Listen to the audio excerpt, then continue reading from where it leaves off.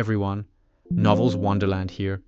Thank you all for the love and support you've shown me and the channel. Anime crossover, Saving the World Starting as a Fake Hero, Chapter 1-30, Novel Summary. Saved by a goddess and reborn, Luca intends to live a happy life. However, seeing the world in danger, the imposter hero decides to save it. Note, this synopsis is inadequate. The protagonist, Luca, travels to other worlds in his own way, without a system. The main worlds he visits include Hero vs. Monster Girl, Dungeon Encounters, Overlord, and the 7 Deadly Sins, etc. This work contains some fanfiction. Please proceed with caution if you find it disturbing. Chapter 1, The Unblessed Hero. Author's note, please bear with me as this is my first book. Additionally, all characters in this book are adults. The male protagonist is already in his 30s in his second life. The morning mist, carrying the scent of green grass, quietly drifted into his nostrils. Luca knelt on one knee before the baptismal font, gazing at the statue of the goddess with her eyes tightly shut. Goddess above. The old priest's raspy voice startled the white pigeons in the rafters. A few feathers drifted down, landing in Luca's hair. The ceremonial bell echoed in his ears. He couldn't tell if the sound surrounding him was the tolling of the church bell, or the uncontrolled beating of his own heart. Hero candidate, Luca Hine. The prayer ended and the echoes faded, yet the goddess statue remained silent. Ilias's marble-carved features still bore a compassionate smile. But those tightly closed eyes were like 2 heaven's gates that would never open for him. Luca closed his eyes. For 14 years, he had imagined this moment countless times, to be bathed in the goddess's gaze during the baptism and receive her recognition. However, the reality was that the statue never opened its eyes, only a heavy wind condensed into silent shackles between her lips. The uncrowned one. The old priest's sigh pierced the silence. A commotion began among the crowd below the church. No, it's impossible. Little Luca is such a devout child. Aunt Betty covered her face, her voice trembling. Someone wanted to offer comfort but hesitated, the words dying in their throat. Let him be alone for a while, someone whispered. The crowd gradually dispersed, the heavy oak doors of the church slammed shut, and the last sliver of daylight was severed. Since his mother passed away, this was the first time Luca felt so lost. Memories from his previous life surfaced at this moment, adding to his inner turmoil. Luca was a transmigrator, more accurately, he was reincarnated with memories of his past life. In the world known as Blue Star, he had been frail and sickly since childhood, even running was a distant dream. After living alone upon leaving the orphanage, he had quietly passed away in his sleep one night. In this life, on the day his mother died of illness, he remembered everything in his grief and indignation, including how, at the end, goddess Ilias had reached out to guide his soul. In this life, he possessed a permanently healthy body. He could breathe deeply, run freely, and live without any inhibitions. Luca had always felt he was fortunate. Because of this, he was deeply grateful to the goddess and had even become a devout believer. Luca snapped back to reality, using the wooden sword in his hand as a staff to support himself as he stood up. He offered a silent prayer to the statue of Ilias, then turned and walked out of the church. He walked aimlessly. It wasn't until the dew-covered grass brushed against his bootlaces that he realized he was walking along the forest path he often frequented. As the familiar scenery unfolded, his turbulent emotions gradually settled into peace. After walking a few steps, Luca suddenly stopped. He had thought it was just an ordinary wild boar, but the monster appearing before him filled him with doubt. What's going on? Near goddess Ilias's temple, why would a monster appear? This place is very close to a human village, Luca began tentatively. Could you please go back quietly? Ahaha, are you some kind of pacifist? The slime girl giggled and wiggled her body. That won't do, I'm hungry right now. Sigh. Luca raised his wooden sword and took a tentative swing, but the wooden blade passed straight through her soft body. Oh? Facing a slime for the first time, Luca couldn't help but feel surprised by the bizarre biological traits of monsters. How about it? As long as you obediently let me eat my fill, I won't hurt you, the slime girl said, swaying her body triumphantly. Then. I'm relieved. With a flick of his wrist, Luca controlled his strength and swiftly struck her side with the wooden sword. Smack! The slime girl was sent flying, crashing into a tree trunk and splitting into two. Wah! No way. With only her upper body remaining, she wriggled and fled deep into the forest. Luca stood in a ready stance, then suddenly looked up at the sky. Boom! Just then, a loud noise came from nearby, as if something had exploded. He pushed aside the branches and stepped quickly through the gaps in the forest, heading deeper inside. A woman was lying on the ground. She had purple skin, but her lower half was a winding snake's body. Without a doubt, she was a monster, and a quite powerful one at that. For some reason, she lay there, motionless. Luca walked up to her, leaned down to examine her face, and then gently placed his index finger under her nose. At that moment, she opened her eyes. The monster stared at Luca and suddenly spoke, "Where is this? Where is this place? I'm asking you a question." Her tone was anything but polite. Luca pursed his lips but answered nonetheless, "Near Iliashviru." To think I flew this far, that woman, what monstrous strength. She muttered to herself. What did you say? I didn't hear you. Luca looked at her mumbling and wondered if she had hit her head. How many is this? He held up 2 fingers. Do you take me for an idiot?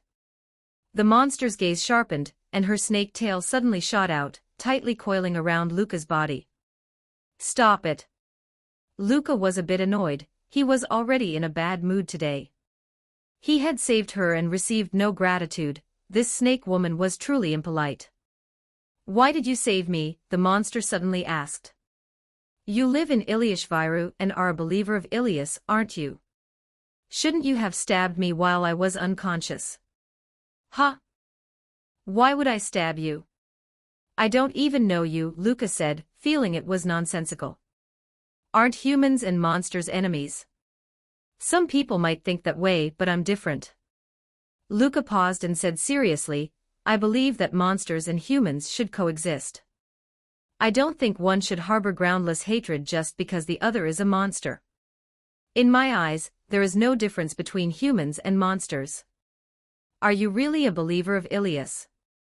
The monster was momentarily speechless. If there's nothing else, I'll be going. I still have to become a hero. The snake tail coiled around him once more. Hey, what exactly do you want? Luca frowned. Even I will get angry. Since you don't consider monsters to be enemies, why do you want to become a hero and defeat the Demon King? Monsters and humans used to live together. Although they were different races and had occasional conflicts, they weren't completely opposed, until 30 years ago, when a massacre occurred in Lemina, the village closest to the Demon King's castle.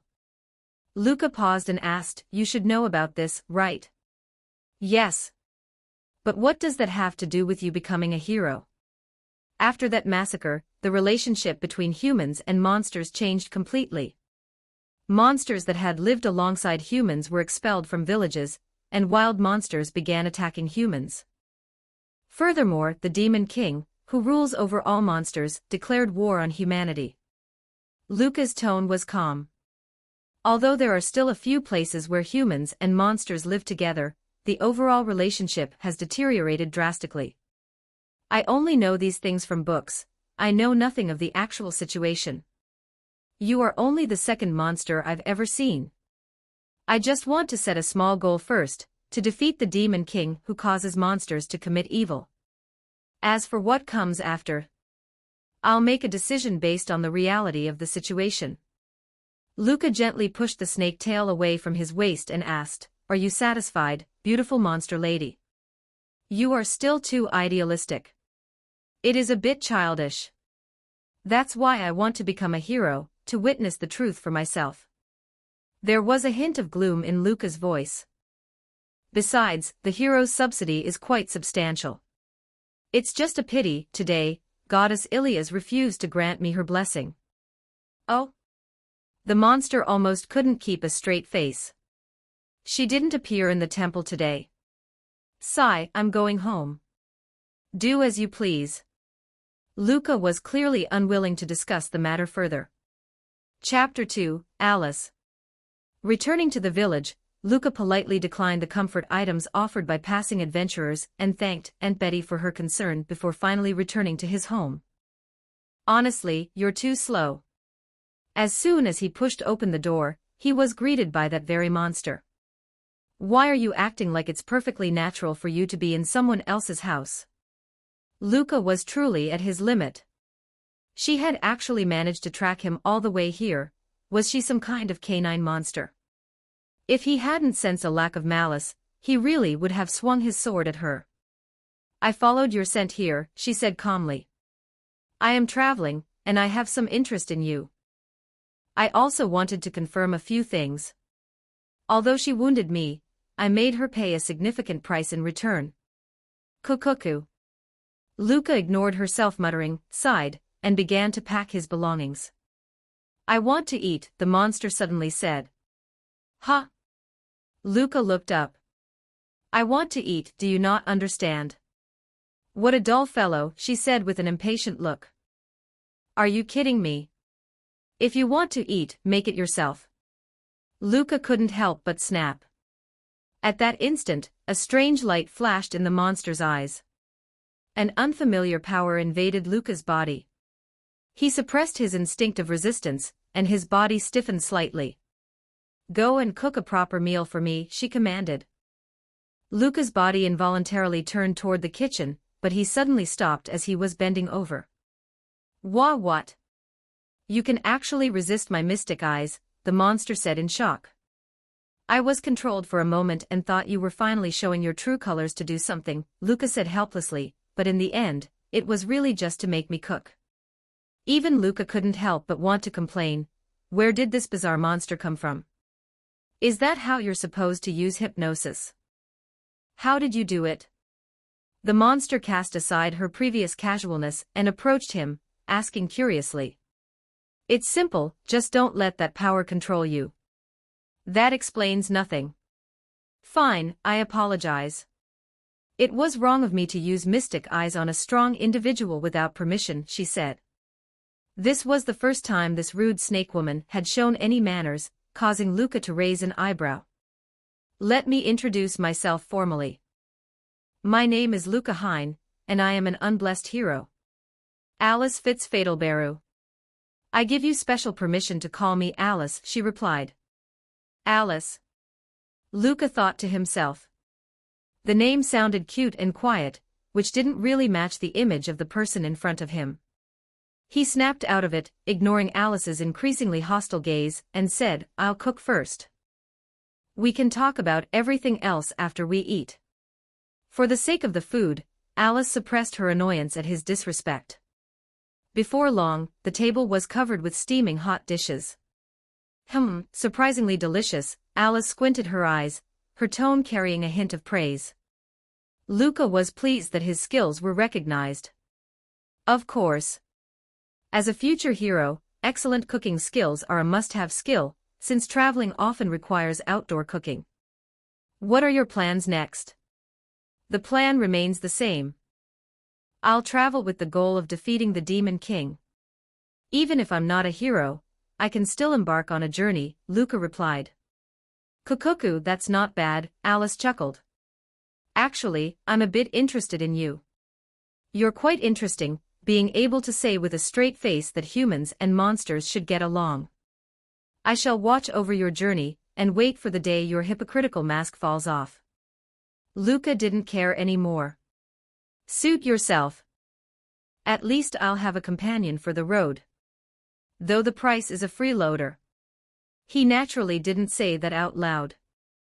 You should leave through the back door. I still have to pack my things. Alice nodded. Understood.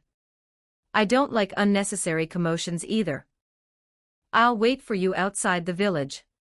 I'm leaving, Mother. Luca gently stroked the ring on his hand, silently bidding farewell to his late mother, then walked out of the home he had lived in for so long, and took the first step of his adventure. Even if Lady Ilias did not choose you, I will still pray for you every day. Luca, please stay safe. The old priest's words surfaced in his mind, and the villagers' final farewells also caused a faint sense of melancholy to rise in Luca's heart. He hadn't even been away from the village for half a day, and Luca was already starting to miss everyone. What's wrong? Alice noticed Luca was distracted and asked. Luca naturally wouldn't admit he was homesick. He thought for a moment and replied, I was just thinking about whether I've really been abandoned by Goddess Ilias. I've always looked forward to this day, but she didn't grant me a baptism. What's so good about baptism? Alice looked disdainful. I really don't understand you humans. Do you really love being Ilias's slaves that much? You can't say that, Luca thought for a moment and continued. There are many benefits to becoming a hero. For example, you get discounts on hotels and shopping, and you have the right to enter people's houses and scavenge for things. The more Luca spoke, the more ridiculous it sounded. Entering people's houses to scavenge? That's not a hero, that's clearly a bandit, right? Yeah. I also feel it's not quite right. Luca scratched his head. Then do you know why monsters don't easily approach those who have been baptized? Why? Because baptized people taste like angel liver, it's incredibly foul. So most monsters stay far away. Stay away because of liver. It's probably just that their cooking skills for removing the gamey smell aren't good enough, just like when I first started cooking liver. Luca muttered to himself. Wait, how do you know angel liver tastes bad? Alice, you haven't actually tasted it, have you? Alice didn't bother to answer and instead asked, so, where is our destination? Are we heading straight for the Demon King's castle? The final goal is indeed the Demon King's castle. This world is divided into 3 continents, the Ilias continent in the southeast, which is where Luca is right now. Although this continent isn't very large, it is his hometown. The temple of Goddess Ilias is also located here, and every year countless devout adventurers travel thousands of miles to come on a pilgrimage. In the middle is the central continent, where the 4 great human kingdoms have established their capitals. Villages are scattered everywhere, and the population is flourishing. Further north is the barren land known as the Hell Continent, the Demon King's castle stands there. The climate there is extreme, with huge temperature swings, making it unsuitable for human survival. It was also the site of the Lamina incident 30 years ago. Luca pulled his thoughts back and continued explaining, we have to leave the Ilias continent first. Not far north from here is the largest city on this continent, Iliasbaraku. Continuing north, we'll reach the only port city, Elias Port. From there we can take a ship to the central continent. What kind of naming taste is this? Why does every place name have to have Ilias or Ilias added to it? It really pisses me off. You complain too much. Don't address me as you idiot. Also, I'm hungry, Alice muttered in complaint. He suddenly regretted agreeing to travel with her. While Luca was still lamenting internally, the next second, a noble lady dressed in a luxurious gown appeared silently on the road ahead.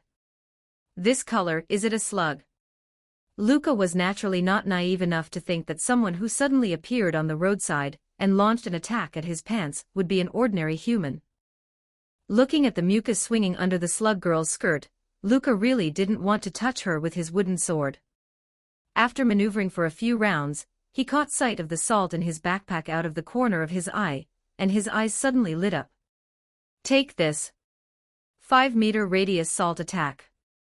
Luca grabbed the bag of salt and threw it forward. No. The effect was outstanding, the slug girl's entire face turned dark. I'll remember this. Leaving behind these harsh words, she hurriedly fled. Alice, who had been hiding somewhere just now, finally appeared. She sighed and said, I have to say, in that battle just now, you made a serious mistake. A mistake? Luca was still immersed in the joy of cleverly repelling the enemy, and was stunned by her words. You threw away all of our only seasoning, the salt. What were you thinking? Do you plan to cook dinner tonight without salt? Oh no, my dinner. Luca finally realized. Wait a minute, if that's the case, why didn't you help me just now? Alice snorted coldly. Did you misunderstand something? I am neither a human nor your companion. I am merely an observer. I have no obligation to help you. If you were unfortunately to become a monster's dinner, I would abandon you without hesitation. I hope you can be this stubborn when it's time to eat. Speaking of which, it's getting dark. How are the camping preparations going? More importantly, what's for dinner? Alice asked as if nothing had happened. Fine, fine, fine. Just finished saying you're not a companion, and the next moment you're asking about dinner. You're eating liver tonight. Chapter 3, Magic Sword, a Decapitation. To be honest, Luca really didn't know how to evaluate the monster girl in front of him. Not to mention her appetite for a single meal was equivalent to several of his own, yet her abdomen remained flat and firm without a trace of fat, and her stomach didn't even look bloated. Where exactly did all that food go? Oh my, to think it could be this delicious even without salt. You're actually quite impressive, Alice praised with satisfaction. It's not that big a deal. I treated the pig liver and other parts with salt water beforehand, and the remaining salt was enough for seasoning. Alice's rare and frank praise made Luca very happy. If only your swordsmanship were half as good as your cooking, Alice said, shifting the topic. In fact, since his mother passed away, Luca had often observed the sword techniques of the adventurers who came to the temple to worship. It wasn't that he thought too highly of himself, but he always felt those moves were flashy but impractical. After practicing casually for a few days, he could easily defeat them. Of course, he couldn't bring himself to say something like, "My style is just swatting people away with a wooden sword." Come to think of it, since meeting Alice, I haven't used my wooden sword in front of her. She probably hasn't noticed, right? Luca stole a glance at Alice. Since you've provided these past few meals, I'll teach you a few moves, Alice said in a casual tone. Wow, Alice. I'll never call you useless again. Just to be clear, I'm teaching monster swordplay, you wouldn't mind, would you? No, not at all, Luca waved his hands hurriedly. Alice demonstrated to the side, and Luca quickly learned the move, Magic Sword, Decapitation. She explained that this move was predicated on being shorter than the opponent. One would crouch and lunge, charging straight into the opponent's embrace to slash at the neck. It was perfect for the still somewhat short Luca. Luca muttered softly, I'm only 14, I'm still in my growth spurt, I'll definitely grow taller later, and other such things. Back then, the dark elf demonic swordsman Zax used this move to decapitate hundreds of people, becoming a legend of his generation. Alice explained the origin of the style while teaching. Don't you have any skills with a bit more heroic style?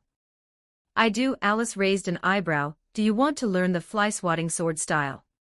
She casually picked up Luca's wooden sword and with a few precise swish-swish motions swatted the flies near tail. The sword fell and the flies died. Luca's expression changed drastically. Before going to sleep, Alice suddenly asked about Luca's family and the ring on his hand that he never took off. Do you know the origin of that ring on your hand? Alice, this isn't something you can eat, Luca said with a stern, serious face. Bastard. What kind of image do you have of me? My mother died of an infectious disease 5 years ago. This is the only memento she left me, and I promised her I'd never take it off. And your father? His death was entirely his own fault, Luca paused for a moment, his voice low. Oh? How unusual. Even a blockhead like you can say something so heavy. Your mother's passing must have been very sad, Alice said softly. Yeah. Luca was slightly taken aback. What's with that surprised look? Alice gave a cold laugh. The sadness of losing a loved one is the same whether you're a human or a monster. You're right. At this moment, Luca felt more certain that setting out on this journey was the right choice. By the way, you aren't some confidant of the monster lord who came specifically to investigate humans, are you? Luca said half-jokingly, and then when the time is right, you'll wipe out humanity in one fell swoop. Alice only smiled without saying a word. Luca instantly broke into a cold sweat. No way. Cuckoo, look at this. Alice laughingly pulled out a book. This is a forbidden book that records the geographical environment of human villages. This is clearly World Traveler, a travel guide. Luca flipped through a few pages. Publication date is old calendar year 876. Isn't this a 500-year-old old-timer? Alice, you can't treat an ancient book like this. Luca carefully put the book away. Shut up. Waking up in the morning, Luca dizzily felt he had dreamed of goddess Ilias, which gave him some comfort. It seemed the goddess had not abandoned him. Lord Ilias, I spent another day in happiness yesterday. So noisy. Muttering so early in the morning. Alice complained while rubbing her eyes. Luca ignored her and continued his prayer to the goddess. What a baffling fellow. This is one of the 5 commandments of God. Do not neglect your prayers to God, Luca replied. Is that so? Alice said with interest, but your prayer is a bit different from other Ilias believers. Has anyone ever told you that you're a heretic? Luca remained silent. Alice continued on her own. Ilias loathes monsters the most. Doesn't that contradict your beliefs? I remember she also strictly forbade humans from mating with monsters. Did you know? Monsters need to mate with human males to reproduce. Just looking at the number of monsters, you can tell that those who violate this so-called divine oracle are not few in number. I know. Luca's thoughts were like tangled vines, impossible to untangle or break free from. He knew very well, he was not like the ignorant believers recorded in the history books of his past life, who crawled at the feet of divine statues blindly begging. He had read history, and knew how pathetic it was for those who pinned all their hopes on illusory deities. He should have been clear-headed and rational. But whenever he recalled that moment on the brink of extinction, those hands that gently lifted him from the bone-chilling darkness, surfaced in his heart with absolute reality. That embrace was like a mother's arms, gently wrapping around his numb self, making him feel an indescribable peace for the first time. His consciousness revived in the warmth, and he heard that whisper engraved on his soul. Live happily. That being was so vast, so profound, and filled with boundless compassion. However, in reality, the Ilias who stood atop doctrines and commandments seemed to have become a completely different existence. Commandment 1, do not associate with monsters. Commandment 2, do not neglect your prayers to God. Commandment 3, do not blaspheme God. Commandment 4, do not rely on other gods. Commandment 5, do not point your sword at God. Were these 5 cold commandments, and that gentle being who pulled him from the abyss of despair and gave him new life really the same God? Or was it that I simply projected the most perfect things onto her? Luca snapped back to reality and said seriously, this is also one of the purposes of my journey. I will find the answer for myself. Alice truly looked at the person before her seriously for the first time. You are very different from them. Luca gripped the ring in his hand and made up his mind in the morning light. He would definitely reach the goddess and personally ask the question buried deep in his heart. Chapter 4 Granbelia.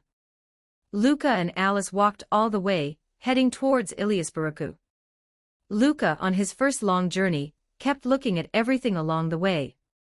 Alice, also quite interested, walked and stopped, not rushing him. At this speed, by the time they reached Iliasbaraku, it would probably be night time. Perhaps because Luca had not undergone baptism, they occasionally encountered other monster girls along the way, a frequency that was quite high compared to ordinary people. Luca observed these previously unseen types of monsters with curiosity. Of course, for some monster girls who tried to pull down his pants the moment they met, he would also dish out small punishments. He held the struggling mandragora girl by the grass leaf on her head, and asked Alice curiously, Are plant-type monster girls all like this, with their main plant body growing on their head while their body is humanoid? Monster girls are weird and varied, I can't say for sure, Alice replied. Luca was lost in thought. Then, can this grass on her head be cut off and eaten? This? I haven't tried it, but it should be possible. Alice's tone was uncertain. No. It hurts. Please let me go, don't eat me. The Mandragora girl struggled even harder. All right, I'm just kidding. Luca let go and put her back on the ground, but if I catch you attacking humans for no reason next time, I really will take a taste. The Mandragora girl ran away crying. Right. Alice suddenly took out the book World Traveler and pointed to a page, saying, There is a long-established inn in Iliasburka called Sutherland, and their specialty is sweet dumplings made with a large amount of happiness honey. It's said that even those who have tasted all kinds of delicacies find it hard to resist. We must go and try it. Luca was speechless. An inn from over 500 years ago, it's hard to say if even a single brick is left now. What are you saying? It's only been 500 years, it must still be there. Luca believed that humans and monsters could coexist, but the gap in their perception of time seemed even larger than he had imagined. As the sun set, Luca and Alice finally arrived near Iliasburka. Can you disguise yourself as a human to go eat? Luca pointed to her conspicuous tail. Ugh, what a hassle. No choice, will this do? In the blink of an eye, the monster before him had changed her appearance. Silvery white hair cascaded like a waterfall to her waist, adorned with 2 pink flowers tinged with green on the right side. Gilded slit pupils and long, pointed elf ears added an unearthly allure to her. Her skin was a warm, pinkish white, with dark spiral patterns appearing from her left cheek down to her limbs, bewitching and beautiful. She wore a black-purple bodysuit, with gold patterns and red trimmings winding along the edges, paired with a layered short skirt and elaborately decorated black over-the-knee boots. Her figure was slender and well-defined. She stood with her arms crossed, her brows and eyes cold and arrogant, radiating the unique, bewitching, and uncanny aura of a monster.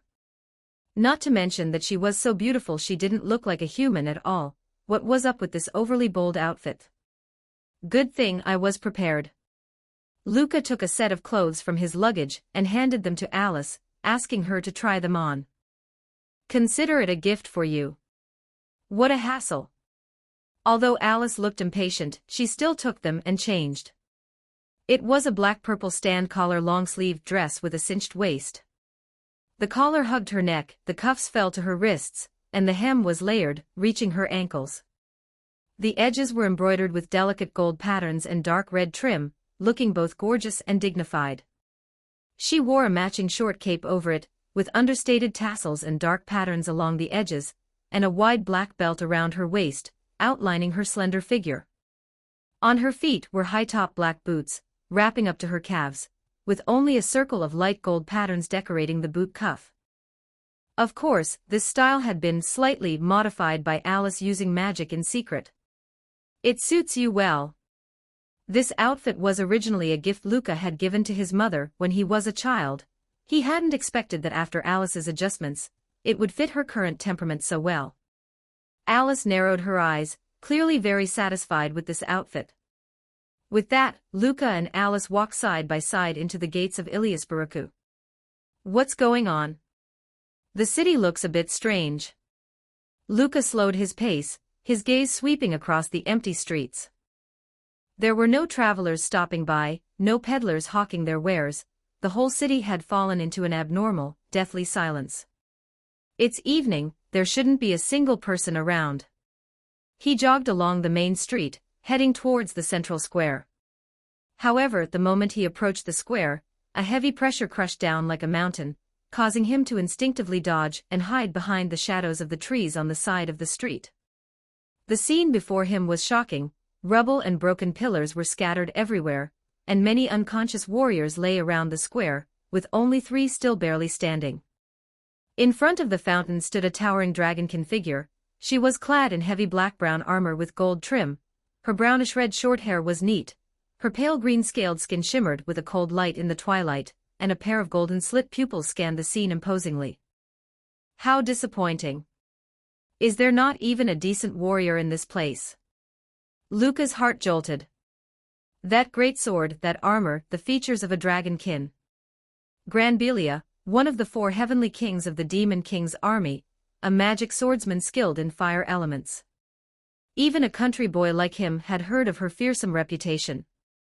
Looking back, Alice was, as expected, nowhere to be seen.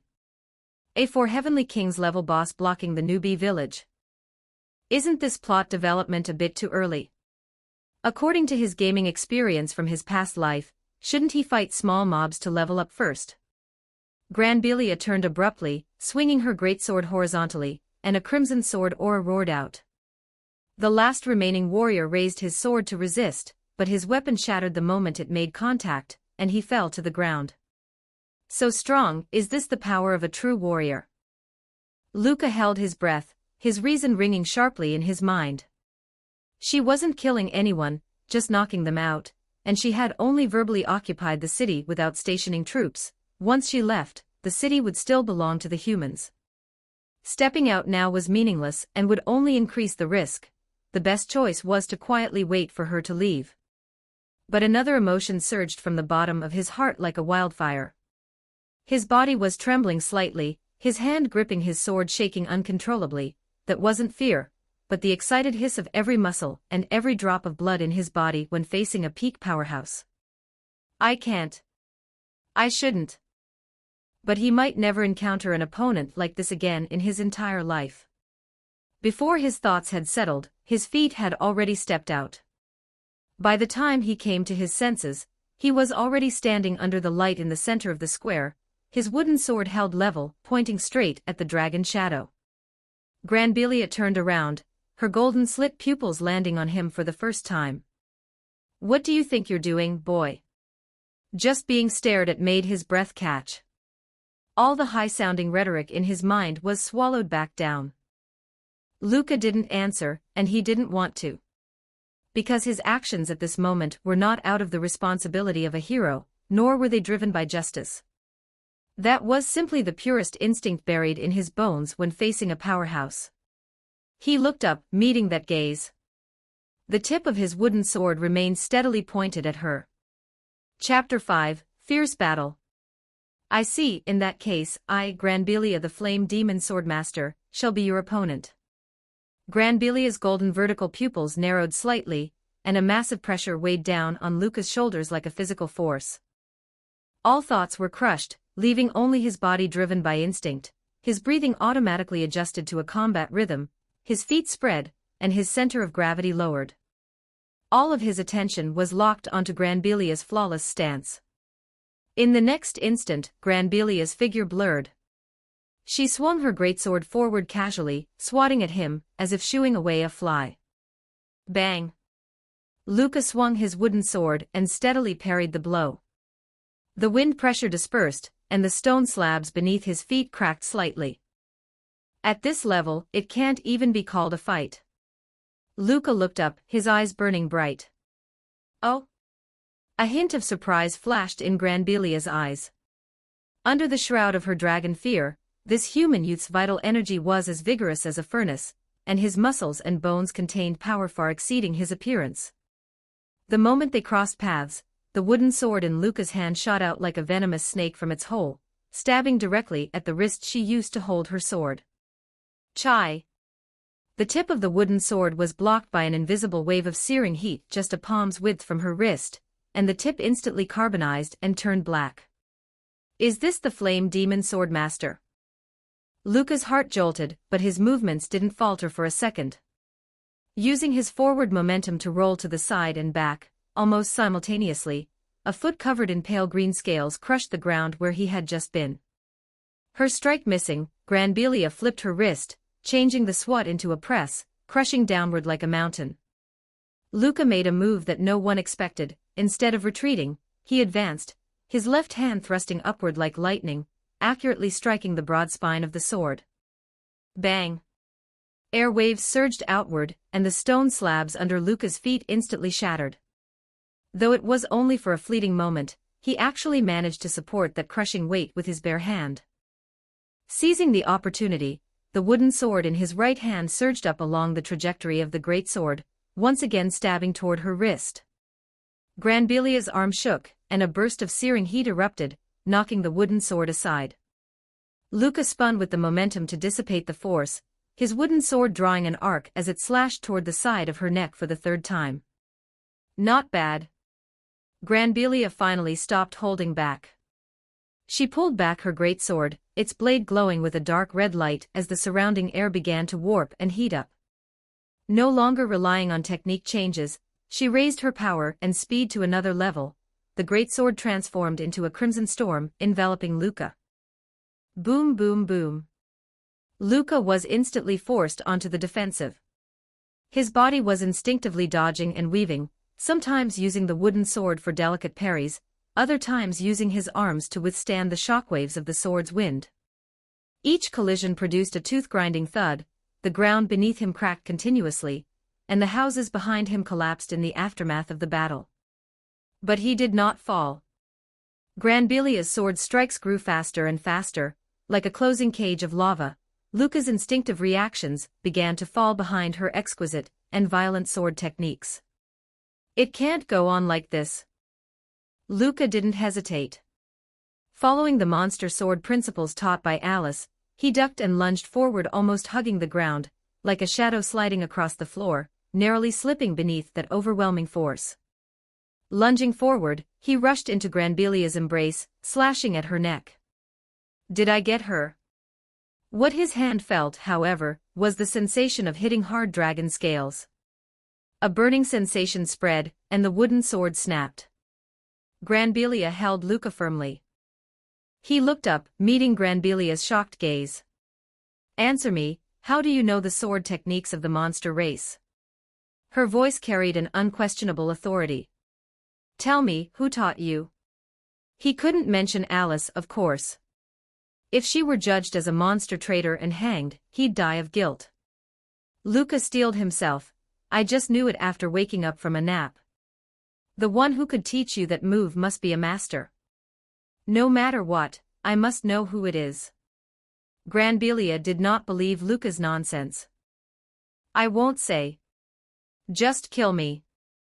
Granbilia fell into a dilemma. She really couldn't bring herself to strike down a young genius who could fight her to this extent. While she was hesitating, Luca gathered his strength, planning to escape from her embrace. He had to admit, this dragon girl's strength was truly immense. In the moment of her hesitation, a dark purple figure stepped out from the roadside. My, how long do you plan on staying there? Alice stared straight at the two who were pressed close together. Alice. Luca hurriedly broke free from the embrace. How is it possible, you are? Granbilia's expression instantly froze, and then she dropped to one knee. Luca was dumbfounded. That gluttonous snake could actually make Granbilia kneel. Luca felt that this scene was very unfriendly to the formation of his worldview. Granbilia, what are you doing here? Who ordered the attack on this place? Alice asked with her arms crossed. This was my personal judgment. To completely eradicate those annoying heroes, I must destroy the Ilias temple, Granbilia said with her head bowed. Withdraw. You're meddling. But we can't just let the heroes be. Didn't you hear me tell you to withdraw? If you keep making a scene, you won't get to eat any sweet dumplings. We can just have someone make those after we take this city. Would it still feel like a trip then, you idiot?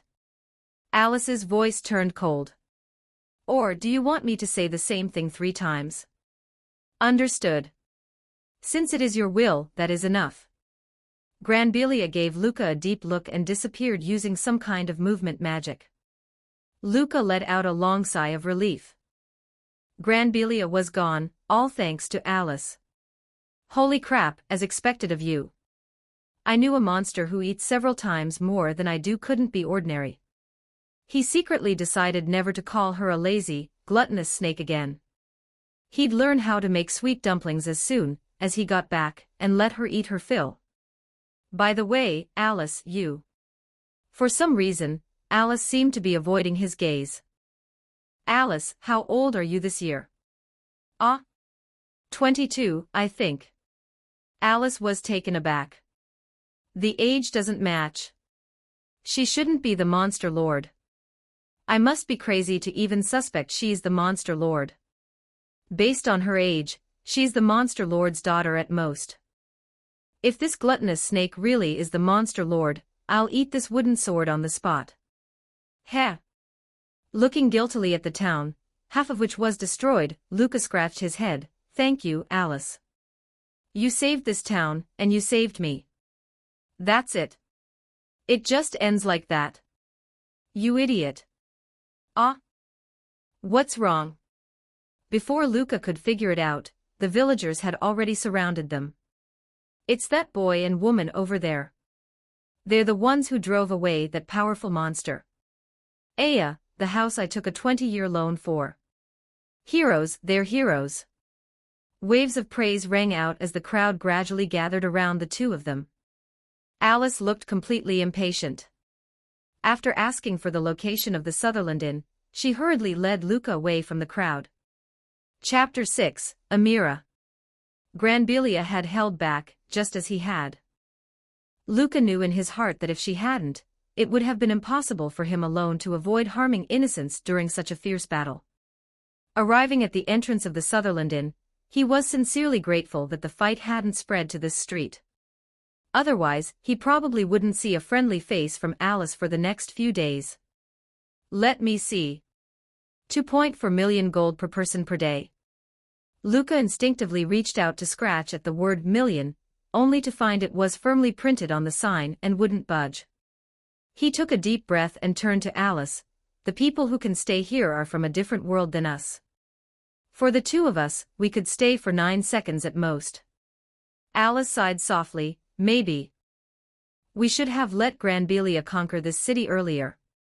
A warrior brushed past the two of them and walked straight toward the inn's entrance. Luca glanced over. It was one of the warriors who had been hiding in the crowd earlier, too afraid to step forward. Hey, landlady, I'm a hero. According to the hero's special rate, one night should be. Get lost. You call yourself a hero. The landlady's roar was clearly audible down the entire street. But I've received the baptism. A small fry like you dares to call yourself a hero. You're a disgrace to real heroes. Get out. The warrior was kicked flying out of the doorway.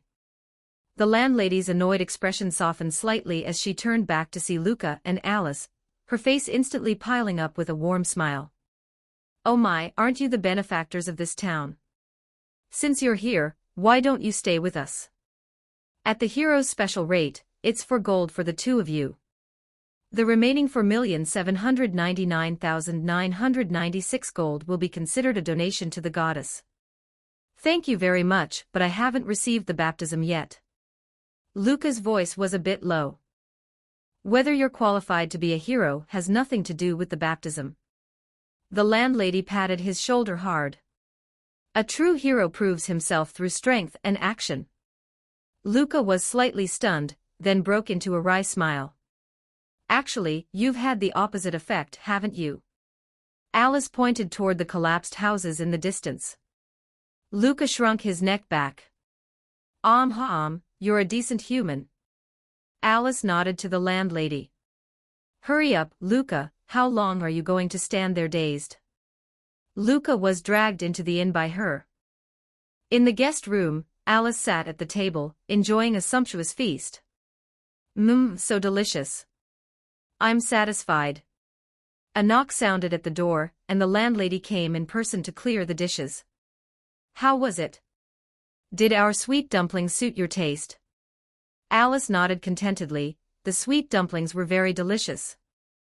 They are undoubtedly a specialty, a truly exquisite flavor. If you were a monster, that praise alone would be enough to get you titled as a count. You're so humorous, young lady. The landlady laughed so hard she couldn't close her mouth. Luca suddenly felt that knowing too much wasn't necessarily a good thing. Actually, there's been a shortage of happiness honey lately. In the past, these dumplings could be supplied in large quantities. But after what happened in Happiness Village, there aren't enough men. By the way, could you two go there and check it out, maybe solve the problem while you're at it? If you can repel such strong monsters, the situation in Happiness Village should be nothing for you, right? Luca and Alice exchanged a look and nodded, we'll go. After finishing his wash, Luca was about to rest when Alice grabbed him. I'm hungry. Hungry again after eating all those dumplings. Luca sighed, I just learned how to make the dumplings from the landlady. I'll go make some for you now. What do you mean, it's not that kind of hunger? Alice, why are you pulling off my pants? Why so much nonsense? A magical light flashed in Alice's eyes. Before Luca could react, he had already fallen under the spell of her magic eye. The next morning, having packed their luggage, Luca and Alice met the landlady in the inn lobby. You two seemed to have a lot of fun last night. The landlady had an ambiguous smile on her face. Huh? Luca's heart skipped a beat. Was it very loud? Oh my, I was just guessing. Facing the smiling landlady, Luca's face turned red. Alice, however, looked completely nonchalant, as if nothing had happened. Scumbag snake. Well then, come back when you have time. You're always welcome. After saying goodbye to the landlady, the two went to the town center to restock on food and seasonings.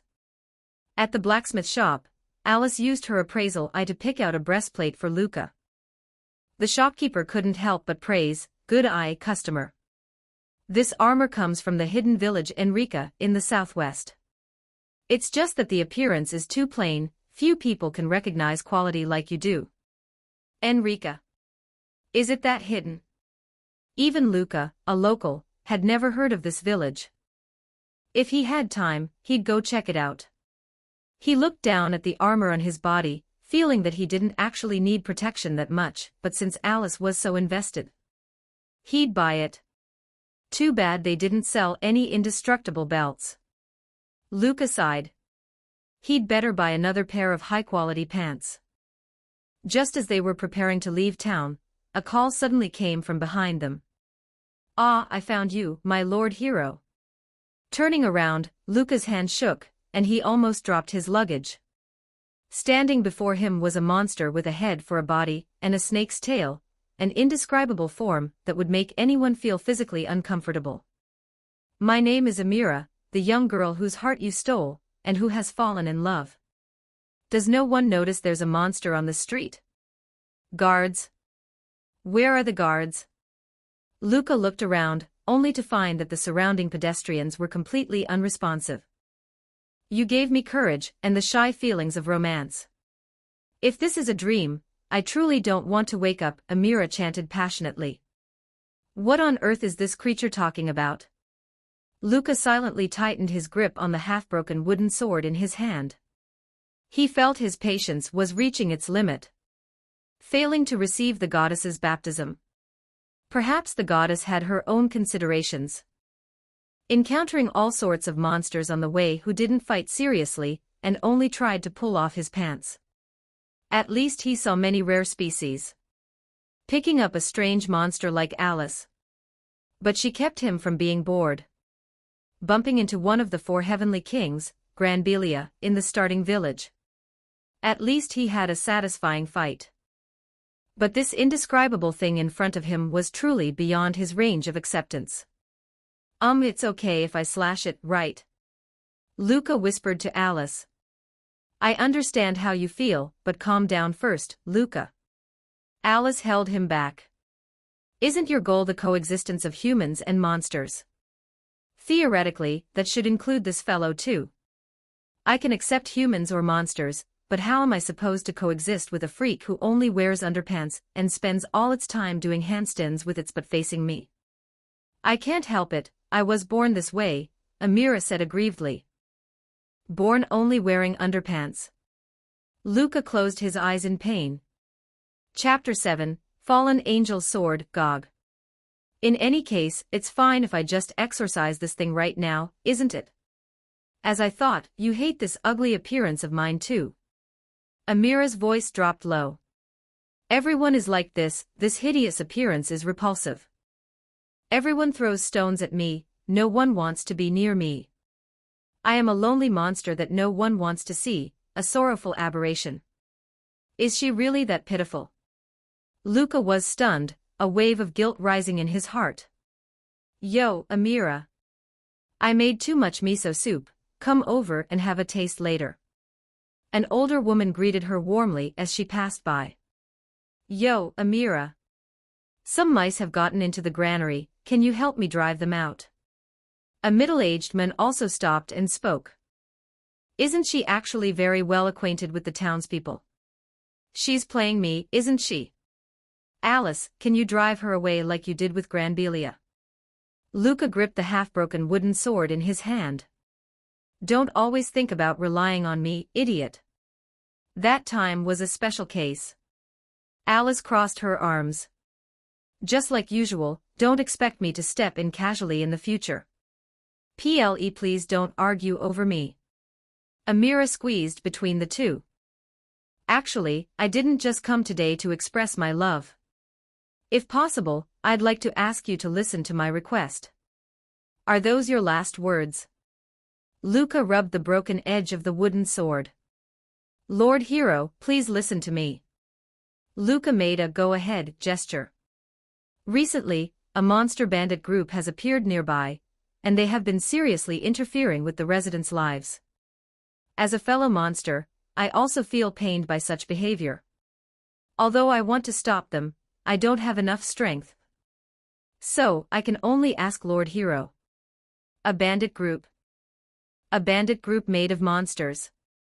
Luca's interest was piqued. I've heard of monsters attacking humans in swarms, but this is the first time I've heard of them forming a bandit group. Humph, learning such lousy things from humans. Alice seemed a bit displeased. Please, whatever you do, do not let your guard down, Amira continued. In that bandit group, it's said there are vampires and even a dragon. Alice rested her chin on her hand. How strange. Why would monsters of that level appear in a rural place like this? Just as she said, higher-tier monsters usually stay closer to the Hell continent. Such powerful monsters shouldn't be appearing here.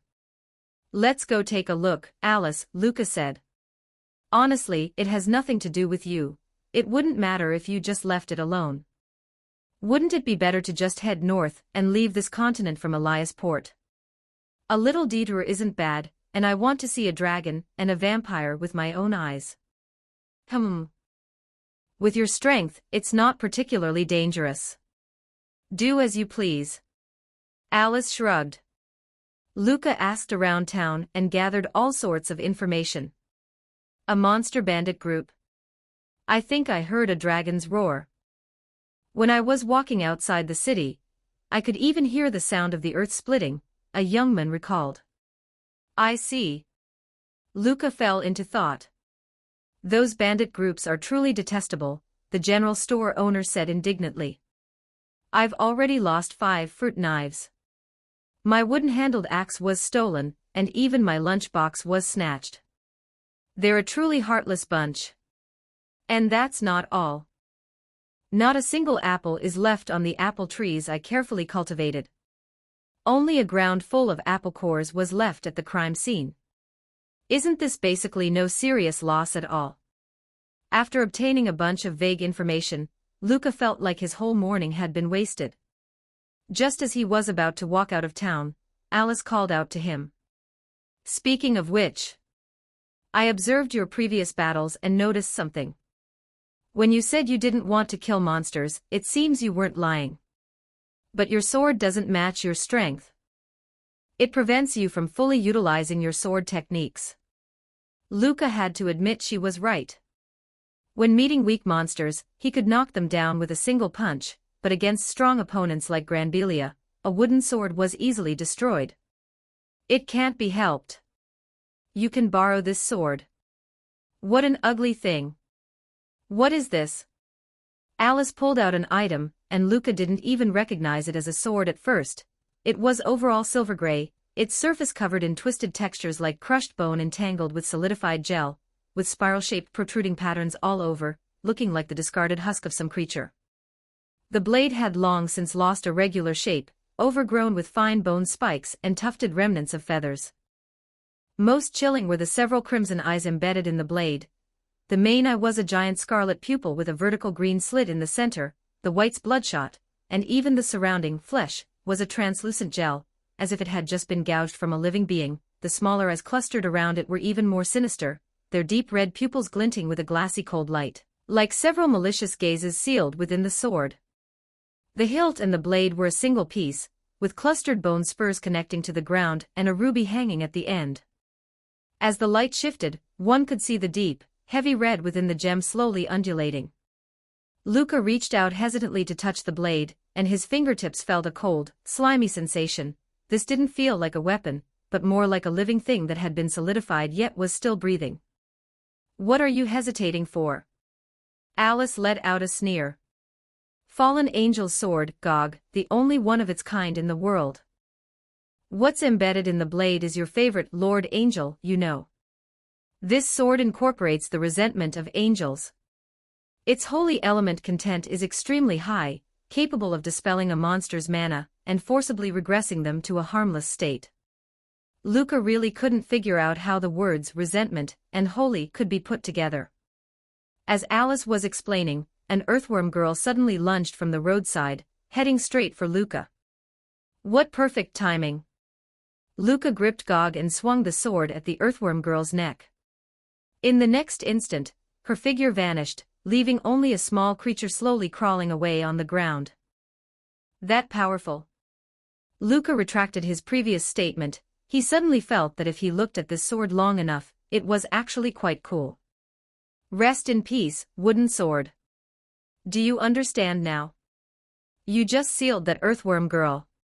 Teacher Alice, what happens if I hit an opponent other than a monster? Luca raised his hand to ask.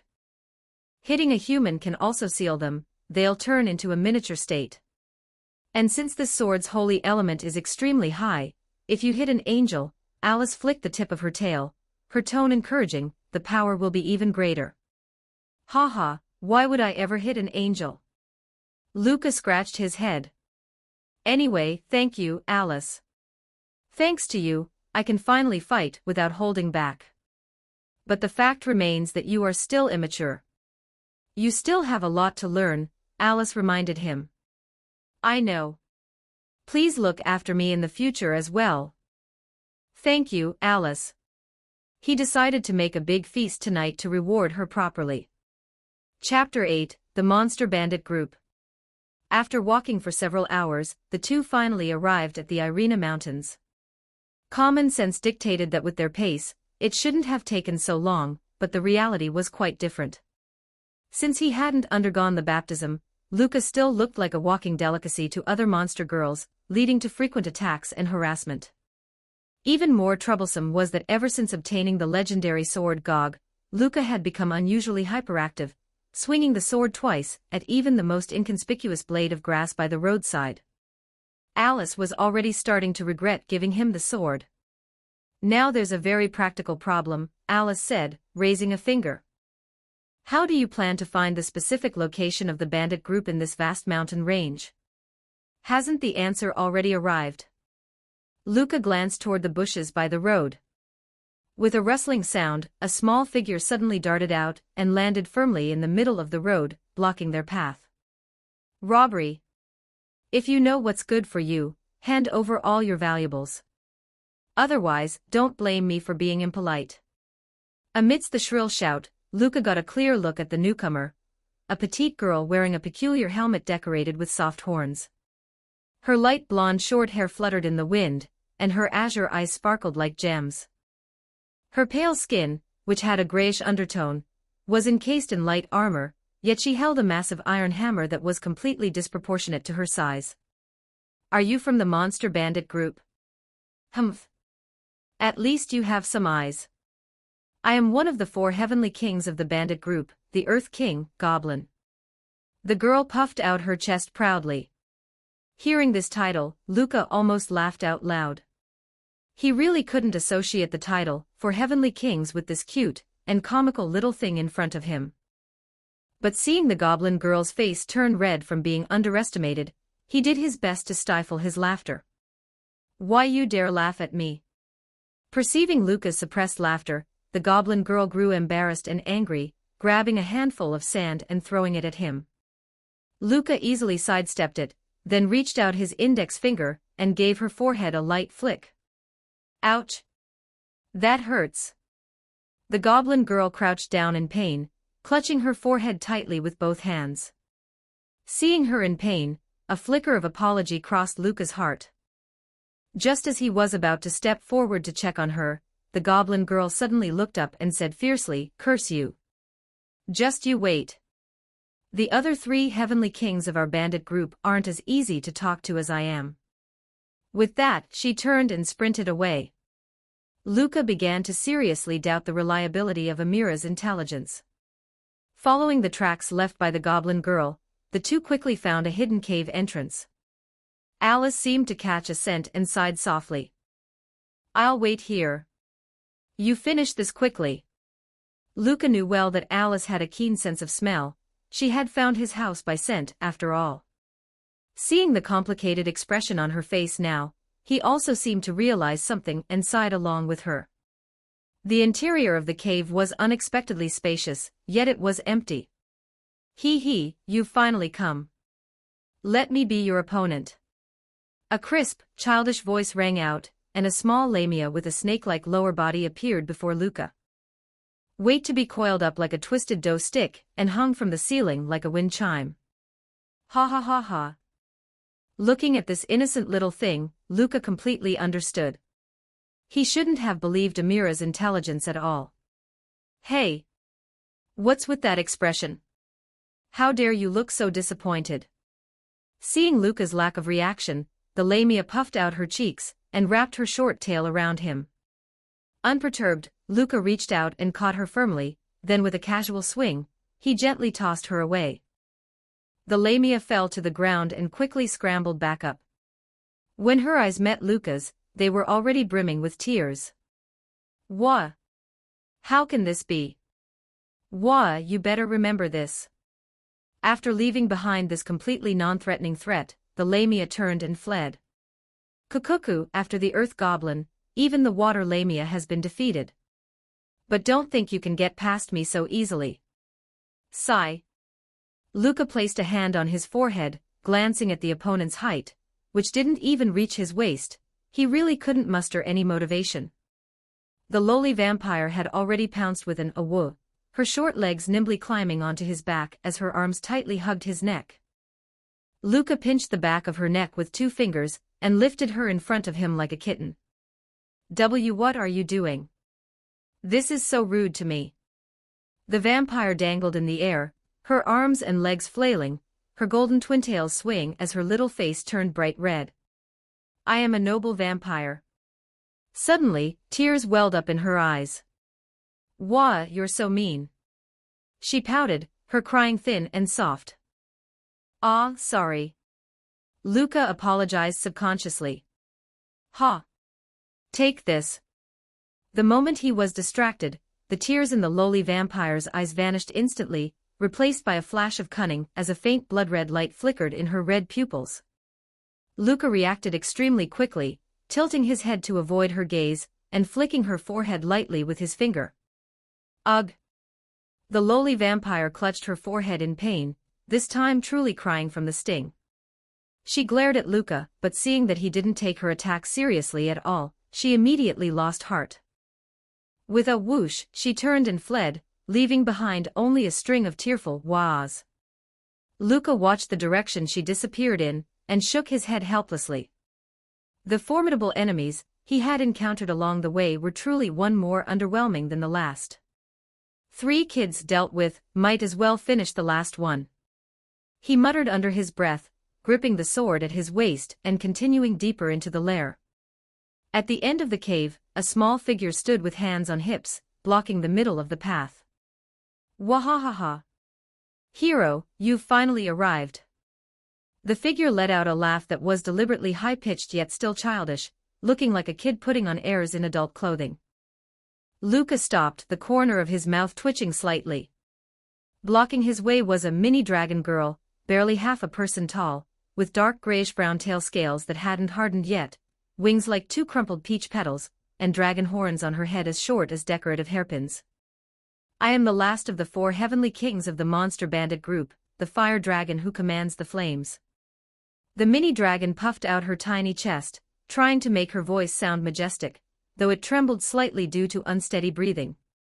To pass 3 trials in a row, you're a hero with some skill. Listening to this imposing declaration, Luca only felt mentally exhausted and sighed. Once I deal with you, this bandit group should be completely finished, right? Humph. Arrogant. Take this.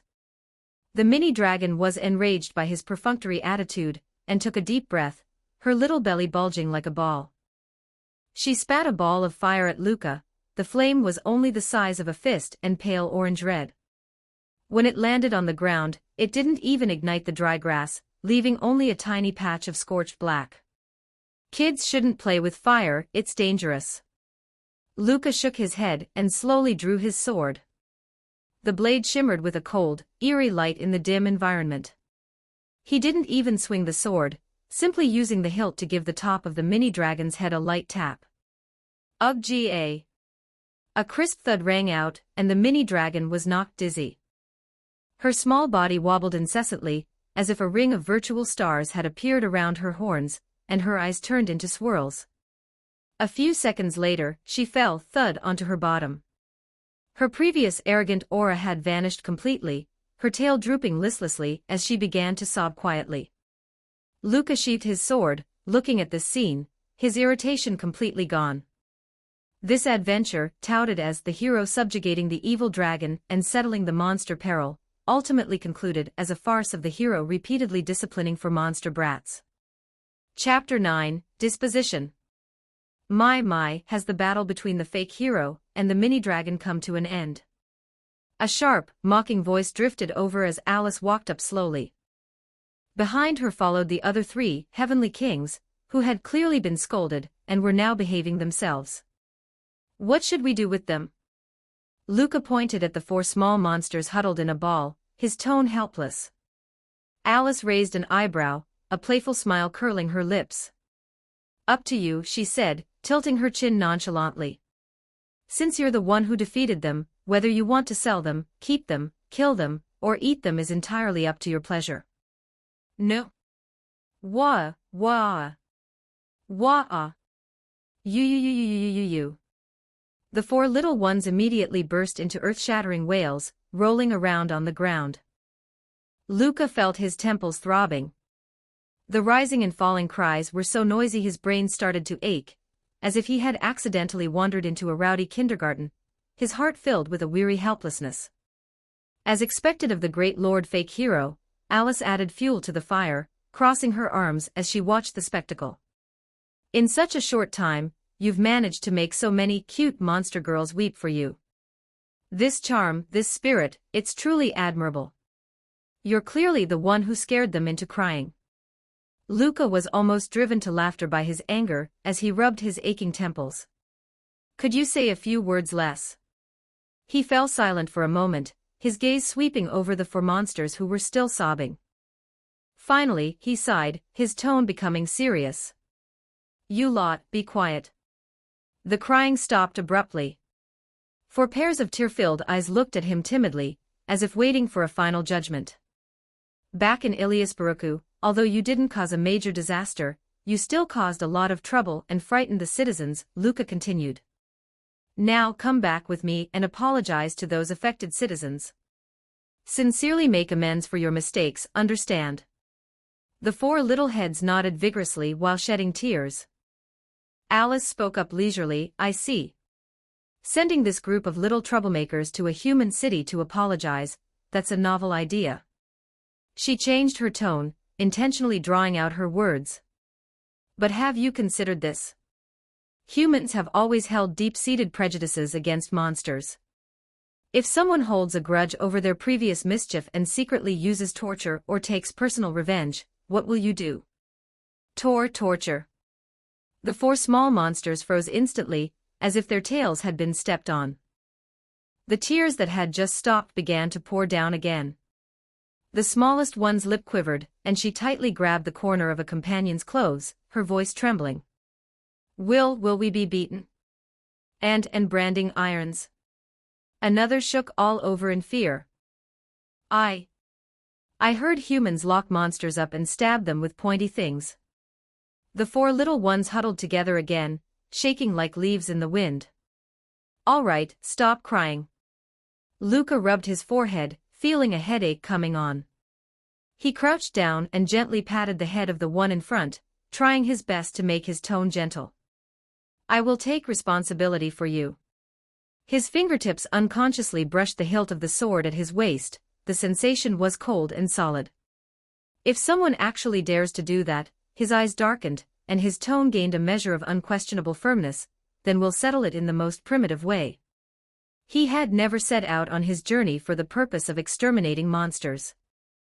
From the first day of his travels, Luca's goal had been to build a world where humans and monsters could set aside prejudice and coexist in peace. No more pointless slaughter, no more fear rooted in the unknown. Besides, Amira was the best example. A monster that even he had felt a bit of physical discomfort seeing at first glance was now living in perfect harmony with the citizens of Iliasbaraku. If Amira could do it, then these 4 little ones in front of him, who were mischievous but had no real malice, could surely be accepted as long as they sincerely repented. Luca patiently comforted the 4 monsters, carefully instructing them on the etiquette they should observe when apologizing, until they stopped crying and followed him forward timidly. Alice continued to follow behind, the mockery in her eyes fading, replaced by a touch of thoughtfulness. When the group returned to Iliasbaraku, the setting sun was bathing the square in golden light.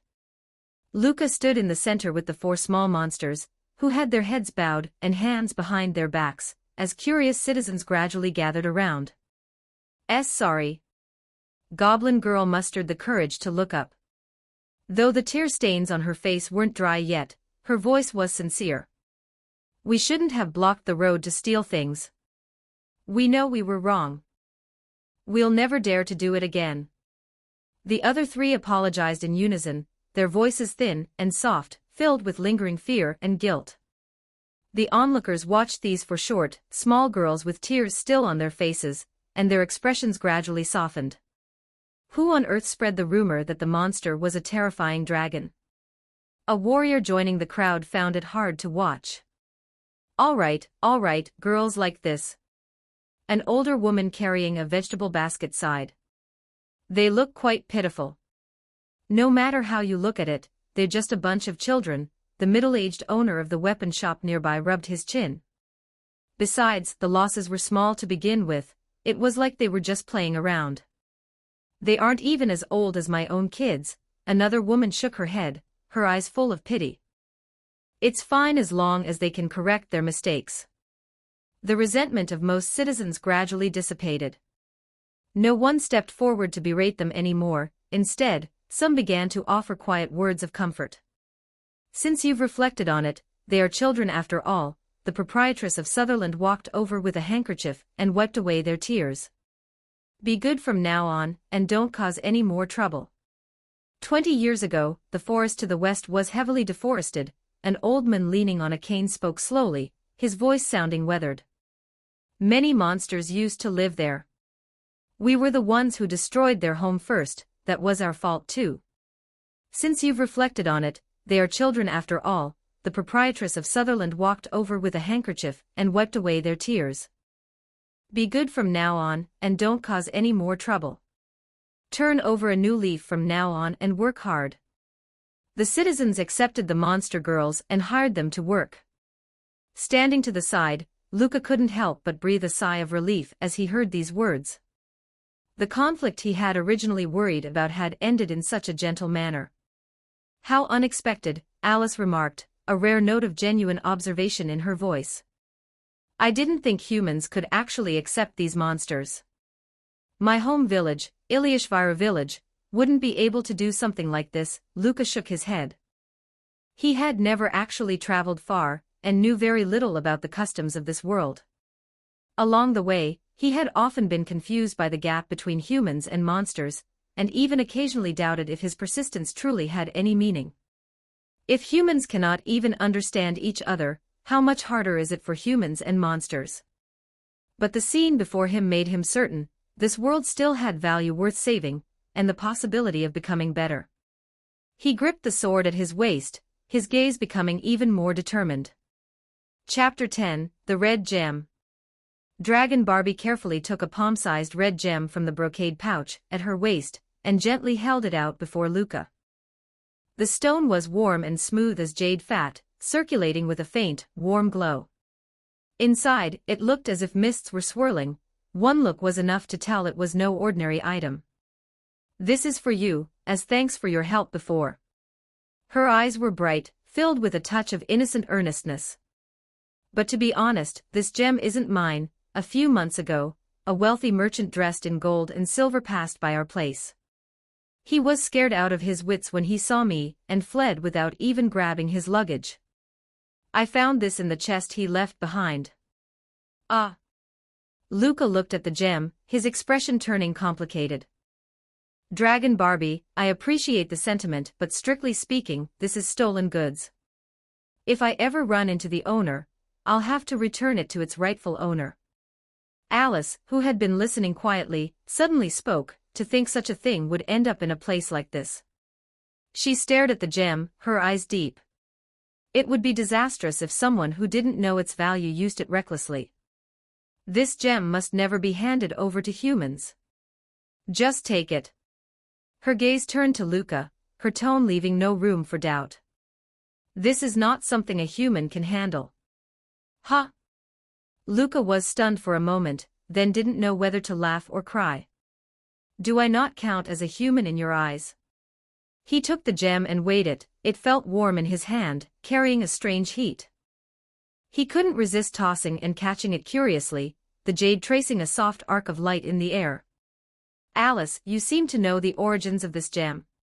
He caught the stone, his fingertips lightly brushing the surface. "What exactly is this?" Alice turned her face away, her silver hair fluttering slightly in the wind. "There is no need for humans to know." "Hey now," Luca shook the gem and raised an eyebrow irritably, "you say humans don't need to know, yet you want me to keep it. Isn't that a bit contradictory?" Alice remained indifferent to his complaints, casually playing with the silver hair at her temple while looking toward the smoke rising from the distant town. Seeing this, Luca stopped pressing her and carefully tucked the warm gem into his inner pocket, still able to feel the soft light circulating on its surface. "I'll be going then, Dragon Barbie." Luca turned and waved with a bright smile. Dragon Barbie's ears turned slightly red as she nodded hurriedly. "Luca, you must be careful. Be sure to keep the gem safe."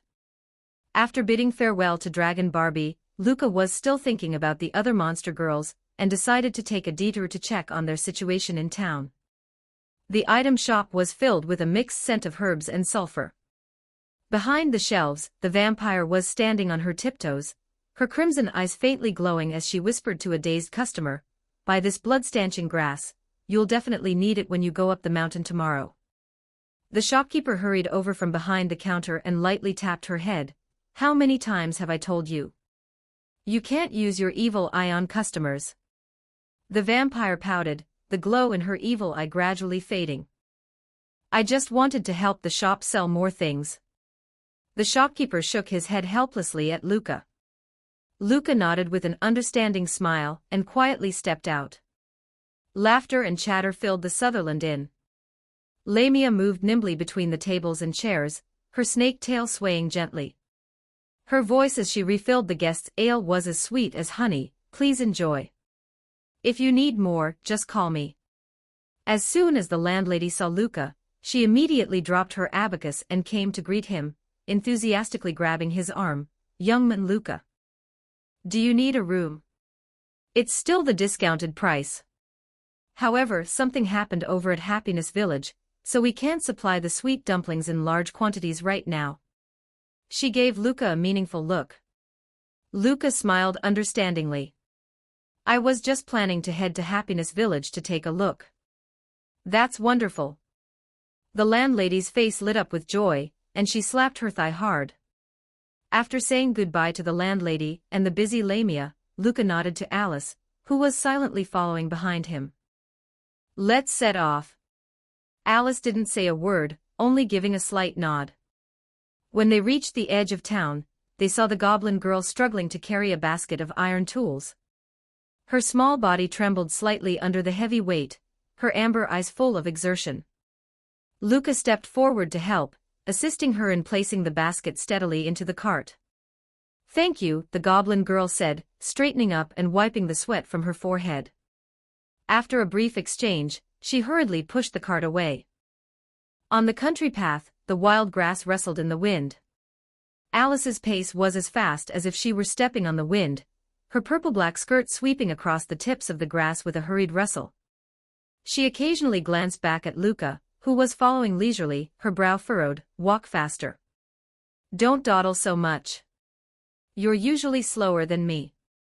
Luca helplessly quickened his pace. Is there a need to be in such a rush? Since when did you care so much about human affairs? Of course there is. Alice's voice suddenly rose, a rare flash of seriousness in her eyes. You don't understand at all how serious it is if honey can't be harvested. That is the purest nectar. She paused, as if reminiscing about some delicacy, her tongue unconsciously flicking across the corner of her lips. And only the honey from Happiness Village can make the most authentic sweet dumplings. When we get there, you must buy more honey and make dumplings for me on the road.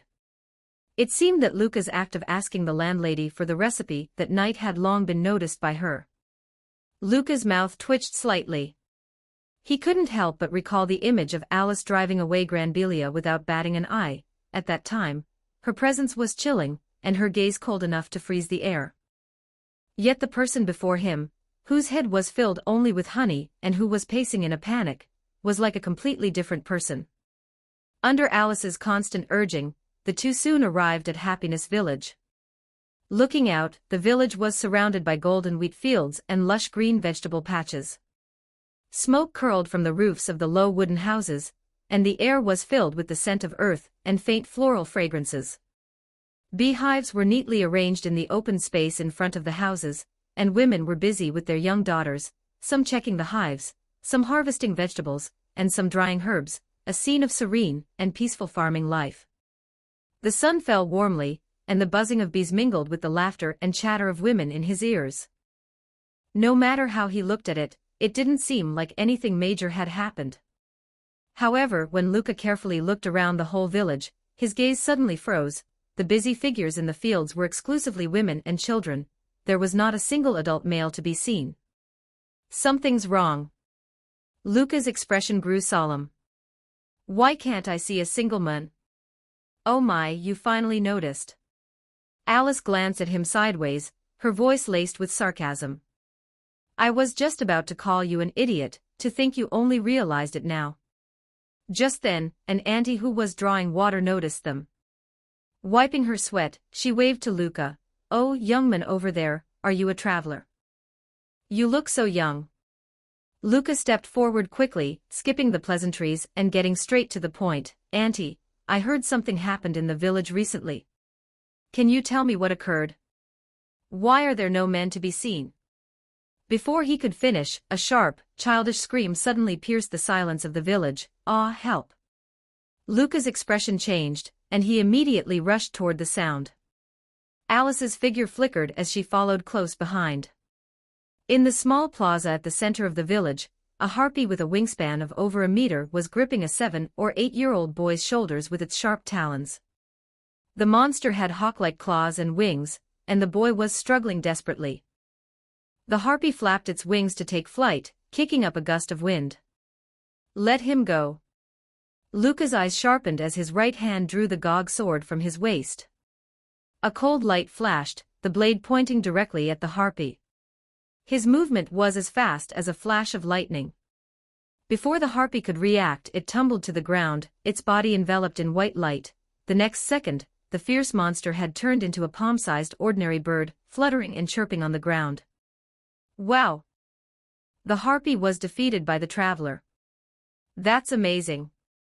With the harpy sealed, wooden doors all around opened, and the villagers who had been hiding poured into the plaza. A crowd of exclusively female villagers, young and old, immediately surrounded them, offering their thanks in a chorus of voices encircling Luca. Chapter 11 Happiness Village. A young man with quite some strength, to be able to defeat a harpy. An old voice came from the edge of the crowd, carrying the chill of the mountain morning. Who are you? I am the village chief's wife. Since the village chief is not here, I am temporarily acting in his stead. The old woman stopped, her wooden staff tapping lightly on the ground. So you're the acting village chief who saw a child in danger, but only cared about hiding in the house to save your own skin.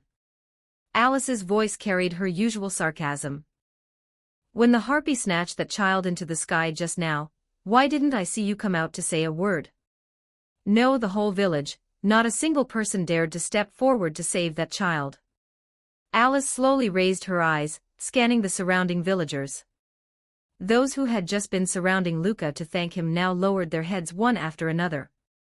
Some clutched their clothes, some scraped their toes against the ground, and even their breathing became lighter. Aren't you all the same, hiding behind doors and windows, watching the monster wreak havoc with your own eyes? The mocking words pierced everyone like needles, and the crowd fell into a deathly silence. Luca frowned. He could understand the villagers' fear when facing monsters. The harpy's speed and sharp claws were indeed tricky, but watching a child in danger while remaining indifferent still left a bad taste in his mouth, though he didn't say anything more. What can we, who have no power, possibly do? The old woman's shoulders slumped slightly, her wooden staff poking a shallow hole in the ground, her voice low, as if she were talking to herself. She paused, then suddenly looked up, her gaze burning as she looked at Luca. Traveler, you are very powerful. Could I ask you for a favor? The request has arrived, Lord Hero. Alice sneered, straightening up and walking to Luca's side. By convention, you're definitely going to take on this kind of village trouble, right? The old woman seemed not to have heard Alice's sarcasm. Her expression remained somber, but she stubbornly continued, you should have noticed just now, in this village, there isn't a single man to be seen. You saw it just now, those harpies come to the village to snatch the men. The old woman's voice was choked with sobs. The first time they broke into the village, they took the strongest young men. Later, they came every 10 or 15 days. By now, all the men in the village, from old men of 60 to boys of 14, have been carried off by them. As soon as she finished speaking, suppressed sobs broke out in the crowd. My husband. We had only been married for 2 months, when he was snatched away by a harpy. A young woman wiped away her tears, her voice trembling. My men came from outside the mountains. We were planning to live a good life, but then... A middle-aged woman pounded her chest. And my son, he's only 14. He can't even hold a hoe steady, how can he withstand the harpy's torment? The villagers recounted their experiences all at once, and sadness and helplessness spread like a tide. Your problems should be solved by yourselves. Alice's voice sounded abruptly, breaking the sorrow. What is the point of peace that cannot be maintained by your own ability? Relying on strangers, relying on those ethereal hopes, while hiding in your houses trembling, she crossed her arms, her eyes sharp as knives.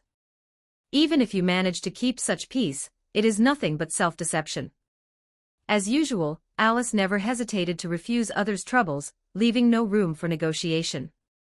Luca actually quite agreed with Alice's philosophy. Not having strength might be a helpless situation, but shrinking back like an ostrich, without even a thought of resistance, was something he couldn't agree with. But if he hadn't encountered it, that would be one thing. Since this trouble was something he could easily solve, he really couldn't bring himself to refuse. You can't say it like that, Alice. Luca wanted to make some excuses for the villagers, for example, that the harpy's strength was indeed beyond the scope of ordinary villagers to handle, but the words came out differently when he spoke. Weak villagers really can't fight like you, Alice, so they can only hide. As soon as the words left his mouth, he cursed himself, This sounded no different from mocking the villagers for their inaction. Alice, as expected, couldn't help it and let out a snort of laughter, her amber eyes full of the realization that you're just the same. Luca's cheeks burned slightly, and he quickly changed the subject, looking at the old woman. Where is the harpy's nest? The old woman didn't seem to care about his slip of the tongue just now and quickly replied, it's in the forest not far to the east of the village. She paused, a glimmer of hope igniting in her eyes. Are you going to exterminate the harpies? Yes. Luca nodded. Thank you. Lord Hero. Thank you so much. The old woman's voice was trembling with excitement, and she bowed deeply. The villagers, who had been silent just a moment ago, instantly erupted in an uproar, crowding around to express their gratitude. The sadness on their faces was replaced by sudden hope, and the chattering voices drowned out the previous oppression. Humph, how nice. Alice's voice carried heavy sarcasm. This idiot fake Lord Hero is going to risk his life for you all again. Her gaze swept over the crowd, her tone suddenly turning cold. Just like this, how many passing travelers have you tricked into going to the harpy's nest? Luca originally didn't want to dwell on this topic, but Alice's words were like a bucket of cold water, instantly silencing everyone. The acting village chief lowered her head even further, her shoulders trembling slightly. At this moment, the young woman from earlier bit her lip, stepped forward, and said in a low voice, before this, 7 travelers had already agreed to help us defeat the harpies, but none of them returned. Heh, look at that. Alice raised an eyebrow, her eyes full of sarcasm. Luca, you're just the latest sacrifice. Tricking passing travelers into going to their deaths, and if they fail, just waiting for the next one. This village has always been doing this kind of dirty business, right? She pressed on step by step, her voice filled with undisguised disgust. Just because you have no combat ability, you can take it for granted that you can sacrifice others. But we really have no other way. The old woman looked up, her eyes red. The harpies' sharp claws can tear through wood, and a flap of their wings can whip up a gale. We only have hoes and sickles in our hands, rushing up there is just throwing our lives away. So you sacrificed 7 people without hesitation just like that. Alice crossed her arms, her tone icy. And now you want to send an 8th, even intending to hide the fact that the previous ones never returned from the start. Her gaze scraped across every villager's face like a knife. How is what you are doing any better than those harpies? All right, Alice, stop. Luca interrupted her gently. Along the way, Luca had observed all kinds of people and encountered many monsters. In his view, the people and monsters of this world essentially carried a sense of simplicity, just like the villagers of Iliasburuku, who would warmly host strangers, and even some gentle-tempered monsters would not actively harm people. This was also the basis for his firm belief that human-monster coexistence was not just a fantasy. But this simplicity was ultimately limited.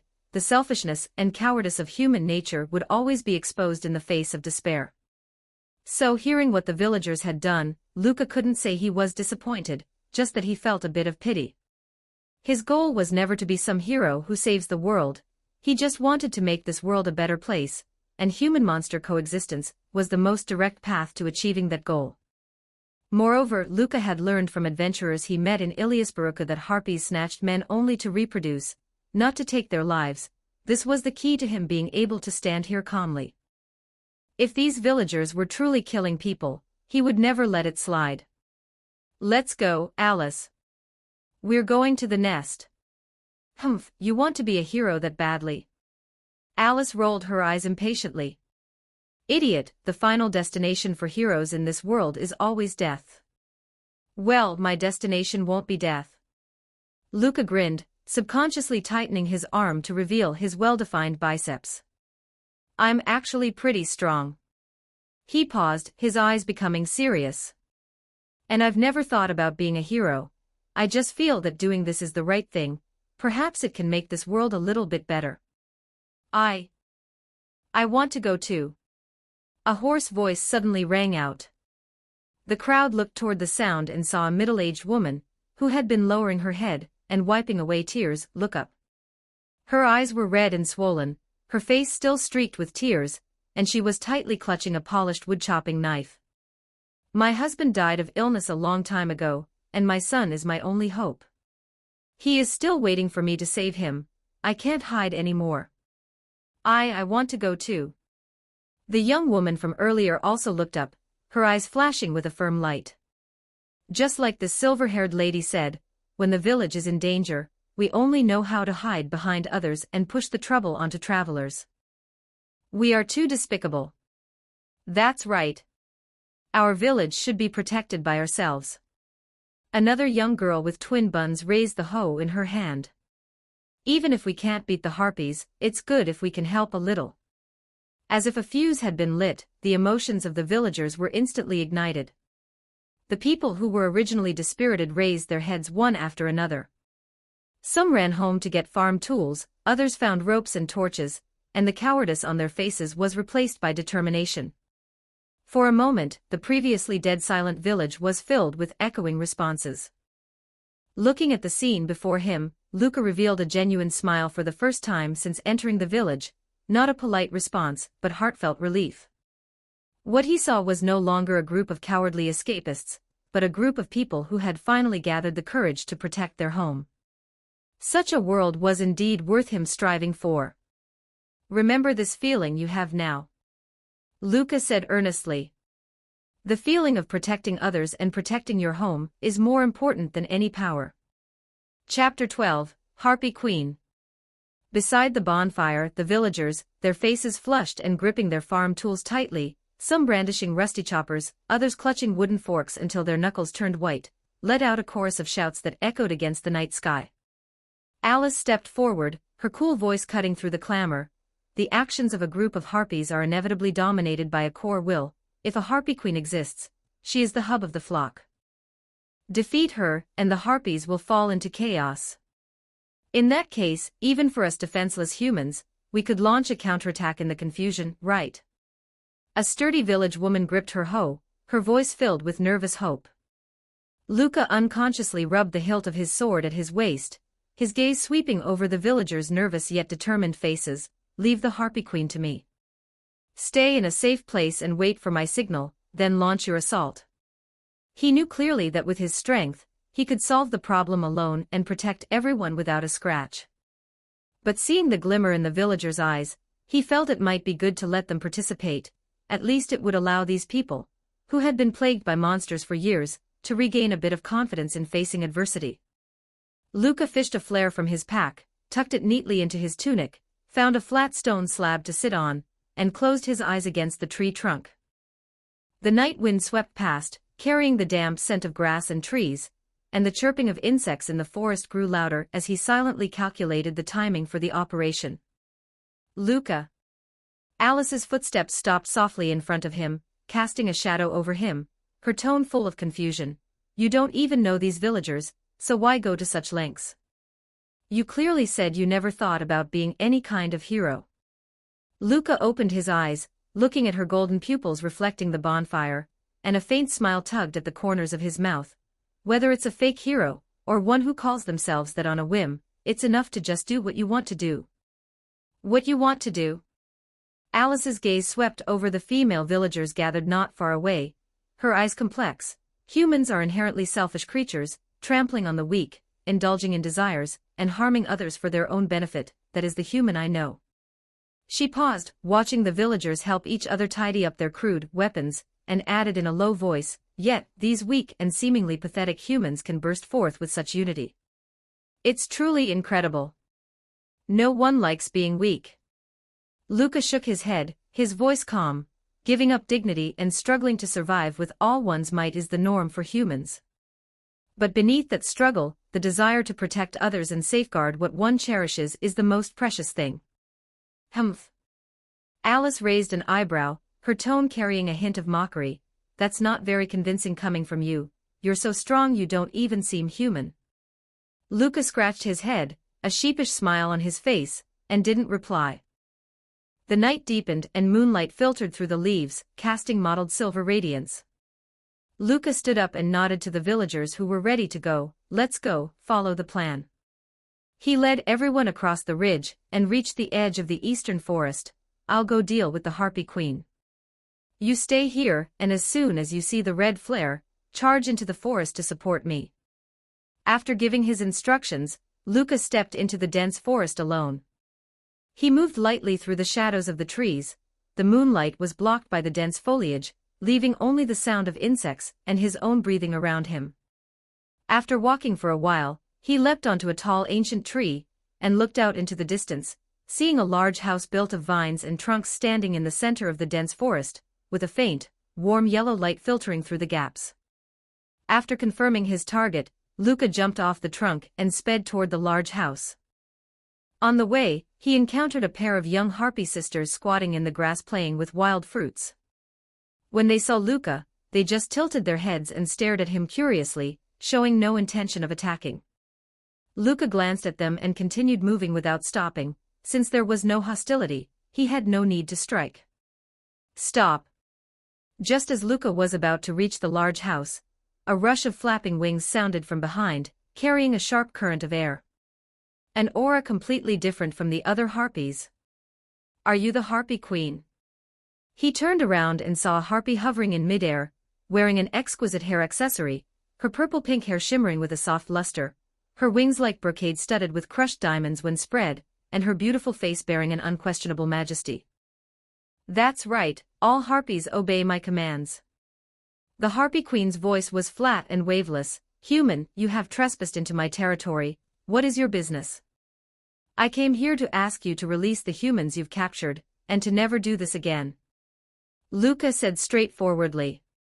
The Harpy Queen slowly shook her head, her tone firm. I have no obligation to explain to you, nor will I agree to your request. This matter concerns the survival of our race. You don't want to explain? Luca said no more and abruptly drew Gog. The blade flashed with a cold light in the moonlight. Then let's let our strength do the talking.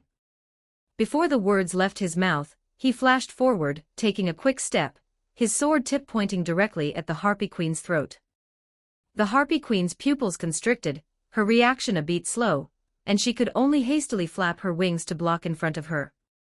With a sound, the blade sliced through her wings, and beautiful feathers scattered like snowflakes. Luca capitalized on the momentum to close in, forming a fist with his left hand and striking the Harpy Queen's abdomen hard. Ugh! The Harpy Queen groaned, her body flying out like a kite with a broken string, slamming heavily into the tree behind her. The trunk shook violently, and leaves fell in a rustle. Oh! Luca withdrew his fist, pulled out the flare, and looked at the disheveled Harpy Queen on the ground, somewhat disappointed. Why didn't you use your full strength? Bang! The red flare tore through the night sky, leaving a dazzling trail, and exploding into a small red cloud in the firmament.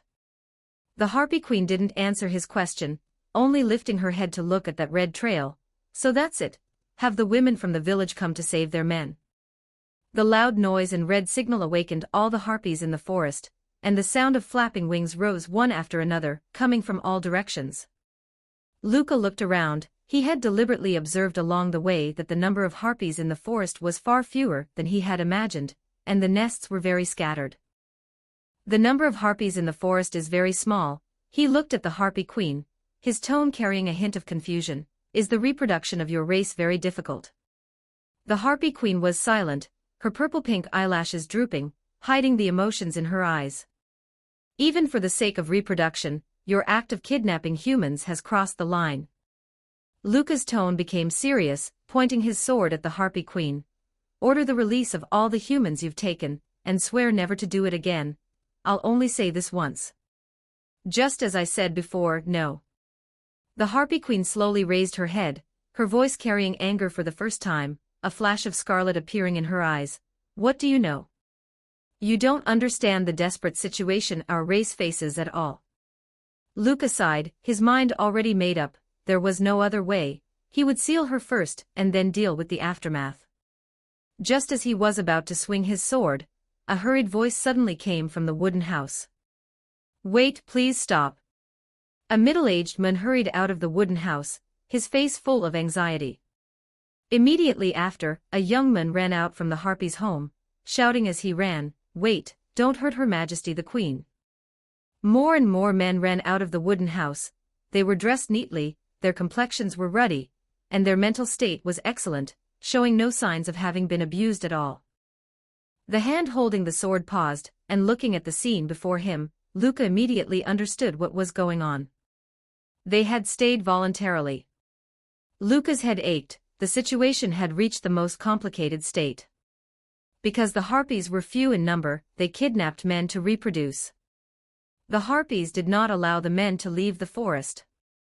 If the men were forced, it would be fine, he could save them, and then the Harpy problem could be solved gradually. But looking at these men's behavior, they were willing. In this day and age where humans and monsters are hostile to each other, no one is willing to come and be a son-in-law. The Harpy Queen suddenly spoke. "We don't want to wait silently for extinction, so we go and kidnap men." Sigh. Luca let out a sigh. That person, could it be Father? In the crowd, a young woman leaned forward, her eyes full of disbelief. Luca. Great, the real person involved had shown up. He couldn't help but cover his face with one hand, feeling a wave of helplessness in his heart. "Maruk, are you okay?" A middle-aged woman walked up quickly, her voice choked with emotion. Mom." Maruk scratched his head, his face showing a bit of shyness, and pulled a harpy with light brown hair beside him in front of the middle-aged woman. "Let me introduce you, this is my wife, Biana." He pointed to a mini harpy flapping her small wings next to them. "This is our daughter, Pippi." "Grandma?"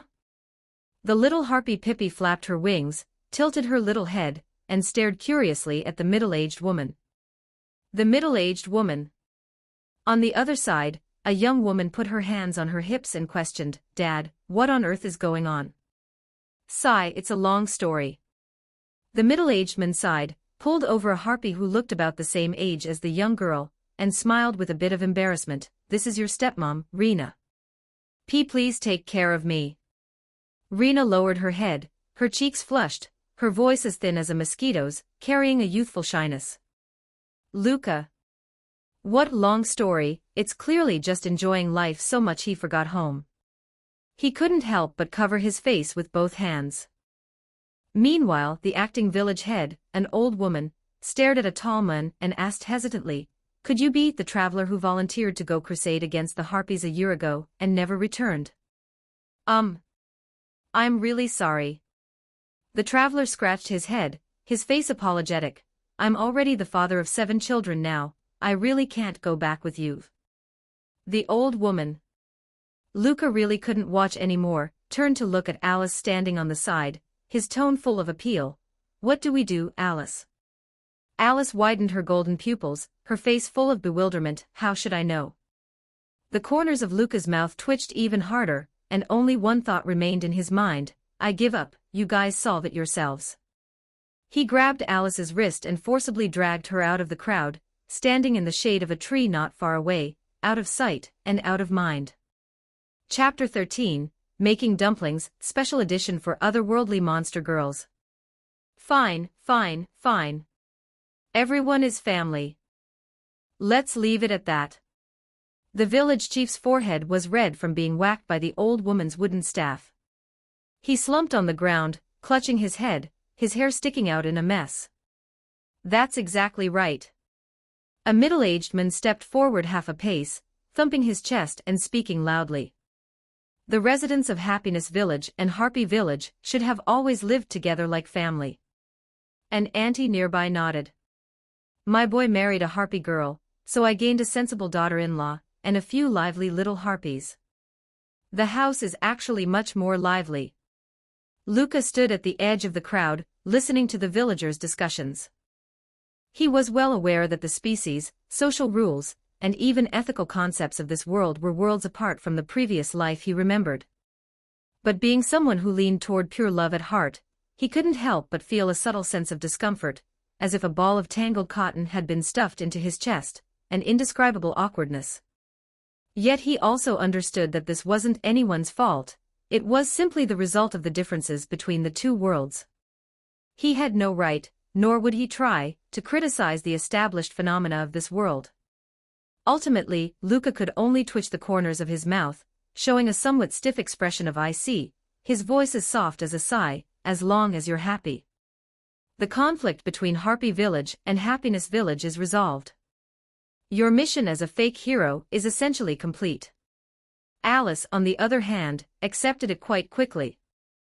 Luca turned to look at her, not surprised. After all, Alice was a high-level monster who had seen countless storms and was a local of this world. Naturally, it was easier for her to accept this kind of coexistence than it was for him. "Yeah, pretty much," Luca replied, his gaze sweeping over the crowd in the square that was gradually becoming harmonious. Human villagers and wing-flapping harpies had already begun chatting with each other, expressions of relief on their faces. He didn't actually want to get involved in what he saw as a somewhat chaotic set of interpersonal relationships, but to truly realize the coexistence of humans and monsters, he had to witness more scenes like this with his own eyes. Only then could he summarize rigorous and feasible methods and measures, rather than just sticking to empty slogans. On the other side, the negotiations between the Harpy Queen and the village chief had also come to a successful conclusion. The Harpy Queen spoke with a solemn expression, making a vow. "I swear in the name of the Queen of the Harpy race that from this day forward, the Harpies will never again use abduction to forcibly take human males."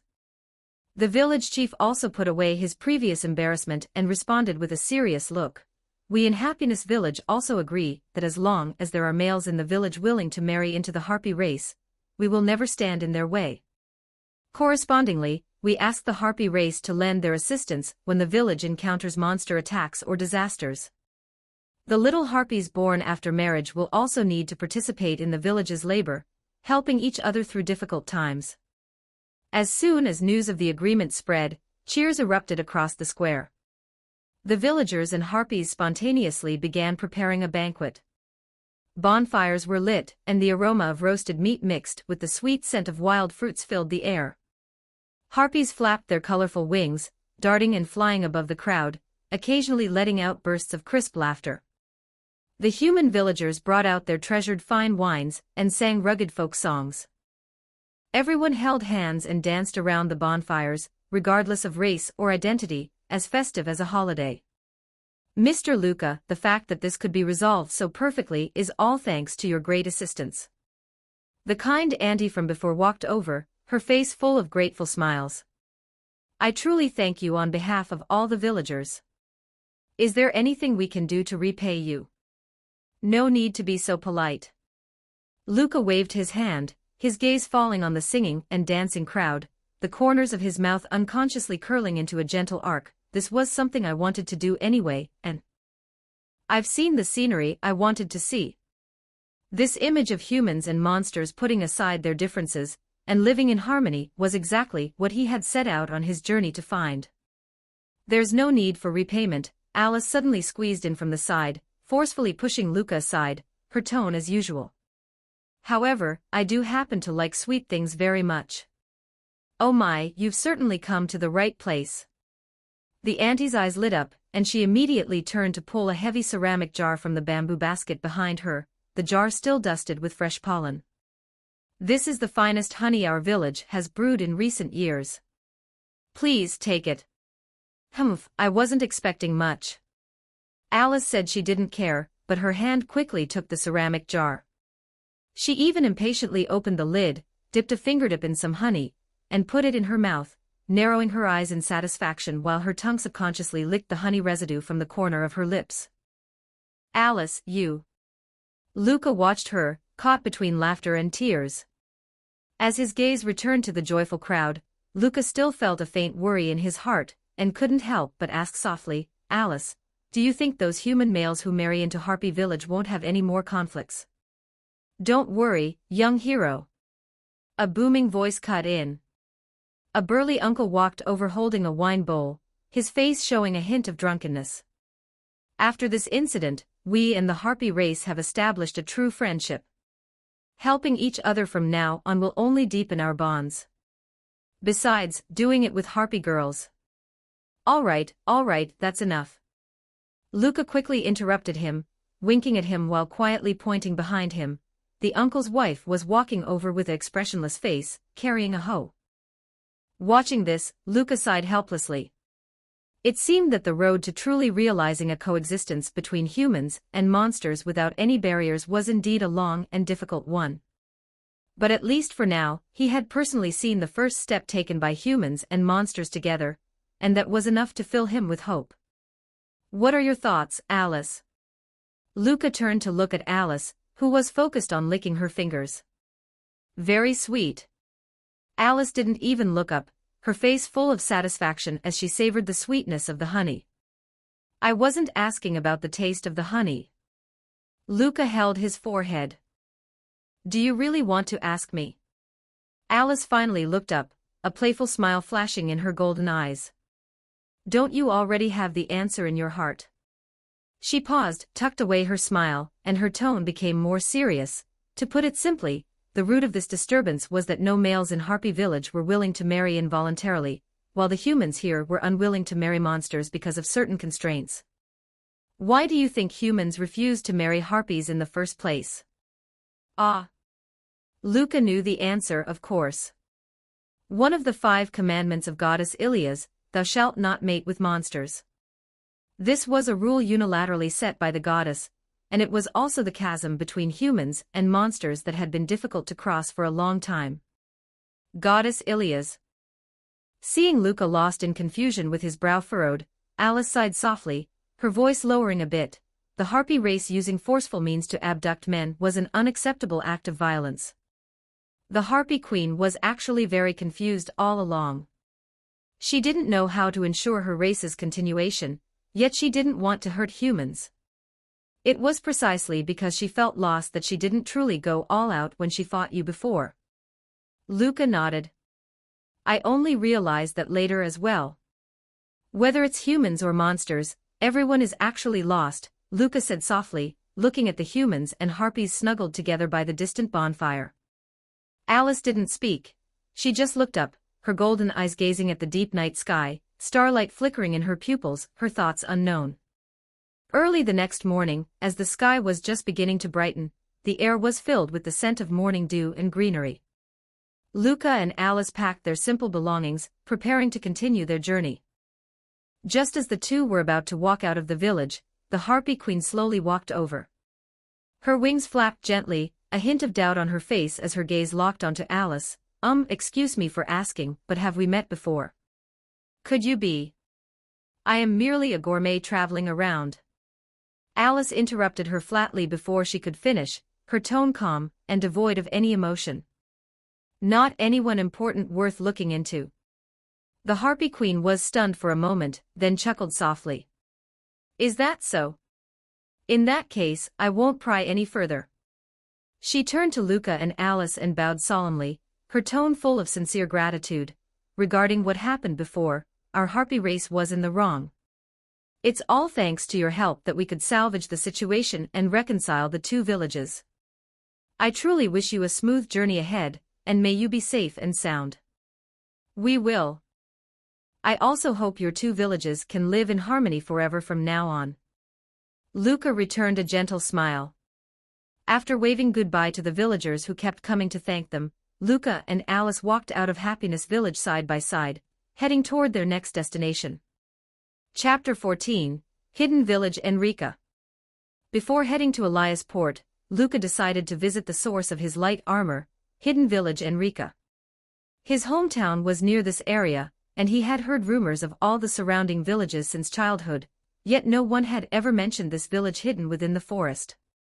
This unfamiliarity so close at hand was like a small pebble cast into his heart, rippling with curiosity. Since he had the chance, he naturally had to go and see it. He said a few words to Alice at his side, his feet already stepping onto the small path leading into the forest. The forest leading to the village was deeper and more secluded than he had imagined. The branches and leaves of towering ancient trees interlaced into an airtight canopy, allowing only scattered spots of sunlight to filter through the gaps. A thick layer of fallen leaves covered the ground, making a soft rustling sound when stepped upon. Just then, several dark figures darted out from behind the trees. Luca reacted extremely quickly, raising his hand to draw his sword, as a faint golden light instantly enveloped the attacking figures. They were elves, more accurately, dark elves. Some had purple skin and long golden hair, while others had curry-colored skin and long silvery hair. Elves were originally known as the gatekeepers of the forest, mostly kind-hearted and indifferent to worldly struggles, but a few always fell due to absorbing too much magic element, becoming dark elves isolated by their kin. As the light dissipated, the dark elves had been sealed into palm-sized little people, scurrying away at Luca's feet. Alice walked by his side, her golden eyes filled with doubt. Why are dark elves acting in a group? She tilted her head, her fingertip lightly tapping her lower lip. Isn't that normal? Luca put away his sword, puzzled. In his eyes, it was normal for monsters to move in groups. Of course not. Alice shook her head, her brow furrowing. Dark elves have always been loners. Such a thing as moving in a group is unheard of. Luca fell silent for a moment, his gaze sweeping over the quiet forest around them, and whispered, "Let's head into the village first." With that, he continued walking forward. The two hadn't walked for long when the woods ahead suddenly opened up, and a small village came into view.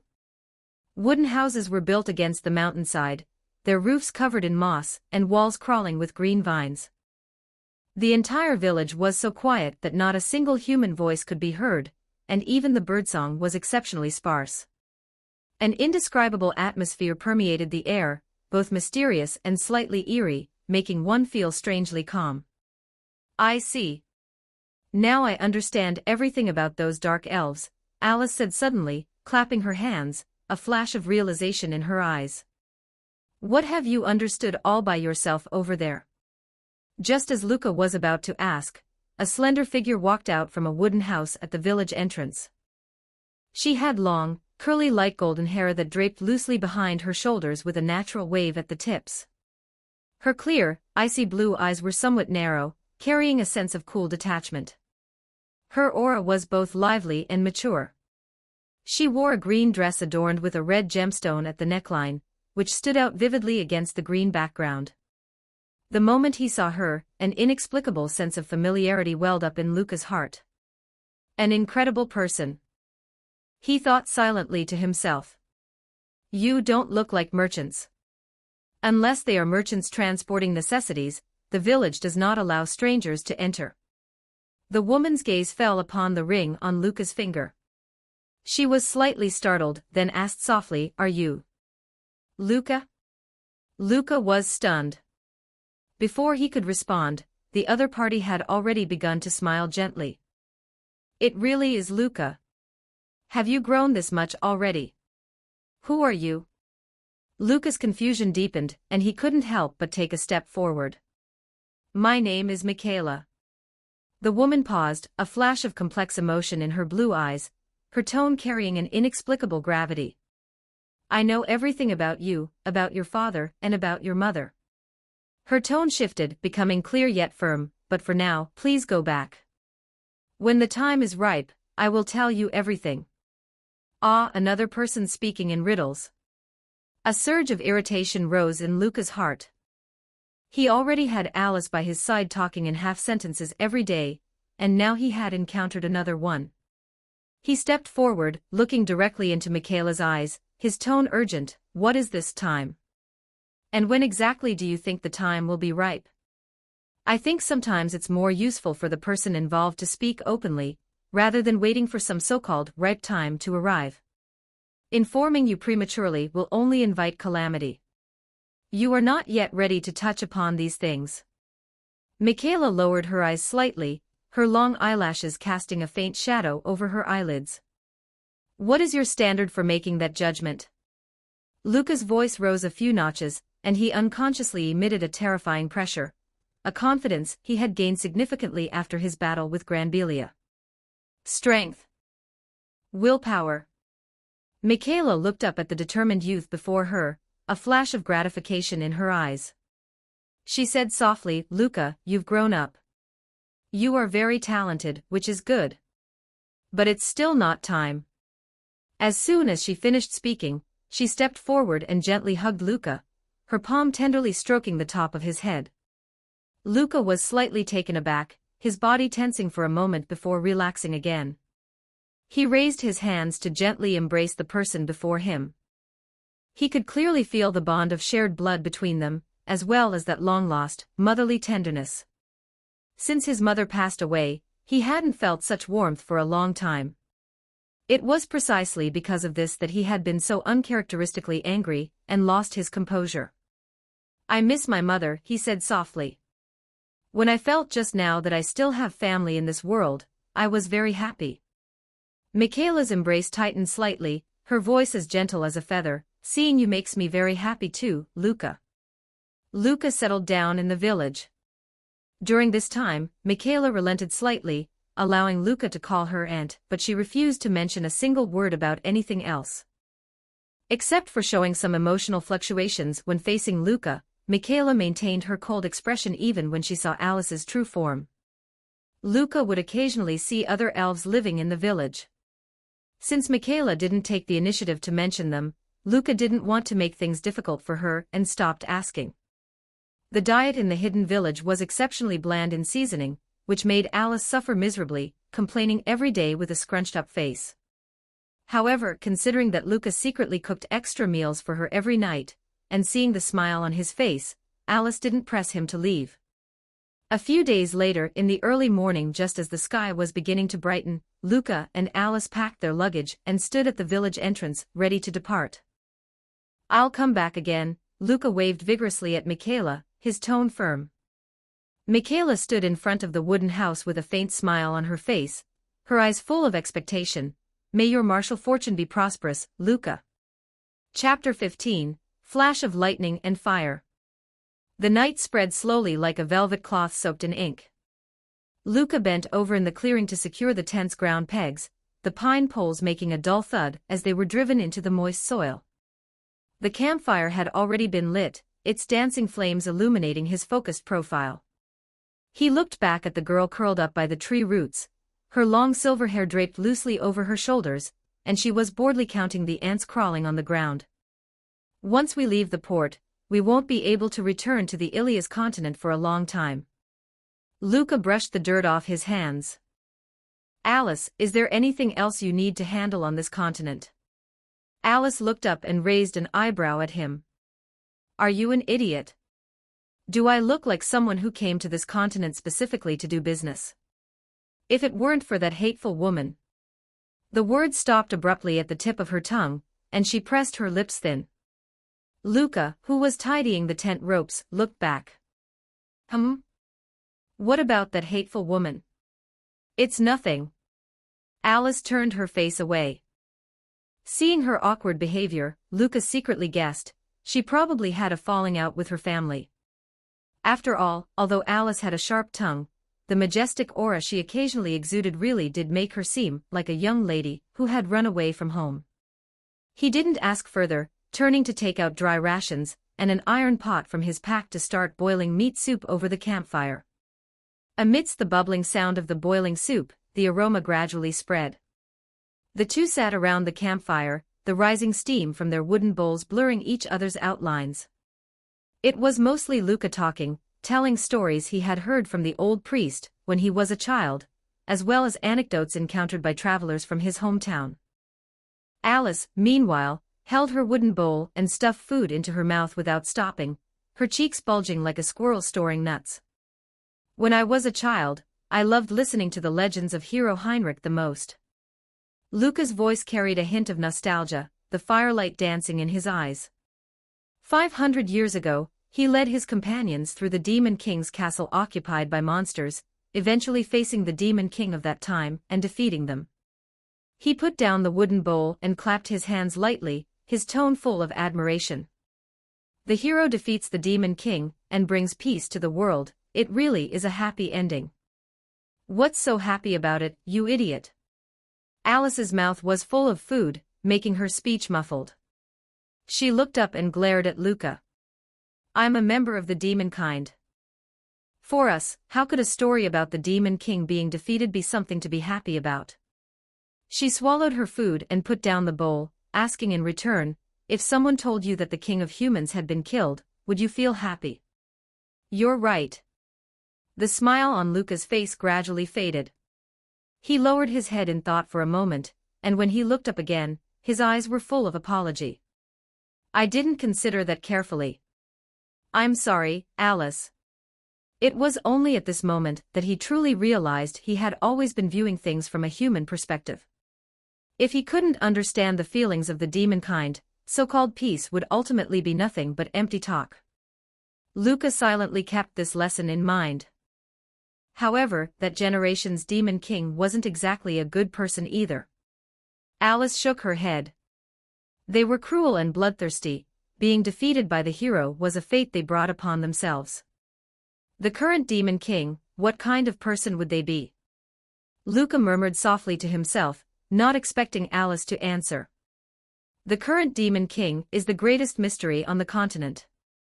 Rumor has it that she is the one with the strongest magical power among all the generations of demon kings, let alone humans. Even most monsters have never seen her true face. She launched a full-scale war against humanity. The tragic Lamina massacre is said to have been ordered by her. Luca's voice grew low. Undoubtedly, she is the main culprit behind the tension between humans and demons. If these things are true, he paused, the campfire casting flickering light and shadows on his face, I will defeat her. He turned to Alice. What do you think? As a member of the demon kind, how do you view this common ruler? Alice did not answer immediately. She looked up at the night sky, where the stars were scattered across the heavens like crushed diamonds. I don't know. Her voice was very soft, carrying a trace of imperceptible confusion. Perhaps the demon king is also very confused. Are humans really in existence that must be eliminated? Alice, do you know the demon king? Luca's heart stirred. He had long suspected that Alice's identity was not simple. Perhaps she was a demon noble, or even a princess. Have you seen her? Well, I know a few things. Alice turned her head and looked at Luca with a complex expression. Let's not talk about that for now. She suddenly changed the subject. Do you think that with your current swordsmanship you can defeat Granbelia? I'm still a bit lacking in terms of swordsmanship. Luca answered calmly, without a hint of discouragement in his tone. But if her strength is still at the level of our last encounter, she won't be able to win against me. Oh ho, quite confident. Alice raised an eyebrow. So our genius fake Lord Hero thinks he doesn't need to learn my humble sword techniques anymore. I'll learn, of course I'll learn. Luca waved his hands hurriedly, his tone respectful. Teacher Alice, shall we start now? What Alice taught was never as simple as just sword moves. She focused more on the level of principles. Behind every sword technique lay the essence of the way of the sword. This was much more efficient than Luca groping in the dark on his own.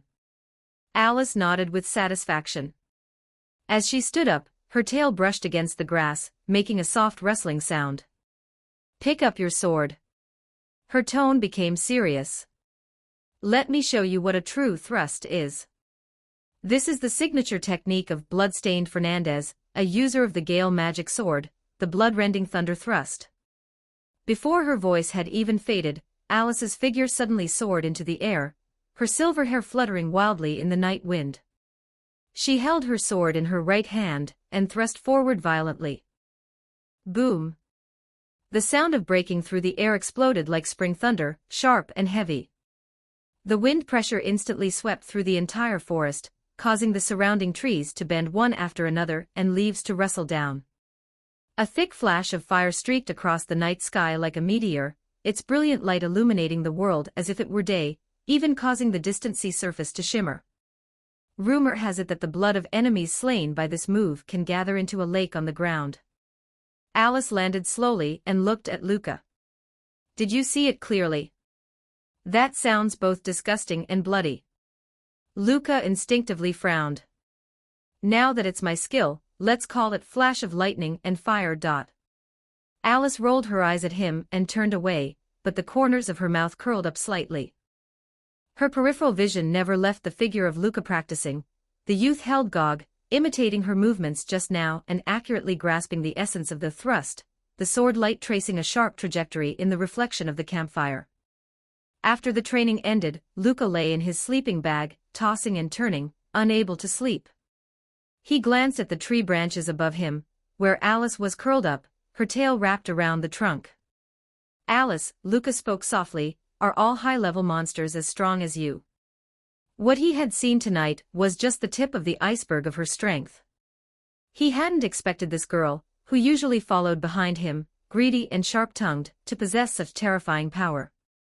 Alice slowly opened her eyes and corrected his statement. The Harpy Queen is a queen-level monster, don't get it wrong. And her level is what's normal. She paused. I am an exception. I see. Luca closed his eyes thoughtfully. In a hazy white light, a blurred figure stood not far away, seemingly speaking to him. The voice was gentle yet distant, as if separated by a thick mist. Luca couldn't help but step forward, wanting to hear that sentence clearly. But in the next second, the dream suddenly shattered, leaving only darkness. He snapped his eyes open, the sky had already begun to turn pale. Luca stared blankly at the brightening sky. It was several minutes before he slowly sat up. He straightened his collar, closed his eyes, and prayed softly, Goddess Ilias, I also had a happy day yesterday. Honestly, so noisy again first thing in the morning. Alice's voice came from above. Her tail let go of the branch, and she landed lightly on the ground. After a simple breakfast, the two packed their bags and continued toward Elias Port. Chapter 16, Elias Port. The salty sea breeze, carrying the musty odor of fishing sails and the scent of sea salt, swept fiercely across the docks of Elias Port. The wooden pier creaked under the pounding of the waves, each sway heavy with a sense of decay.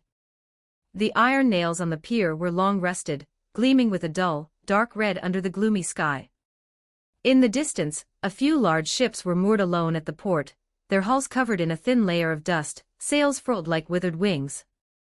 The bustling scene of past maritime traffic was gone. This was the only hub on the Ilias continent that could reach the central continent.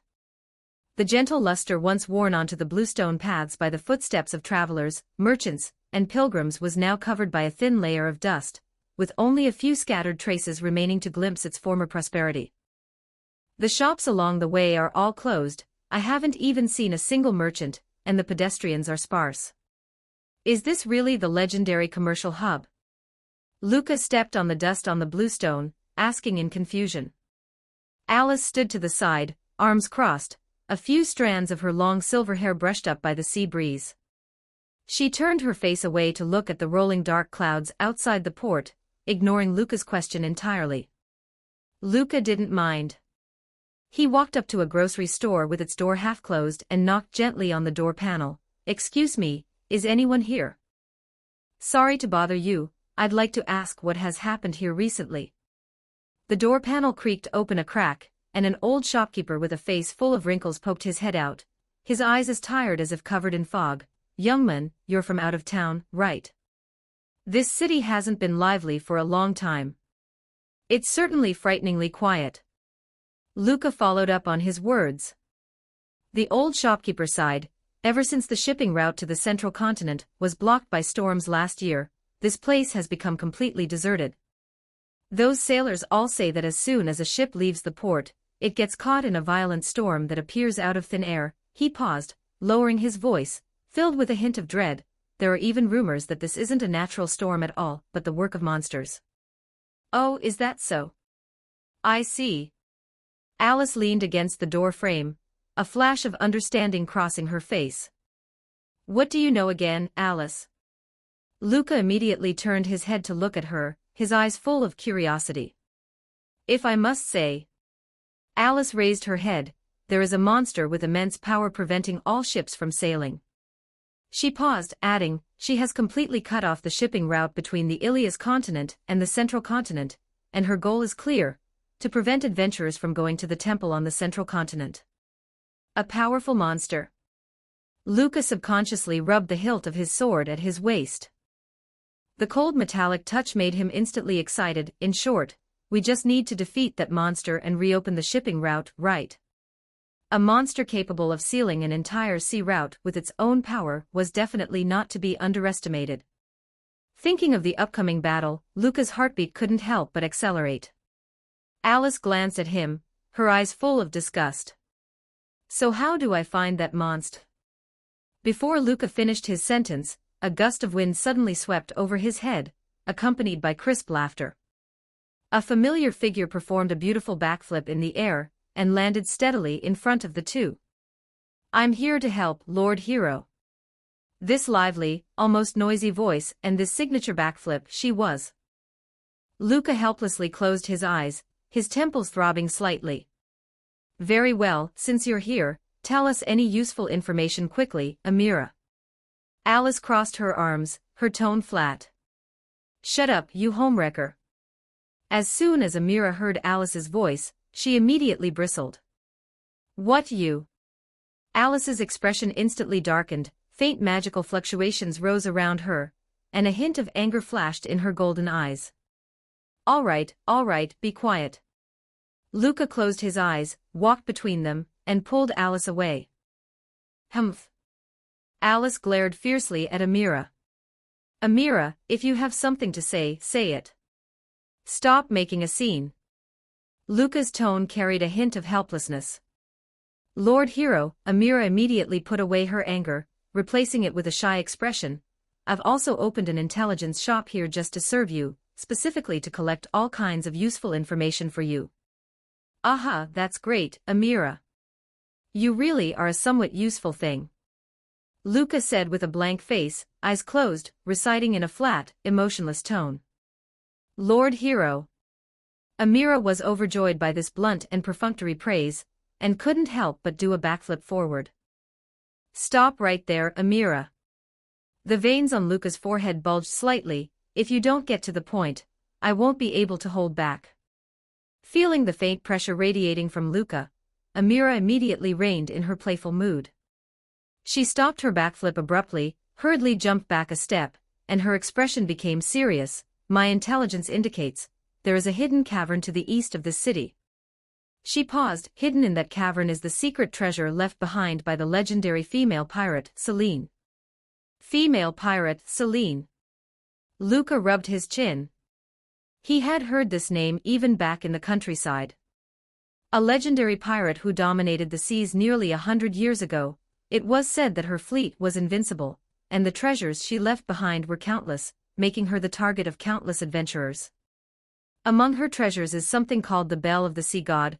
Amira lowered her voice, saying mysteriously, "As long as you get this bell, you can withstand any storm at sea." "Okay, thank you for the information, Amira." Luca nodded, his tone softening slightly. "Now can you leave my sight? That would be best for both of us." He still had his eyes closed, with a smile that could be called gentle on his face. "Woo-woo, goodbye Lord Hero, I will come to find you again." Amira pouted aggrievedly, did a somersault, and gradually disappeared at the end of the street. Luca and Alice looked at each other, organized their thoughts slightly, and did not immediately set off for the cavern to the east. Instead, they walked slowly along the deserted street, wanting to collect a bit more information. "Just now, I saw a huge fox in the woods outside the village. It gave me a scare." Not far away, a young man was saying to his companion with lingering fear, his hands still trembling slightly. "A creature like a fox should be caught and thrown into a pot to be boiled." Alice suddenly interjected coldly. "Do you hate foxes that much?" Luca looked at her curiously. "Ah, a little bit." Alice turned her face away. "Your reaction is more than just a little bit." Luca swallowed the words that had reached his lips. The two continued to walk forward. Passing by a small temple, they heard a woman who had just finished praying sigh to her companion. "It used to be so lively here. You could find delicacies from all over the world. Natalia's pickled fish, Sabasa's sweet coconut, and Yamatai's red bean buns, they were all nostalgic flavors." Her tone carried a hint of regret, "But now, it's hard to even set sail. This is all the bad work of monsters. I, Alice, will absolutely not tolerate such evil deeds." Alice stopped abruptly, a determined light flickering in her golden eyes, and the magical fluctuations around her became intense. Hey, aren't you a monster yourself? Luca opened his dead fish eyes, silently complaining helplessly in his heart. Chapter 17, Meditation. As dusk deepened, the gravel path shimmered with a cold luster in the afterglow. The distant forest line merged into the dark blue sky, and the silhouettes of returning birds streaked across the horizon as their chirping gradually grew sparse. Luca gazed at the deepening night, a hint of regret in his voice. I didn't expect this road to be farther than planned. I should have stayed the night at Elias Port if I'd known.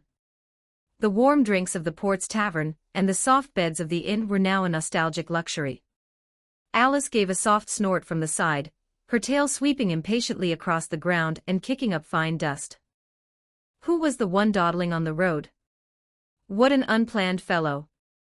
Though her words were harsh, she still followed Luca in surveying the surroundings and soon settled on an open clearing, its edges lined with low bushes that could block the cold night wind. Luca efficiently unloaded the tent, skillfully fixing the poles and unfolding the canvas. A campfire was soon lit, the flickering orange-red flames illuminating both their faces.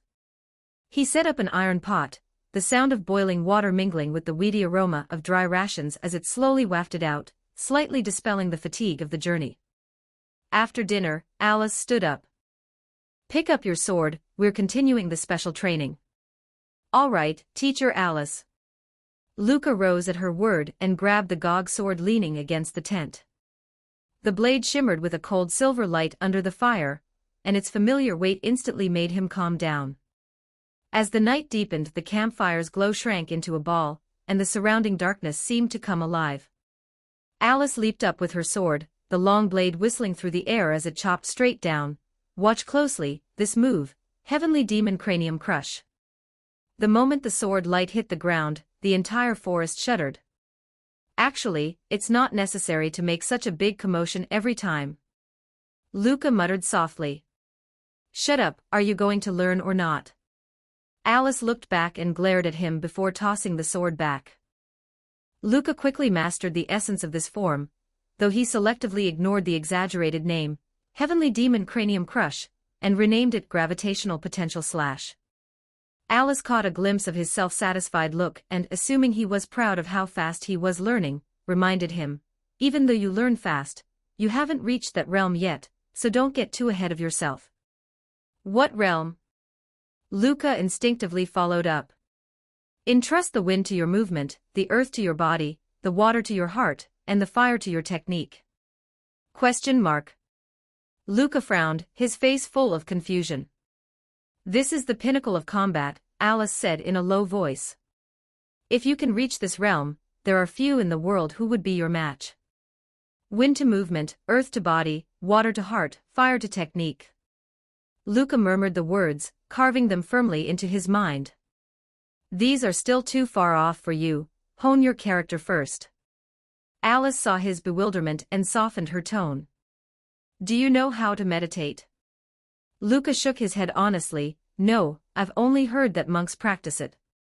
Then start with Zazen. Alice pointed to a flat stone by the campfire. Keep your back straight and just focus on your breathing. Luca sat cross-legged as instructed, hands resting lightly on his knees and his back straight. The surrounding insect chirps, the sound of the wind, and the crackling of the fire became clearly discernible. He closed his eyes, focusing all his attention on the rhythm of his breath. Meditation is a process of unifying the spirit. Alice's voice grew much gentler. Legend has it that the fallen angel Lucifina could even heal her wounds through meditation.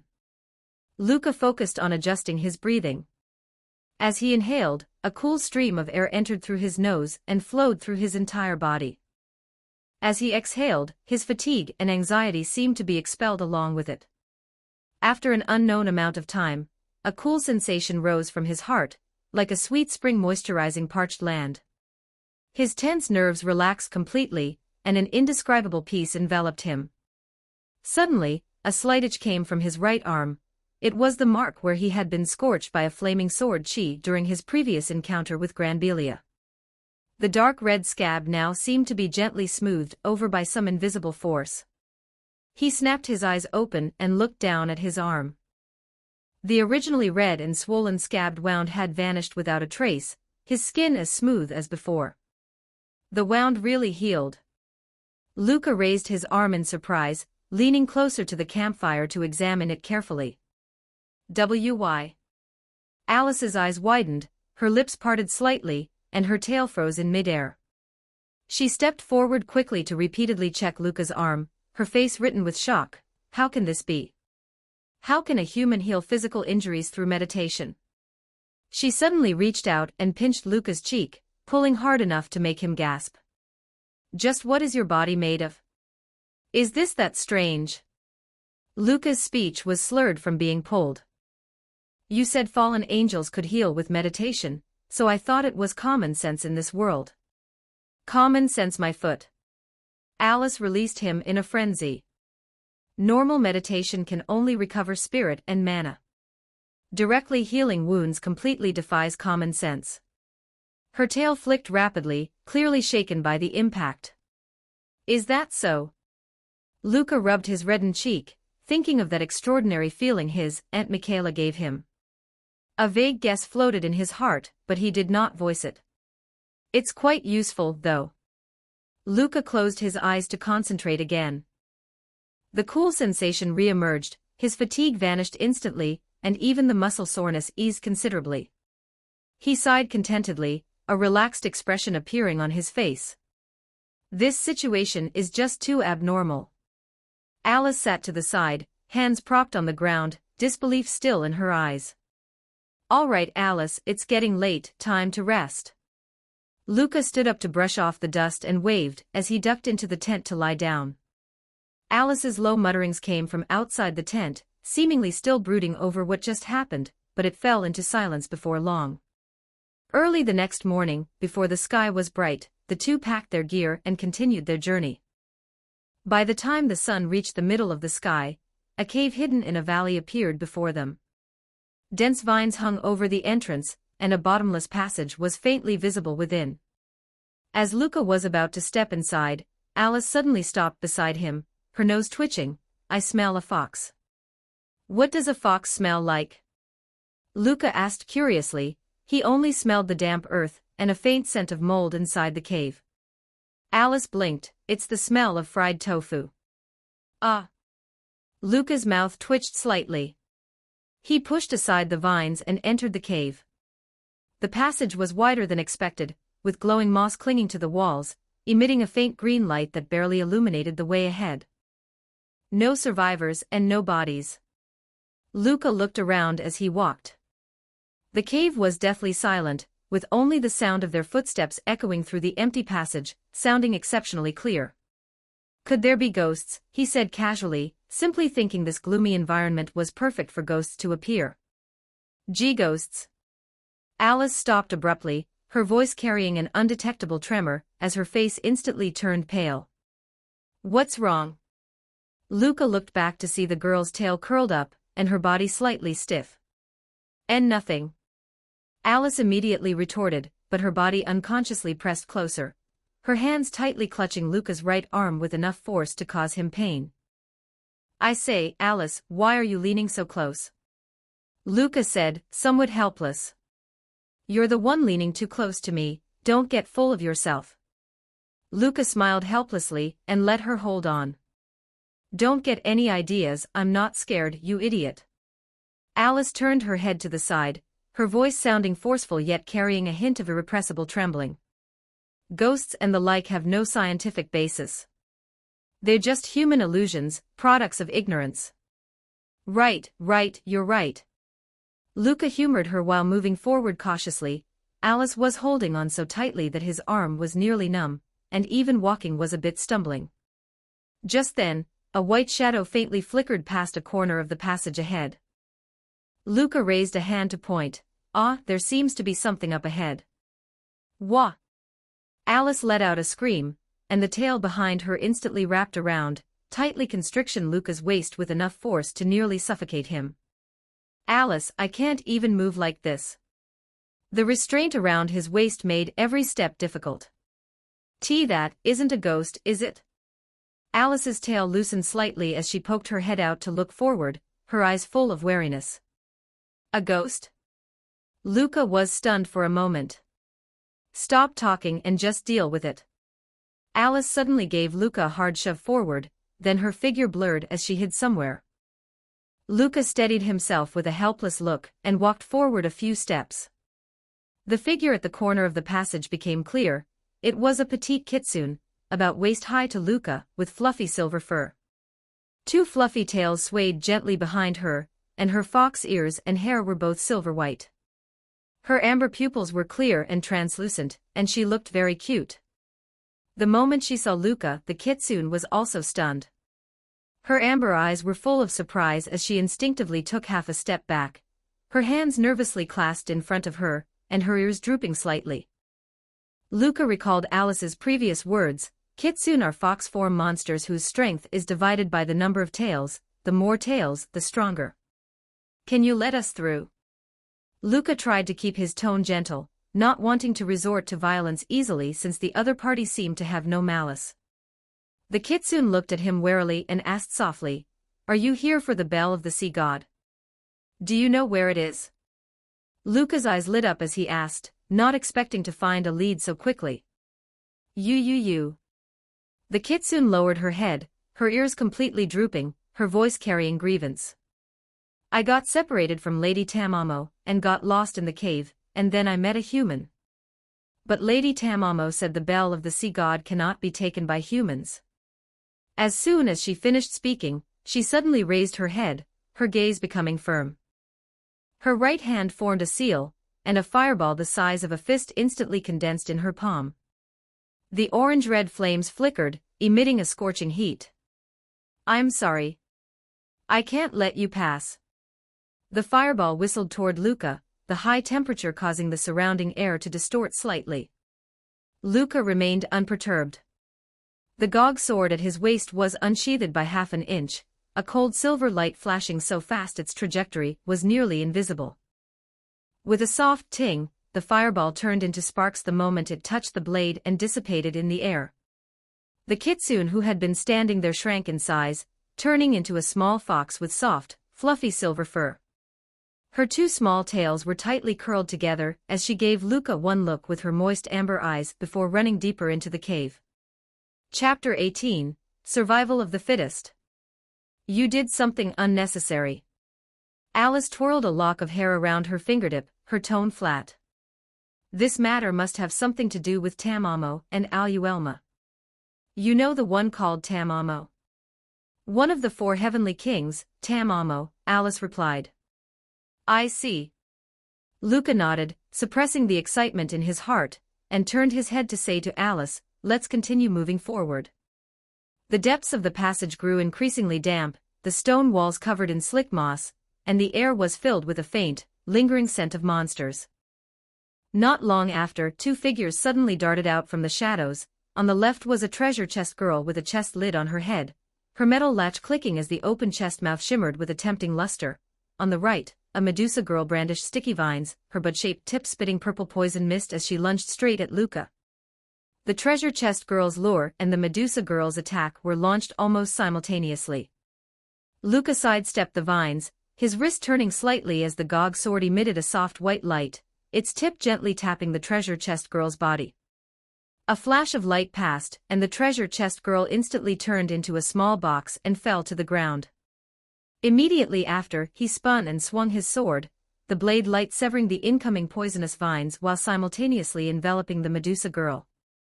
The latter let out a short cry of surprise, and was likewise sealed. The entire process was clean, efficient and fluid. Moving forward to a corner, Luca looked up to see a giant black and red spider web in the corner, where a half-human-sized spider girl was wrapping something in silk. It was the two-tailed fox demon he had previously sealed. At this moment, she was on the verge of death, her fox ears drooping powerlessly. The spider girl's calicity glinted coldly, about to descend. Luca's eyes narrowed, he exerted force with his feet, and rushed out instantly, slashing with the gog sword, a flash of light surrounding the spider girl. Who? The rescued little fox demon stumbled and hid behind Luca, her body still trembling uncontrollably, her fluffy tail tucked tightly between her legs, her wet fox eyes filled with terror, her small hands clutching Luca's hem tightly. Alice walked up slowly and stood with her arms crossed. She glanced at the sealed spider girl, then looked at the trembling little fox demon behind Luca, a mocking arc curling on her lips. Stopping the spider girl from hunting and saving this fox demon might seem kind, but in reality, it's just using your own preferences to interfere with the law of survival that has existed for thousands of years, the law of the jungle. Her voice was sharp as a knife, every word piercing the heart. If this isn't hypocrisy, what is? Are herbivores good and carnivores bad? Alice stepped forward, her golden eyes locking onto Luca like a hawk. Is that the only shallow judgment you can make? Luca did not get angry, just watched her calmly. He knew too well that the seemingly acerbic girl before him was, like him, searching for answers on her journey. After a moment of silence, he looked first at the sealed spider girl, her compound eyes filled with vigilance and unwillingness, her dark green pupils still retaining the hunger of the hunt. Then he looked down at the little fox demon behind him. She was still trembling slightly, her fingers gripping his hem turning white, her breathing accompanied by sobs. Luca spoke slowly, his voice steady. Alice, you are right. Survival of the fittest is the law of nature. Alice was slightly stunned. But the coexistence I seek has never been about denying this law, but hoping for a world where all intelligent life can be free from senseless fear. He raised his head, looking at Alice with burning eyes. If hunting is only for survival, like humans hunting beasts for meat, I will not interfere. That is a necessity for survival, an instinct that cannot be criticized. He reached out, his fingertips gently stroking the little fox demon's trembling tail, his movements gentle. In my view, any intelligent life that can think, feel pain, and experience emotions, regardless of its form, deserves equal respect. Humans are people, and monster girls are also people. They are lives with wisdom and hearts. Their fear and pain are no different from those of humans. What I dream of is a world where monsters do not have to hunt their intelligent peers because they cannot survive. His gaze swept over the spider girl and fell back on the little fox demon. A world where a monster like the spider girl can trade, take commissions, or even work to exchange for food, without having to point her sharp teeth at a fox demon who also feels fear and pain. A world where a person doesn't have to hide indoors for fear of monsters, and monsters don't have to hide everywhere due to human persecution. He turned to the sealed spider girl, his eyes sincere. I saved her, not because I dislike you or favor the fox demon. I just want to prove that besides devouring each other, we can find another way, a path where we can both live well. My thoughts may be naive or even childish. Luca sighed softly, but without any retreat. But if we don't even have the courage to take the first step, that better future will never arrive. Alice remained silent, emotions surging in her golden eyes. She watched Luca quietly for a long time, then suddenly chuckled, the coldness in her tone fading slightly. That sounds like something a fake hero would say. If this is your belief, then stick to it. She turned and walked toward the depths of the passage, her voice drifting back lightly. I will wait for the day your mask of hypocrisy falls off. Luca smiled, offering no defense. The end of the passage gradually opened up, and a vast and pure magic element rushed toward them. A huge iron door stood before them. In front of the door, a seven-tailed fox demon with fur like deep autumn maple leaves stood quietly.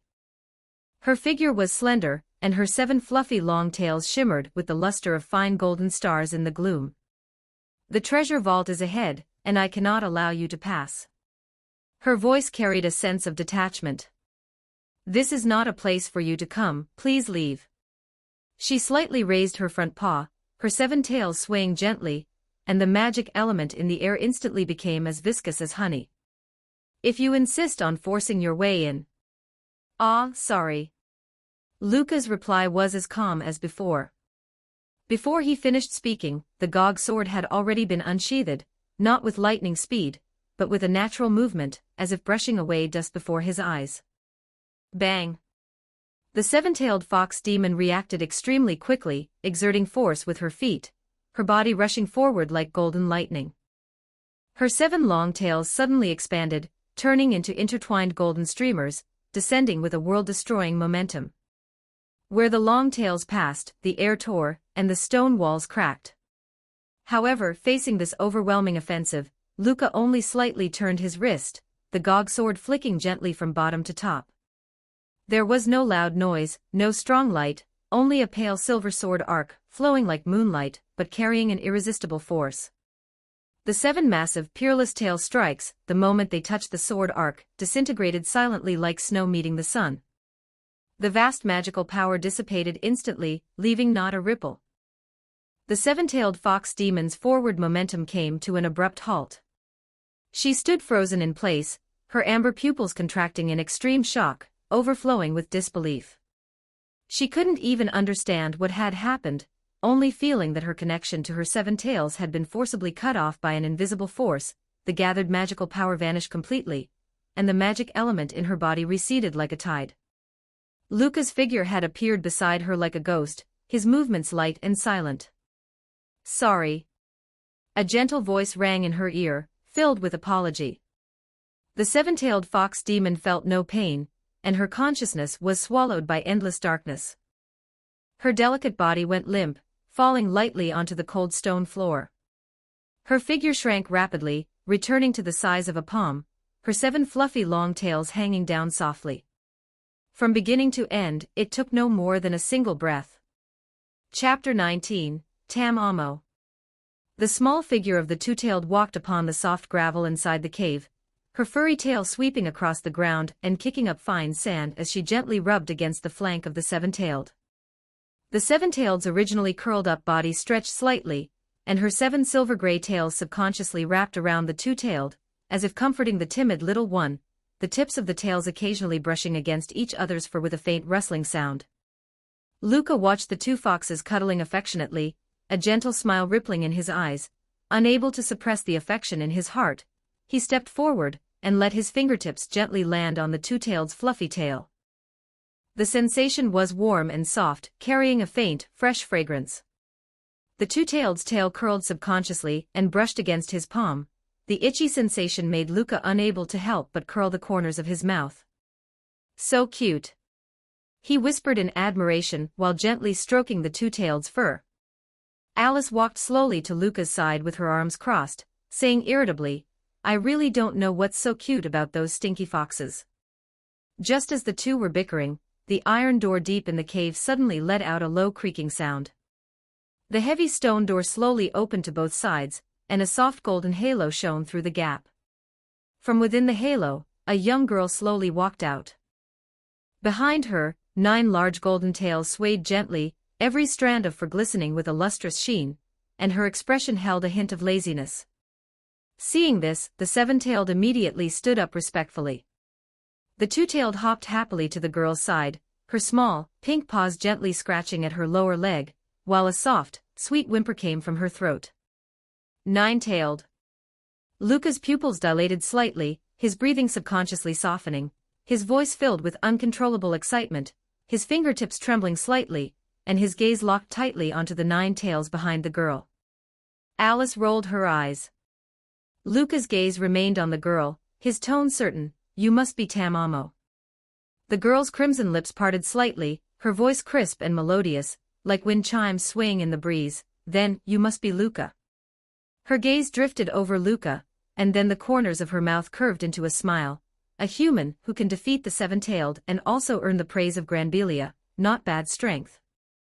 As Tam Amo spoke, she raised her hand, which was glowing with a lustrous white light, and gently stroked the top of the 2-tailed's head. The moment her fingertips landed, a soft golden light enveloped the 2-tailed's small body, and the 2-tailed's figure gradually stretched, returning to the form of a young girl, trailing 2 fluffy tails, her cheeks flushed with a faint blush, still retaining that timid appearance. 7-tailed, sorry, please wait a moment." Tam Amo turned her head and said gently to the 7-tailed, then moved lightly, carrying a wave of fragrance as she slowly paced around Luca. From time to time, she lowered her head to sniff his neck and sleeves, her long eyelashes fluttering gently, as if inspecting a rare treasure. Just as Luca was feeling somewhat uncomfortable under her gaze, Tam Amo suddenly stopped, leaned in front of him, her fox-like eyes narrowing into crescent moons, and her hot, delicate breath brushed against Luca's ear. "So cute, be my lover." Luca subconsciously turned to look at Alice beside him, and hurriedly waved his hands to refuse. "No, no thank you, I appreciate the offer." "Hoo-hoo, what a cute guy." Tamamo chuckled, her laughter as crisp as silver bells, and she didn't pester him further. Luca breathed a sigh of relief, his gaze subconsciously moving downward, landing on the object held in Tamamo's hand. It swayed gently with Tamamo's movements, emitting a faint blue light. "That must be the bell of the sea god." "That's right." Tamamo shook the bell in her hand, and a crisp, melodious sound came forth, like waves crashing against rocks. "This is an essential item for going to the central continent." Honestly, Aluelma was the one making a fuss demanding I come get it, otherwise I wouldn't have bothered making this trip. "Who is she?" Luca looked at Alice. "One of the 4 heavenly kings, the culprit who blocked the passage with a storm." Alice replied. He. "Demon King, you seem to value this human quite a lot."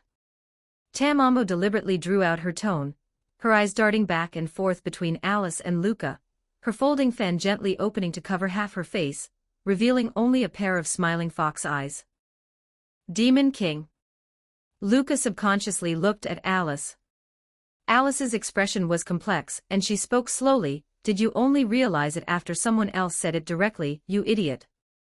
"I am the Demon King, Alice Fitz the 16th. Lemina Massacre." Upon hearing the words Demon King, those 5 characters uncontrollably flooded into Luca's mind. His body suddenly stiffened, and his hand subconsciously pressed onto the hilt of the sword at his waist. 30 years ago, Lemina was engulfed in flames, screams rose one after another, humans wailed under the sharp claws of monsters, the entire city was soaked in blood, and eventually, it turned into ruins. All rumors pointed to one culprit, the Demon King's orders. The air inside the cave seemed to have frozen, leaving only the heavy breathing of the 2, and the golden halo also became somewhat dim. The 2-tailed seemed to sense something was wrong, quietly hiding behind the 7-tailed, peeking out her little head to look at the 2 timidly. Alice looked at Luca quietly, her eyes complex. Tamamo, as if unaware of the tension between the 2, maintained her grinning appearance, gently stroking the 2-tailed's head. "Oh, is that so? So this Luca saved your life." She paused, deliberately drawing out her tone. "Then as the leader of the Fox clan, I must give him a reward." As Tamamo spoke, she walked grinning in front of Luca. "So, what kind of reward do you want? Something delicious? Or do you want to touch my soft, fluffy big tails?" Luca's gaze involuntarily fell on the 9 large golden tails behind her. Sunlight shone through the gaps in the cave onto them, and the fur shimmered with a dazzling luster, making one unable to resist the urge to reach out and touch them. But he quickly came to his senses, suppressed the throb in his heart, and looked seriously at Tamamo. "Will you fight me?" "No way." Tamamo opened the folding fan in her hand, covering the smile at the corners of her mouth. "I'm getting on in years, I can't handle roughhousing with young people." A trace of clear disappointment appeared on Luca's face, his brows furrowed slightly, his hand gently rubbing the sword hilt. "Fine then, I'll take the bell of the sea god." "You want this?" "No problem." Tamamo readily agreed, handing the bell of the sea god in her hand to Luca. The bell felt slightly cool in his hand, carrying a faint mist, and the texture was warm and smooth. "Don't be too disappointed either." Tamamo closed her fan. "I am one of the 4 heavenly kings of the Demon King's army. We will have a battle sooner or later, so don't go easy on me then. Bye-bye, little one." She waved her hand, her 9 golden tails swaying gently, and she turned and walked toward the depths of the treasure vault with the 7-tailed and the 2-tailed, her figure gradually disappearing into the golden halo, leaving only the crisp sound of the bell echoing in the cave. Only Luca and Alice remained on the scene. The atmosphere was still somewhat stifling, and the sound of falling gravel could be clearly heard. Luca stood in place, gripping the bell of the sea god in his hand tightly, looking at her with complex eyes. It was Luca who first broke the silence, his voice somewhat dry. "You are the Demon King." "I never intended to hide it." Alice slowly raised her head. "It's just that you, who are usually so sharp, for some reason haven't noticed until now. Why lead monsters to launch attacks on humans? Luca took a deep breath, looking at Alice with sharp eyes, his tone heavy. This was the question he most wanted to know. You are only allowed to use force when in self-defense. I only issued this order to all monsters. Alice's brows furrowed slightly. It's just that this order was misinterpreted by you humans. You mistook the monster's self-preservation for aggression. I have no intention of launching a full-scale war, at least, not now. She paused and sighed softly. However, there are quite a few monsters who have expanded this order and are actively attacking humans. Because of the harm they suffered in the past, they are full of hostility toward humans. Then, what about the Lamina massacre? Rumors say it was because of the Demon King's orders that the entire Lamina was slaughtered. I don't know. Alice shook her head gently, her eyes full of confusion. This happened before I ascended to the throne, 30 years ago. Perhaps it was the orders of the previous Demon King, or perhaps it was the arbitrary actions of some monsters. She raised her head, her gaze meeting Luca's. One of the goals of my journey is to find out the truth about this matter. Luca's thoughts began to wander. The Lamina incident happened 30 years ago, and Alice had previously said she was only 22 years old, so it seemed that the matter was indeed unrelated to her. He remembered that usually, if he asked stupid questions, Alice would unceremoniously call him an idiot, but at this moment, she was explaining patiently. There is another major point of doubt. Alice raised a finger, her eyes becoming serious, her tone grave. It wasn't just humans who died in Lamina, but also many monsters who lived together with humans. This was the first time Luca had heard of such a thing. The rumors he and other humans heard were always that monsters created the Lamina tragedy, and no one had ever mentioned that monsters also suffered casualties. Alice looked at Luca's appearance, asking with a complex expression, "The Demon King is right in front of you, are you going to defeat me?" Luca was silent for a moment, slowly lowering the hand he had pressed on the sword hilt, his eyes becoming firm. "Defeating you now has no meaning." He paused, sorted out his thoughts, and continued, "Rationally speaking, the 4 heavenly kings have already caused considerable losses to humans, occupying cities and cutting off shipping routes. If you, as the Demon King, were gone, the unrestrained monsters would certainly do even more outrageous things, and then even more people would bleed and sacrifice. Emotionally speaking."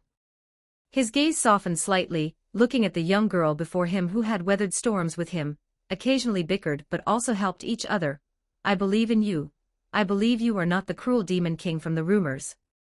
Alice's eyes flickered slightly, but Granbelia often argues that the Ilias temple is the root cause of everything. A large number of heroes are produced there, and they go around harming innocent monsters under the banner of purifying monsters, burning down monsters' homes, and taking their lives. So she believes that destroying the Ilias temple is also part of self-defense. She has always held this line of reasoning.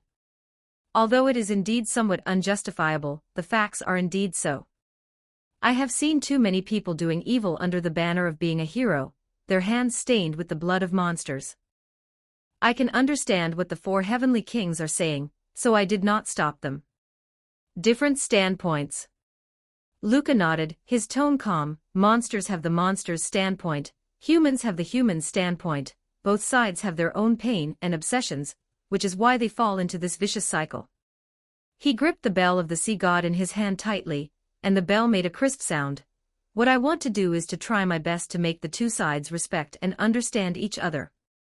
I will go to the Demon King's castle to confront the 4 heavenly kings, make them end their atrocities against humans, and stop the meaningless fighting. As for the rest, we will see. Luca rubbed the sword at his waist. If reason doesn't work, and they insist on harming innocent humans, then I will have no choice but to take action. Alice was silent for a moment, her tone serious. I also have my own standpoint. The monsters are all my subordinates, and many of them have been harmed by humans in the past. No matter what your argument is, I will not help you deal with my subordinates. Do you understand? I understand. Luca nodded. Just as you, Alice, said at the beginning, we are just fellow travelers, not companions. That is how it is. Alice nodded gently. The result was no different from the previous journey. Together with the Demon King, setting off toward the Demon King's castle. Chapter 20, The Ring. The morning sun-drenched Elias Port was bathed in the salty sea breeze, and the clear light of day spilled over the shimmering sea, casting a soft golden glow upon the masts of the anchored ships. The stone path by the pier still held traces of night dew, feeling cool and damp underfoot.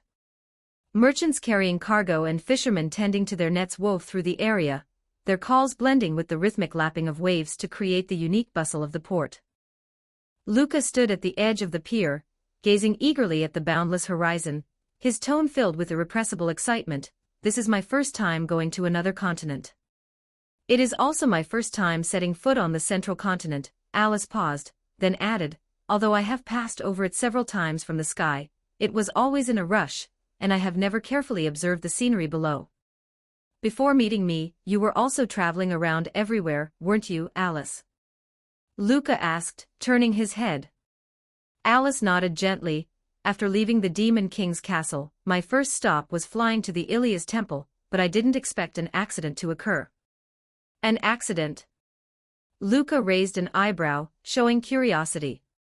Back then, she had fallen from the sky onto the grass near the temple, and no matter how much Luca pressed her for the reason, she refused to speak of it. Could it be that she lost her balance while dozing off during flight? This thought made Luca chuckle involuntarily, his gaze drifting away. Watching him lost in his own thoughts, Alice shook her head helplessly and reached out to tap his forehead. What are you daydreaming about again? Luca came back to his senses, rubbed his tapped forehead with a laugh, and didn't dare to ask again. He turned and walked toward the docked ships, asking each captain one by one if they could take them to the central continent. However, after asking several, the others would wave their hands repeatedly as soon as they heard about going out to sea, their faces full of hesitation and wariness, claiming that storms were raging at sea and refusing to take the risk. Luca took out the bell of the sea god to explain to the captains, saying that this bell could ensure a safe voyage. But no one wanted to believe him. They either shook their heads and walked away, or eyed the bell with suspicion, thinking he was indulging in fantasy. Luca could understand, if someone held a small bell and claimed it could ward off maritime dangers, no one would easily believe them. Just as he was hesitating whether to give up on taking a ship and ask Alice to fly him to the central continent, or to simply run across the sea using his own physical strength, Alice suddenly stepped forward and pulled him aside. Move aside, let me handle this. She walked straight toward a captain who was leaning against the ship's railing smoking, a strange light suddenly flashing in her calm eyes. When her gaze landed on the captain, it carried an irresistible pressure. Obey my command and take us out to sea immediately. The captain met her gaze and his casual expression instantly faded, his eyes becoming dazed and submissive. He immediately stood straight and replied respectfully, yes, I shall follow your instructions. Having said that, he briskly walked to the side of the ship and shouted to the sailors fishing on the deck, hey! Stop fishing! Pack up quickly and prepare to set sail. Ha! The sailors looked at each other, and although they didn't understand why, they dared not disobey the captain's order, so they all put down their fishing rods and replied in unison, understood. Alice returned to Luca's side and lifted her chin triumphantly, Kukuku, this is the magic I possessed by high-level monsters. As long as I wish, charm, petrification, confusion, and sudden death, all these can be easily achieved. Luca grabbed her wrist to follow the captain and remarked, what a convenient ability. Regardless, thank you for your help, otherwise, I don't know how long we would have been delayed. Humph, don't misunderstand. Alice pulled her hand back and turned her face away. I just found it troublesome. I don't want to carry a human on a long-distance flight. When night fell, the ship had long since left the port. Luca hung the bell of the sea god on the ship's axle, and the silver bell chimed softly with the movement of the ship, emitting a crisp ding-dong sound like waves gently caressing the reefs. Under the protection of the bell, the ship was exceptionally calm on the sea, sailing steadily. The waves gently rocked the ship, and the night sky over the sea was as clear as if washed. Without the hustle and bustle of the mortal world, the stars in the sky were like crushed diamonds on black velvet, with the Milky Way gently spreading across the horizon. The cool sea breeze carried a salty, damp scent, bringing a moist touch as it brushed against their faces. Luca stood on the deck, holding the railing, gazing at the boundless dark sea, his heart filled with novelty.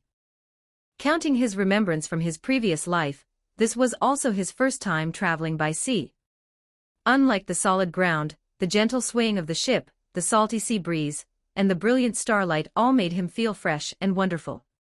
Even while sailing, Luca did not stop his cultivation. He walked to the center of the deck, closed his eyes to regulate his breathing, and the power within his body flowed with his breath, his inhalation and exhalation carrying a steady rhythm. He was already energetic by nature, and after learning meditation, he became even more tireless, possessing an almost obsessive love for cultivation.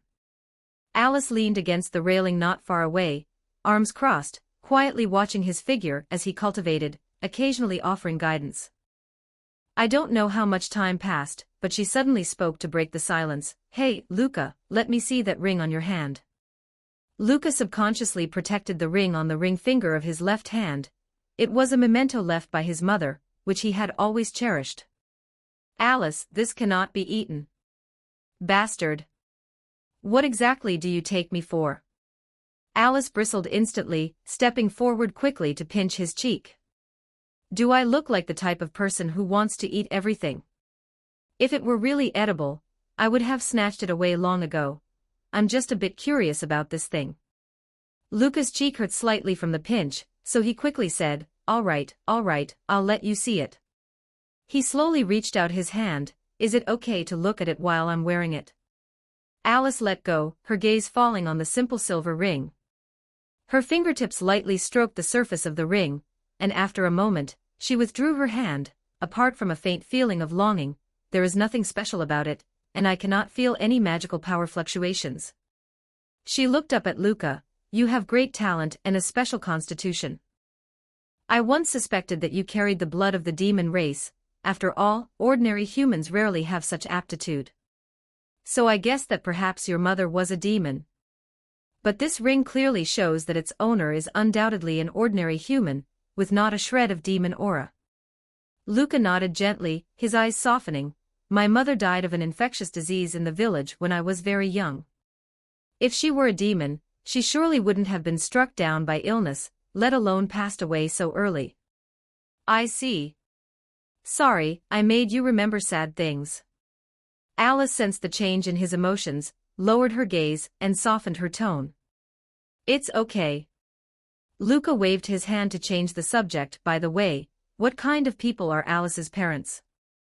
Alice looked up at the star-filled sky, her tone calm. "My mother was the previous demon king, Alice Fitz the 15th. As for my father, I have no memory of him." Luca understood in his heart. For monsters, the existence of a father is often insignificant, and most monsters do not know who their biological father is. He did not ask further, fearing he might touch upon past events Alice did not wish to mention, and simply withdrew his gaze, immersing himself in cultivation once again. Chapter 21, Aluelma. A sudden, violent gale swept across the sea. The sea, which had been as calm as a mirror just moments ago, seemed to be the butt of a cruel joke as a storm instantly erupted around the ship, blotting out the sky. Angry waves piled up like mountain ranges, and the gale tore through the air with a chilling howl.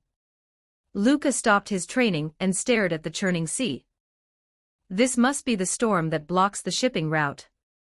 Amidst the gale and giant waves capable of tearing ordinary ships to shreds, the bell of the sea god installed on the ship's mast was emitting a gentle blue light.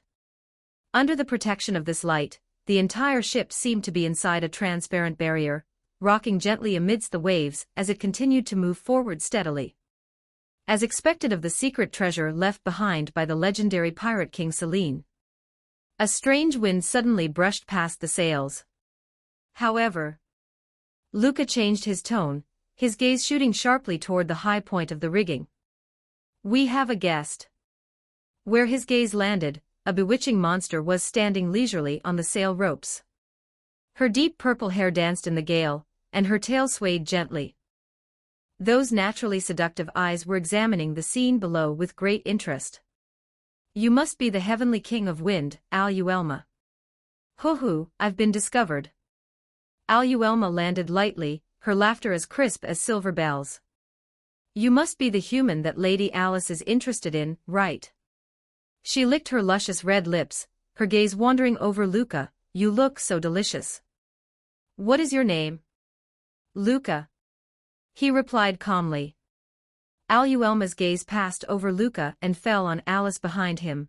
Lady Alice, you previously ordered the elimination of those heroes who harm monsters. May I carry that out now? Suit yourself. Alice played with her fingertips, her tone indifferent. I am merely observing this human. Unless there is a special situation, I will not intervene. I see. I understand. Aluelma stretched her graceful body, her joints making crisp cracking sounds. That's how it is, Luca. She turned her gaze back, a dangerous glint flashing in her eyes. You cannot pass through this sea area. Ah. Luca slowly raised the Gog sword, pointing its tip directly at her. One of the 4 heavenly kings, an opponent on the same level as Granbelia. Then, let us fight. He suppressed his voice, which was trembling slightly from excitement. All right, I will play with you using my tail, giving you special treatment. Aluelma smiled bewitchingly. I won't use my limbs, nor will I use magic.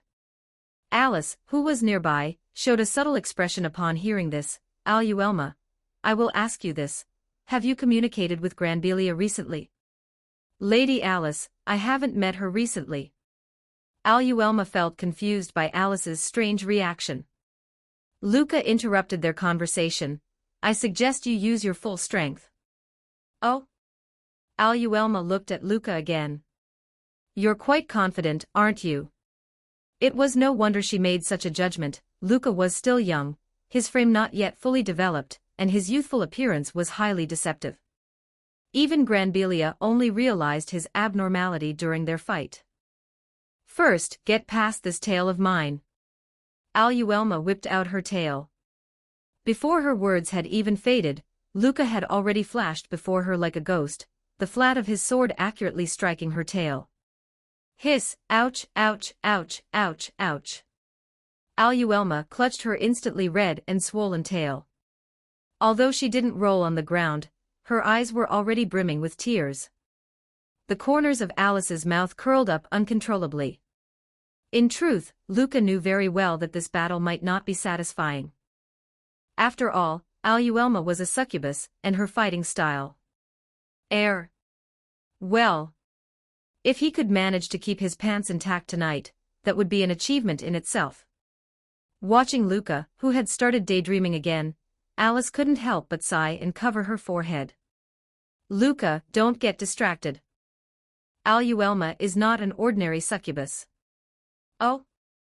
Luca snapped back to reality, only to see the succubus before him clenching her fists. Her aura had completely changed. Aluelma assumed a standard fighting stance, her eyes sharp as knives. Luca, I am angry now. If I don't give you a few hard punches to vent my anger later, I won't let this go. Bang! 2 figures left the deck like arrows released from a bow, colliding violently on the surface of the sea. Fist winds and sword shadows intertwined, and every collision stirred up massive waves. The already turbulent sea became even more violent, and the entire ship was lifted high by the wind and waves, flipping in the air like a fallen leaf. Truly 2 madmen. Alice complained irritably, raising her hand to release a gentle magic to steadily protect the ship. Aluelma's figure suddenly blurred, and the next instant she was walking on the waves, closing in on Luca. Where she charged, the sea surface was plowed into a deep trench. So fast. Alarm bells rang in Luca's heart, and he instinctively parried with the Gog sword in front of him. Thud. A terrifying, immense force came from the sword. It was Aluelma's pure, violent straight punch. Luca felt his arm go numb, his body sliding backward uncontrollably. His feet carved 2 long white trails on the sea surface, and he was nearly swallowed by an incoming wave. Before he could even adjust his stance, the sound of something breaking the air attacked from the side. Aluelma's whip kick was like a battle axe, cutting through the dense curtain of rain and sweeping toward his ribs. The wind from her leg was so fierce it even briefly overpowered the roar of the surrounding wind and waves. Luca's pupils constricted. He pushed off with his feet, leaning back just in time to avoid it.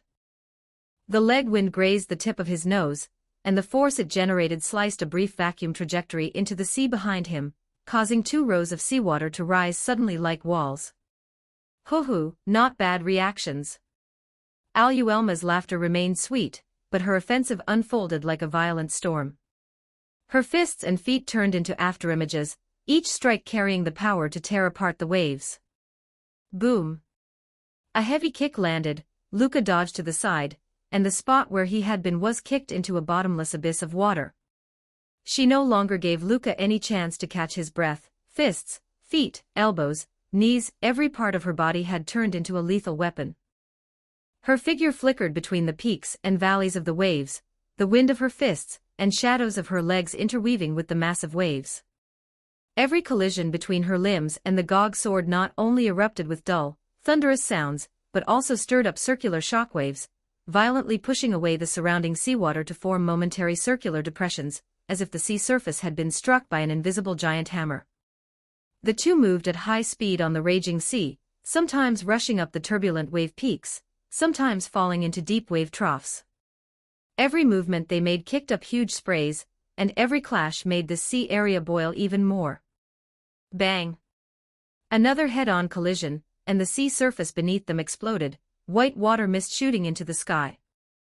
Luca used the force to backflip, landing lightly on a rising wave wall not far away, rising and falling with the waves. He panted slightly, his sword-wielding arm trembling faintly.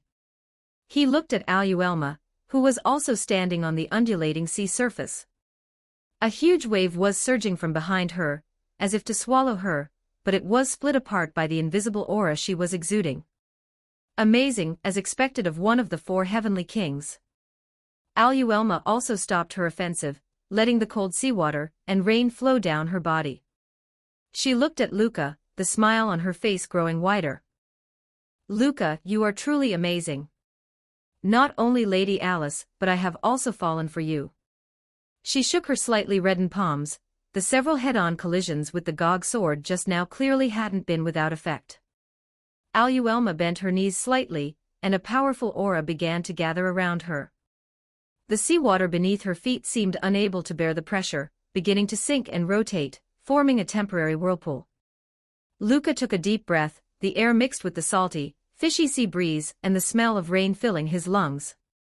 Just then, a giant wave far exceeding the previous ones rose like a mountain beside them, crashing down with an aura of total destruction.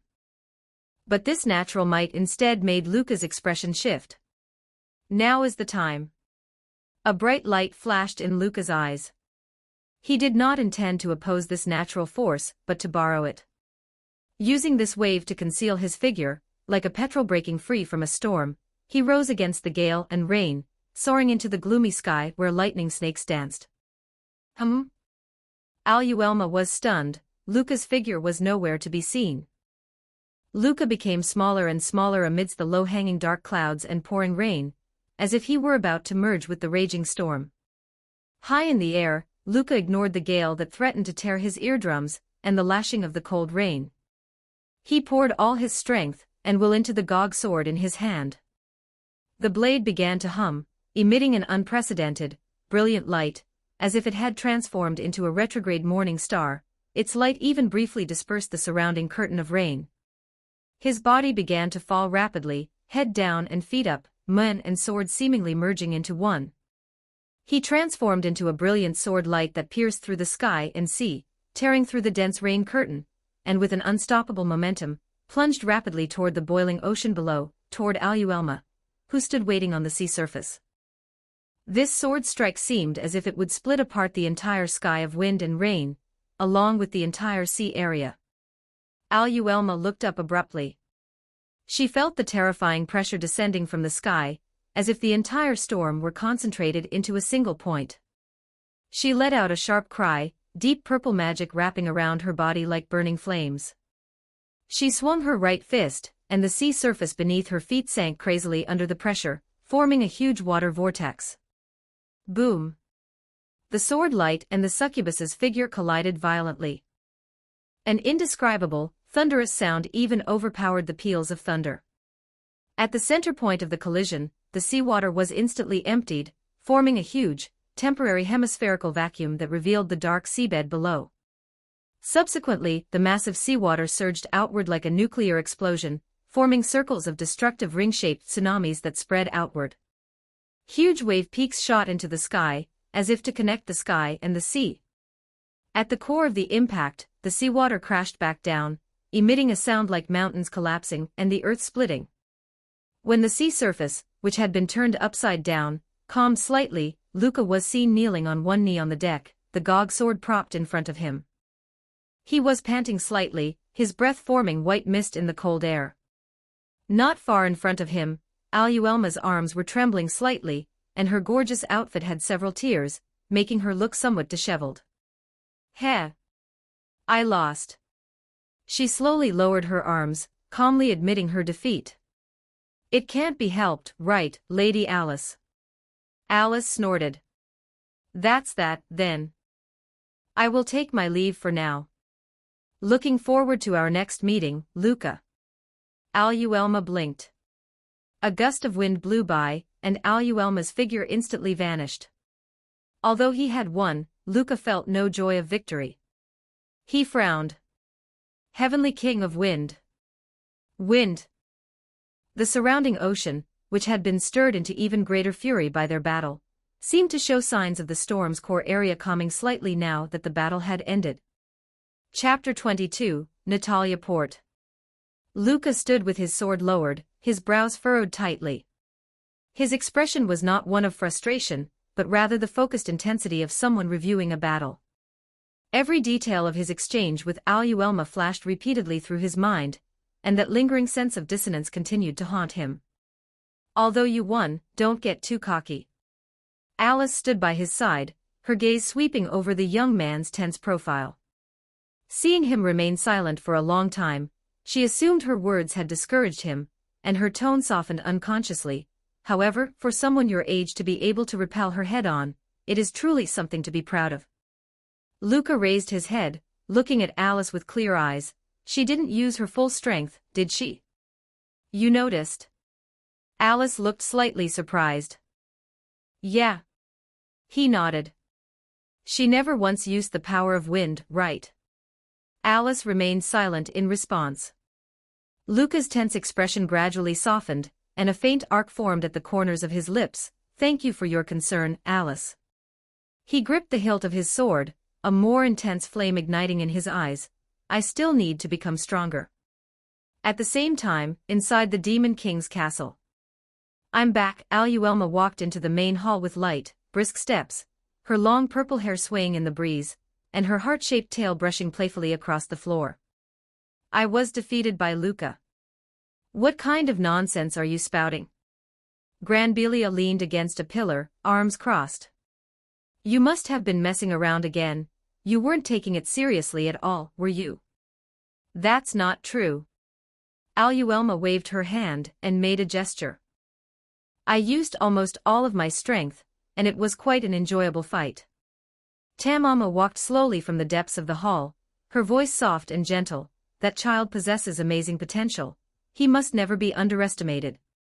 Is that so? Aluelma blinked. I think he's already quite strong now.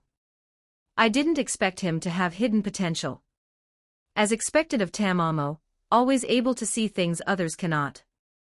Granbelia remained silent for a moment, her eyes flickering. The last time I saw him, his swordsmanship was completely that of a layman.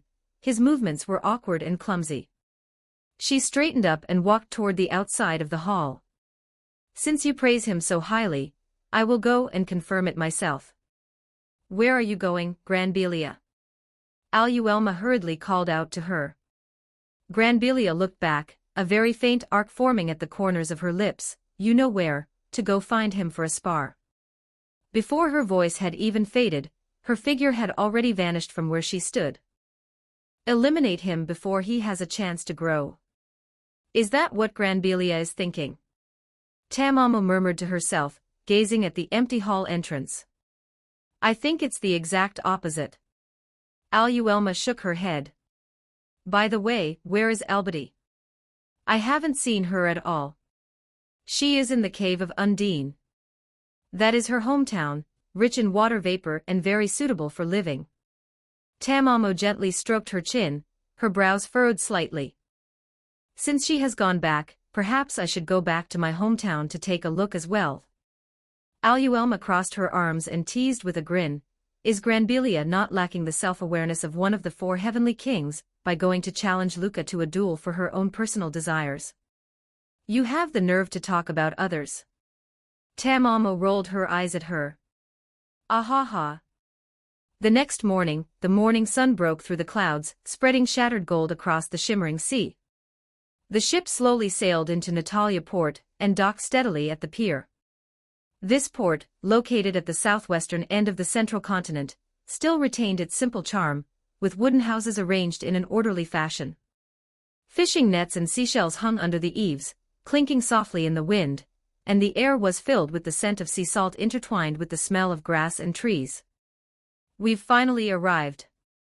Luca gently stroked the ship's railing, his eyes shining with novelty and excitement.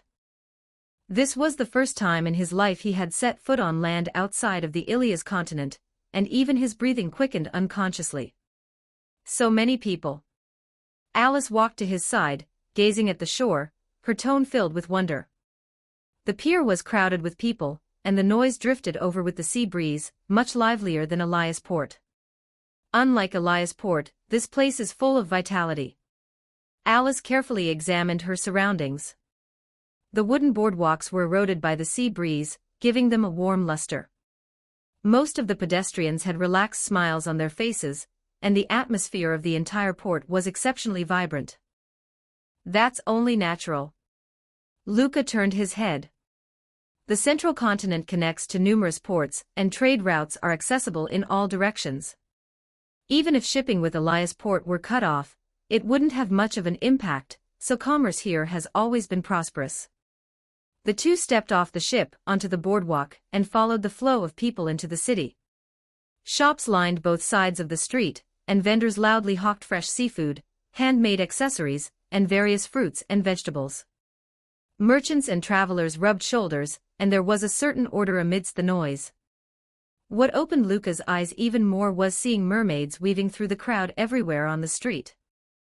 They wore simple clothing, their tail fins glistening with a lustrous sheen in the sunlight, skillfully swinging their tails as they walked on the stone-paved roads. Occasionally, a tail fin would brush across the ground, leaving a fleeting trail of water.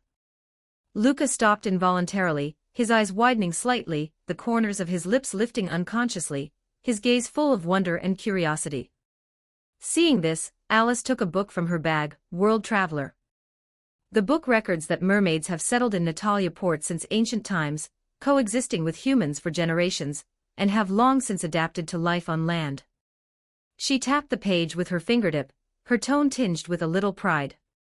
Is that so? Luca turned to look at Alice, his eyes gentle. Although it is only the coexistence of mermaids and humans, such a harmonious scene already gives people hope. Perhaps one day, humans and all monsters will be able to coexist peacefully like this. He secretly made up his mind to stay here for a few more days to fully experience the local customs and culture. By the way, where are we going next? Alice put away the guide and looked up to ask. Luca thought for a moment. Let's go to the city of Saint Ilia in the west first. They worship goddess Ilias there, the people are simple and honest, and they have always been friendly to traveling heroes. Are fake heroes welcome too? Alice raised an eyebrow, her tone teasing. Luca's cheeks flushed slightly. In my heart, I am a true hero. I don't really want to go. Alice pouted, her cheeks puffing out slightly. Cities that worship the goddess have too many rules, and the food there definitely won't be good. Luca shook his head helplessly. If the food isn't to your liking, I'll cook what you love to eat tonight. Is that all right? The corners of Alice's lips lifted secretly, a hint of a smile flashing in her eyes, but she deliberately remained silent. Just then, a gentle female voice came from the side. "Sorry to bother you both, could you spare a moment?" They turned their heads and saw a mermaid standing not far away. She was wearing a light blue cloth dress, her tail fin had silver patterns, and there was a look of urgency on her face. "May I ask what is the matter?" Luca stopped and asked gently. "Travelers, I have a request." The mermaid bowed slightly, her tone urgent, as if she were about to say something important. Bang! A deafening explosion suddenly erupted from the corner of the street, cutting off her words. The impact caused the ground to tremble slightly, dust instantly rose, and a pillar of black smoke shot straight into the sky.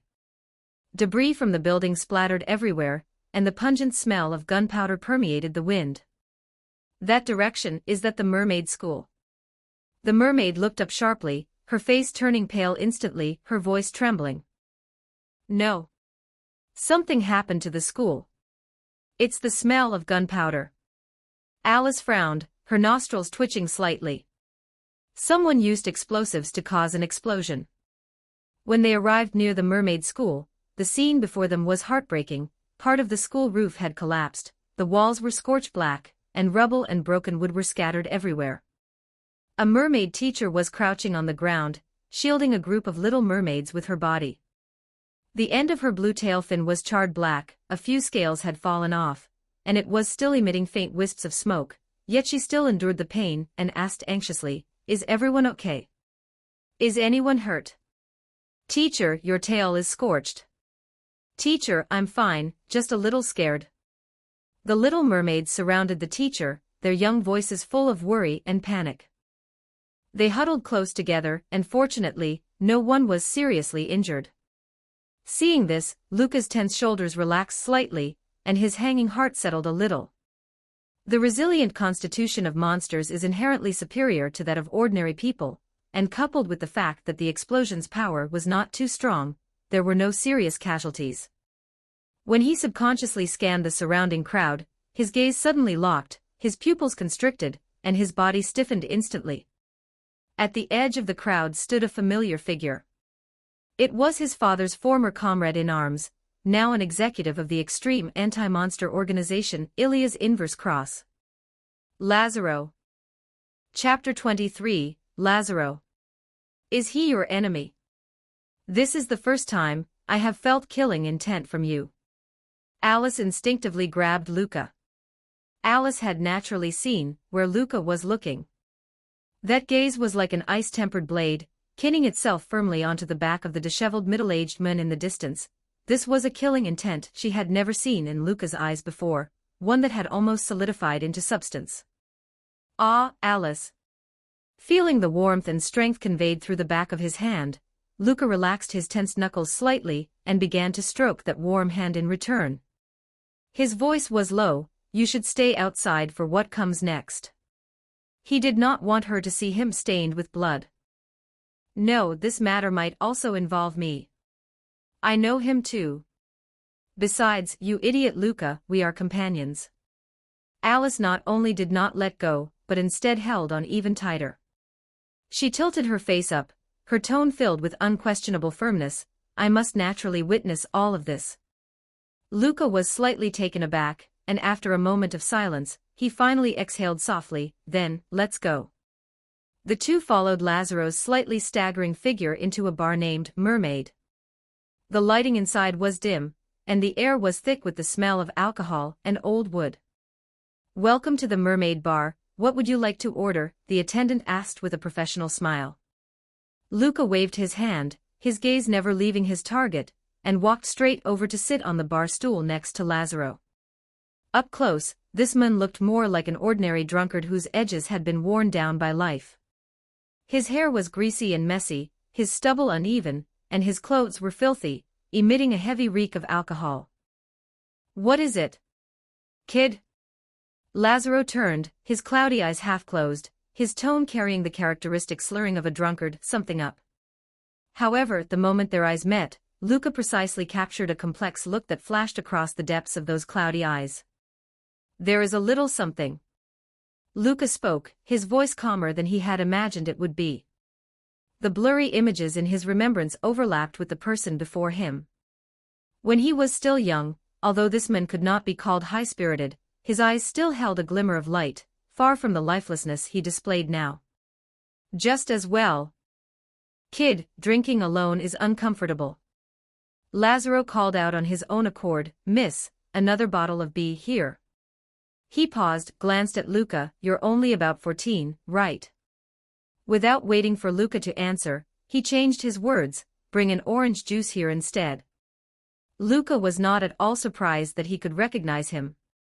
He just remained silent, and after the orange juice was brought over, he picked it up and took a small sip. The sweet and sour taste spread through his mouth, completely at odds with the tense atmosphere at that moment. A brief silence fell between the two, with only the sound of Lazaro swallowing whiskey being exceptionally clear. He was drinking Scotch whiskey, which, coincidentally, was also the favorite drink of Luca's father. "The explosion at the mermaid school earlier was your doing, right?" Luca spoke slowly, his voice kept very low. "Is this bar the next location for a terrorist attack?" "Oh?" Lazaro looked up, his drunken eyes seeming to clear for an instant. "You know me. My face shouldn't be that famous in this world, right?" "Don't play dumb, Lazaro." Luca's tone remained calm. Lazaro sighed deeply, and a thick scent of alcohol permeated the air. "Your eyes are exactly like his," he muttered, his gaze somewhat unfocused, "like my friend." He took another swig of alcohol, the amber liquid sloshing in the glass. "I didn't expect that even you would come out to become an adventurer." He examined Luca. "Good strength, you must have suffered a lot. Why on earth are you trying so hard? Power? Money? Fame? Beautiful women? Or is it revenge?" "Revenge?" Luca was slightly taken aback, then shook his head, his tone tinged with mockery. "Although my father died meaninglessly, that was his own fault. I will not take revenge against monsters." He raised his head, his gaze burning. "On the contrary, I will make humans and monsters coexist." "Coexistence, that's impossible." Lazaro seemed to have heard something ridiculous, froze for a moment, and then retorted in a hoarse voice. "Is that so? Then why do you take action?" Luca pressed. "For the companions killed by monsters and for my friends." Lazaro's voice carried a heavy weariness. "So you just slaughter more innocent lives?" Luca's eyes were very cold. "This is just your own wishful thinking. Aren't you also indulging in wishful thinking?" Lazaro raised his head, bestowing the name of justice upon your own wishful thinking, and then using force to coerce those who do not agree with you. How is that any different from what I do? If you don't understand this point, you're just deluding yourself. Luca stared straight at him without flinching. "I believe all of this is right. I also believe that I am right." Lazaro downed the remaining wine in his glass, stood up, and slapped a few banknotes onto the bar counter. "At this point, I can no longer turn back." He stumbled towards the door, but when he reached it, he turned back in surprise, looking at Luca, who had silently followed behind him. "What's wrong? Do you still want to reminisce with your uncle?" "No." The black package that Luca had been carrying in his left hand now seemed exceptionally conspicuous. He stepped forward, his right hand suddenly grabbing Lazaro by the collar, his movement so fast that the other party had no time to react. "You forgot to take your things." Immediately after, he raised his voice and said to the attendant in the bar, who was stunned by this sudden change of events, "Apologies, clerk, I will come back later to compensate for the damage to the entrance." Before the words had even faded, bang. With a loud bang, Luca stomped hard on the ground, causing the stone road at the entrance of the bar to instantly crack. A terrifying wave of air erupted from him as the center, knocking pedestrians along the entire street off their feet, and screams filled the air. Before the dust and smoke had cleared, with another dull thud of landing, Luca's figure had already descended upon a desolate land far away from human habitation. He raised his left hand and tossed the black package into the air. At its highest point, the package suddenly unfolded to reveal a bomb, which exploded in midair. At the same time, he used force with his right hand, slamming Lazaro hard onto the ground. Cough, cough. Truly remarkable, Marcellus's son. Lazaro struggled to sit up, coughing, yet his face wore a strange expression. So, are you here for revenge? You are one of the biggest culprits destroying the coexistence of humans and monsters, and I am here to kill you. Luca's voice was as cold and hard as iron, with not a ripple of emotion to be heard. It seems you don't know anything at all. Lazaro shook his head. He paused, his cloudy eyes staring intently at Luca, and said word by word, "Your father was killed by me." Luca's movements froze for an instant. A dead silence permeated the air. Seeing Luca stiff and unmoving, Lazaro's expression turned manic. He betrayed his companions, he betrayed me. He was clearly taking revenge on monsters, just like me in the beginning. And what happened? I don't know what kind of madness took him, but he actually started secretly helping monsters. He was a traitor to humanity, so I killed him. He was not a traitor to humanity. Luca shook his head and slowly took out the charred half of a wooden sword from his bosom. Since you want to provoke me into killing you, then I will kill you. What are your last words? Lazaro chuckled softly, shook his head, and said nothing more. The battle ended very quickly. Or rather, it could not even be called a battle, but a one-sided, overwhelming conclusion. The two were not on the same level of strength at all. Looking at Lazaro, who had fallen to the ground and lay motionless with his chest pierced through, the killing intent surging in Luca's eyes gradually subsided, finally turning into a profound loneliness. He had no penchant for torturing others, he just silently began to work, using that half of a wooden sword and his hands to dig a simple pit in the wasteland, placing Lazaro's body into it, and then slowly burying it with soil and stones. Above the wilderness, the wind wailed, and only the newly piled mound of earth, along with the half of a wooden sword quietly stuck to the side, told the story of everything that had just occurred. Chapter 24, The Knot in the Heart. Inside the inn, the dim yellow lamplight elongated the shadows of the two figures, casting them onto the simple wooden walls. Luca sat on the edge of the bed, hands clasped, eyes lowered, as if trying to discern the trajectory of his past from the winding wood grain on the floor. Alice sat on an old chair opposite him, waiting quietly. Her silver hair glowed softly under the light, and her golden eyes watched him without blinking. "Thank you for staying with me, Alice." Luca finally looked up, his voice a bit raspy, but his gaze had regained its usual composure. "I feel much better."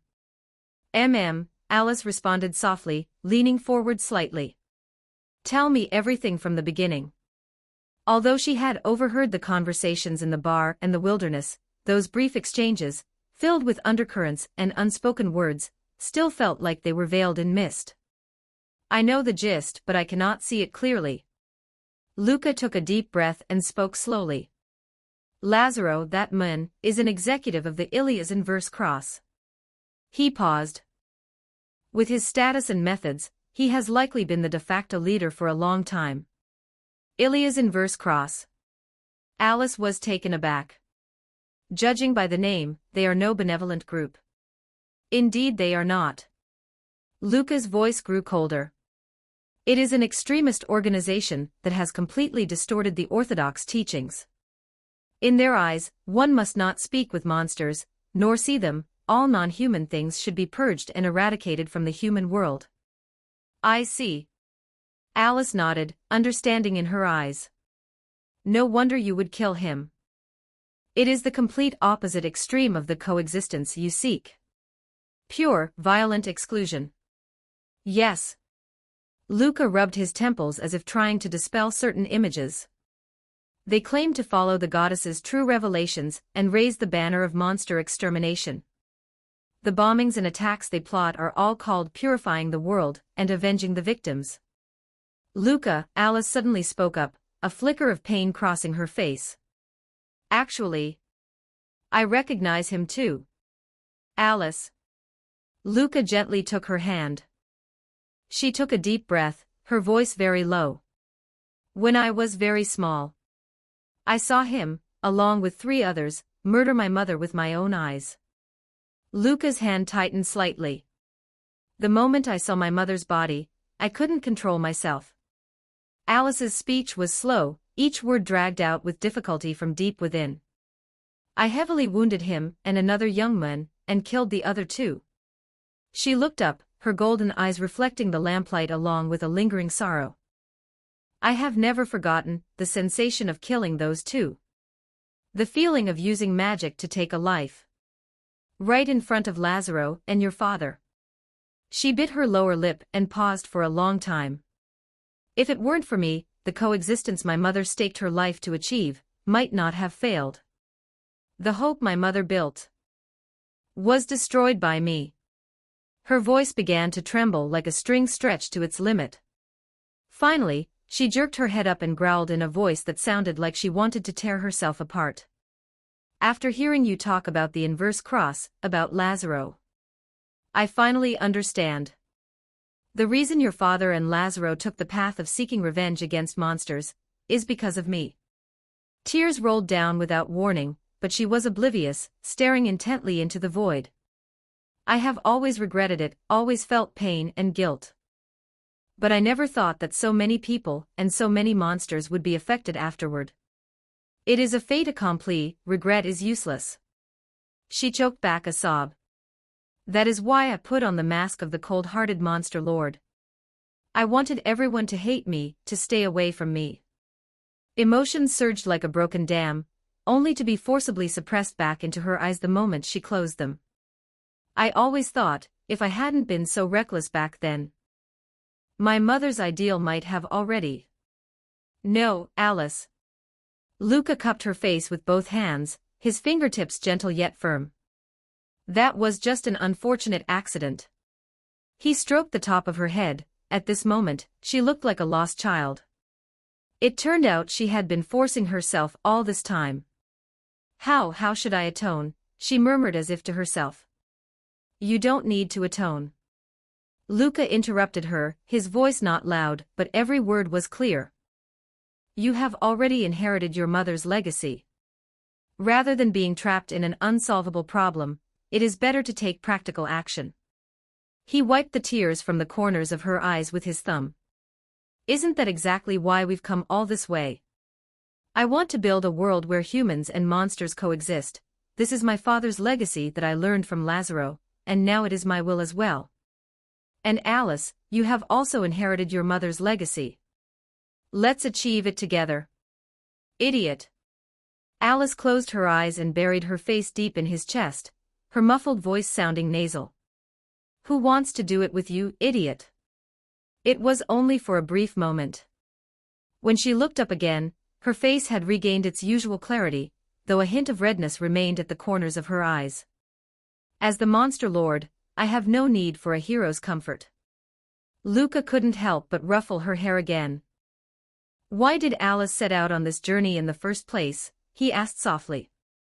I inherited my mother's legacy and sought to implement it in this era. She answered calmly, but the conflict between humans and monsters intensified, and the flames of war lurked everywhere. I was merely looking for a reason that would allow me to go to war with a clear conscience. She looked at Luca and suddenly gave a very soft, gentle smile. However, that expectation was let down. Although there are humans like those in the inverse cross in this world, there are also those willing to accept monsters. In that case, humans and monsters can surely coexist. Yeah. Luca squeezed her hand, his response like a vow. We will definitely make it happen. After the emotional outburst had subsided, a slight awkwardness settled between the two. After a moment of silence, Luca changed the subject. Could it be that they were the ones who caused the Lamina massacre? No, impossible. Luca shook his head, dismissing his own thought before Alice could even speak, his tone certain. Lazaro's organization is dangerous, but their methods lean more toward terrorist attacks and inciting hatred. Setting aside the fact that both humans and monsters were slaughtered indiscriminately in the Lamina incident, they clearly do not possess the overwhelming military force required to completely purge an entire city. Alice shook her head and added, You've overlooked the most important point. The specific time the Lamina massacre occurred was prior to the time of my mother's death. And the Ilia's inverse cross was established after my mother's death. Luca was slightly stunned, then nodded. He had gotten the timeline mixed up. It must have been that after the Lamina massacre occurred, his father believed it was the work of monsters. Thus, once he grew strong, he formed a heroes' party to subjugate the monster lord. In the end, they were nearly wiped out, which then led to the founding of the Ilias in verse cross. The inn-room fell into a momentary silence, with only the faint sounds of the town streets drifting in from outside. Changing the subject, Alice stood up, pressing her hand against her abdomen, her delicate brows furrowing slightly. I am hungry. Whoa. Stop it. Alice. Chapter 25, St. Ilia City. A few days later, the two set off on their journey to St. Ilia City. St. Ilia City did not originate as an ordinary settlement or fortress, but rather as a grand, sacred cathedral. Over the years, with this cathedral as its core, faith and people continuously gathered, eventually developing into a unique religious nation. The supreme ruler here is not a king in the secular sense, but a religious leader known as the supreme bishop, who also serves as the kingdom's leader. Legend has it that one of the duties this king is most passionate about is guiding the heroes. Therefore, this place has become a pilgrimage site yearned for by countless heroes across the continent who harbor dreams or ambitions. Before even entering the city, Luca and Alice could feel the bustle of this holy land. In the plaza in front of the royal palace, a winding long line of people waiting for an audience formed, dressed in various attire, from well-equipped warriors to youths in simple clothing. All wore expressions of anticipation or nervousness. Luca was quite curious about this. He was curious about what this rumored religious city truly looked like, and also about what the supreme bishop's so-called guiding the heroes was all about. He straightened his collar, put on a serious expression that could barely pass for a hero, and took Alice to the end of the line. Hey, you're here to seek an audience with His Majesty the King, right? A city guard wearing gleaming armor with a meticulous expression stopped them, and handed over a scroll. Please fill in your name, place of origin, and other information on the audience permit. Luca took the application form and quickly scanned it. The content was very simple, mainly identity information, and it did not contain the sections he had secretly worried about, such as have you received baptism from the Orthodox Ilias Church? He breathed a sigh of relief inwardly and picked up a pen to fill in Luca and the name of his birthplace. The soldier took back the application and looked at it carefully. The fastest it takes to complete the audience procedure is 3 days. Before that, please remain within St. Ilia City and wait for the summons notification. During this time, please follow the city rules and do not cause any trouble. What a pain. Before Luca could speak, Alice muttered beside him. She crossed her arms with an impatient look, a mere human king, yet he's so full of himself. All right. Luca hurriedly pulled the displeased Alice along, nodded to the soldier, and walked quickly through the city gate. Once they stepped into the city, the scene was vastly different from the outside. The streets were wide and clean, and the buildings on both sides were mostly built of white stone, with solemn and uniform designs. Towering spires and exquisite reliefs could be seen everywhere. The walls and arcades were decorated with a large number of murals, mosaics, and sculptures depicting the deeds of goddess Ilias and the angels under her command. The atmosphere of religious art was so thick it was almost suffocating. The air was filled with a faint scent of incense and an atmosphere of solemn tranquility. Luca looked around with great interest, his gaze frequently drawn to those magnificent buildings or exquisite artworks. In comparison, Alice seemed quite uninterested. This is. Luca stopped in front of an especially tall and imposing statue. The statue was carved from pure white marble, depicting a dignified and beautiful woman with her arms open as if embracing the world, with light-like reliefs unfolding behind her. This must be the famous holy statue of the magnificent and splendid goddess Ilias, right? Luca looked up, his tone filled with admiration. It's truly magnificent. This is something even Ilias' temple doesn't have. Yeah, sure. Alice stood beside him, her eyes wandering off somewhere else. Luca didn't mind and recalled the relevant legend to himself. Legend says that goddess Ilias first created a man and a woman, and then the two of them, having received guidance, and their descendants were granted this statue. Yeah, sure. Alice replied perfunctorily. Seeing Alice looking bored to the point of resting in place, Luca smiled helplessly and tugged her sleeve gently. Anyway, just bear with it for now. The guard said we have to wait at least 3 days to see the king. We can use this time to get familiar with the environment. 3 days. Alice dragged out her voice, her face written with despair. I'm bored to death. She suddenly turned her face, her golden eyes staring at Luca with a hint of suspicion. Wait, this isn't some scheme of yours, is it, Luca? Tricking the Demon King into a place full of statues and preaching, so she dies of depression from extreme boredom, and then the world is at peace. Luca held back his laughter and nodded seriously. Yeah, that's it, you've seen right through me. I was also planning, if you luckily didn't die of boredom, to put some special seasoning in your food tonight. Humph. Alice puffed up her cheeks and turned away, but her footsteps still followed Luca as they continued to wander around the city.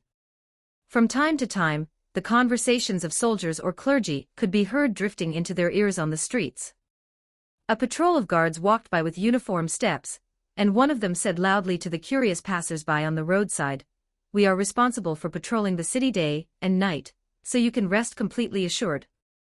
With us here, not a single monster will be able to sneak into this holy city." The voice was loud and full of pride. Luca, Demon King Alice. On the other side, a priest wearing white robes was explaining to a group of people who were clearly foreign pilgrims. 1,000 years ago, the great war between the divine Lady Ilias and the evil first-generation Demon King, and her army of demons broke out. That war shook the heavens and earth, and the stars lost their luster. In the end, under the glorious guidance of Lady Ilias, the Angel Legion achieved a brilliant victory, defeated the Demon King, and guarded the world's order. Today, remnants of that great war still remain all over the continent. Walking past another street corner, they heard a passing warrior who looked quite well equipped saying excitedly to his companion, "It is said that the legendary sword of the goddess is kept in this city. It is kept personally by the king of Saint Ilia. Only the hero who is truly recognized and chosen by the goddess and the king will be granted this precious sword." In front of a pillar, 2 lazy attendants were whispering to each other, "You weren't in the city this morning." A deafening noise suddenly came from the audience hall, and the whole city trembled. Everyone thought it was an earthquake. But the king said it was nothing major and had the soldiers dispersed to patrol. The two walked aimlessly and thought about visiting the library, but were stopped by guards, who said that no one could enter without the king's permission. Unknowingly, they arrived in front of a magnificent building near the city center. The huge archgate was open, revealing an extremely vast space inside. The high dome depicted scenes of heaven, and stained glass windows filtered the sunlight into colorful hues that were cast onto the smooth stone floor. This was a grand auditorium, seemingly used for large-scale prayers or ceremonies. Wow! Standing at the entrance, Luca couldn't help but let out a soft exclamation. This is my first time seeing such a majestic and vast auditorium. Humph! Alice stood beside him and glanced inside. The main hall of the Demon King's castle is several times wider than this. Luca smiled and did not refute. He walked to the front of the auditorium, faced the huge holy statue of Ilias, lowered his head slightly, pressed his hands together, and prayed in a low voice, "I hope the journey will be smooth and safe, and I also hope that this world can change in a better direction." After praying, he turned his head to look at Alice and joked, "Alice, would you like to try it too?" Alice rolled her eyes and replied in a clear and undisguised voice, "Idiot. What I'm thinking about right now is turning this city full of hypocritical light, along with these stone statues, into ashes, and then finding that Ilias and wiping her out too." Shoo! Luca was so scared he almost jumped up, looking around in a panic to ensure no other believers or clergy nearby had noticed this shocking statement, before grabbing Alice's hand and quickly leading her away from the auditorium, almost half-dragging her. Alice let him pull her, but a faint, fleeting smile of mischief-fulfilled appeared on her face. Chapter 26, King of Saint Ilia. Just as he was heading toward the resting area previously indicated by the soldiers, a slightly hurried call came from behind, stopping Luca. "Hey, please wait. Is that Lord Luca?" Luca turned around and saw two court attendants, dressed in exquisite attire, and wearing holy emblems on their chests, walking quickly toward him. Their expressions were a mixture of respect and an indescribable sense of urgency. His Majesty has ordered to see you now. Please follow us to the royal palace immediately. One of the attendants bowed slightly, his tone brooking no argument. Ah, all right. Luca felt slightly surprised. He had expected to wait at least 3 days, he hadn't thought the summons would come so quickly. He exchanged a glance with Alice, then followed the attendant's pace. The audience hall was far more magnificent than the grand hall they had passed earlier, and it also felt deeper and colder. The high dome seemed unreachable, hidden in the shadows. On the massive stone pillars on both sides were carved intricate figures of saints and angels, but under the illumination of the perpetually burning holy braziers' slightly pale flames, those sacred faces seemed to be stretched into twisted shadows, flickering uneasily with the firelight. The air was filled with a scent of frankincense and myrrh so thick it was almost stifling, attempting to mask everything. Yet, beneath that cloying fragrance, Luca's keen sense of smell still caught something deeper, like the damp, cold stones of an old basement, like the subtle corrosion of iron, and like some indescribable, cold and viscous aftertaste. Even more incongruous was a hole in the ceiling of the hall, for reasons unknown, that allowed one to look directly at the sky. The throne was situated atop dozens of steps that were excessively white and smooth, almost capable of reflecting blurred silhouettes.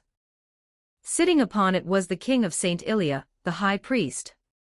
At first glance, he truly fit the image of a wise and benevolent religious leader perfectly. He wore a pure white robe inlaid with intricate golden sacred geometric patterns. Those patterns flowed under the firelight, occasionally creating a fleeting illusion that made one dizzy. He wore a simple platinum crown, and every strand of his silver-white hair and neatly trimmed beard seemed to have been meticulously calculated. His face was gentle, with a hint of a compassionate smile playing on his lips, and his eyes rested calmly on Luca.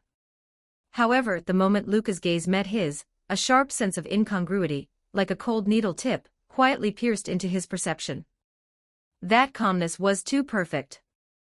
Luca instinctively felt a slight nausea, a warning from his intuition. You may withdraw. The king spoke. As you command. The attendants and the 2 rows of guards standing like statues in the distance replied in unison. They retreated from the hall with precise speed, and the heavy golden-laid doors closed silently. After a soft click, the inside and outside were completely isolated. In an instant, an immense silence swallowed everything. Only the king on the throne, Luca below the steps, and Alice, who stood slightly behind Luca, narrowed her eyes and scanned the entire hall with a gaze that made no effort to hide her suspicion, remained. The crackling of the holy fire now seemed exceptionally clear, even somewhat jarring. You have not yet received baptism, have you, traveler from afar? The king said slowly, his gaze moving over Luca. This was not a question, but a confirmation. Luca felt a slight tremor in his heart, suppressed the discomfort, and answered truthfully, Yes, your Majesty, I have not received baptism. Ah. Indeed, exactly as the crystal-clear revelation, perfectly consistent. The king's voice suddenly began to tremble. He slowly raised his aged yet abnormally steady hand. As his white robe sleeve slid down, the exposed skin of his wrist appeared unnaturally pale and smooth in the firelight.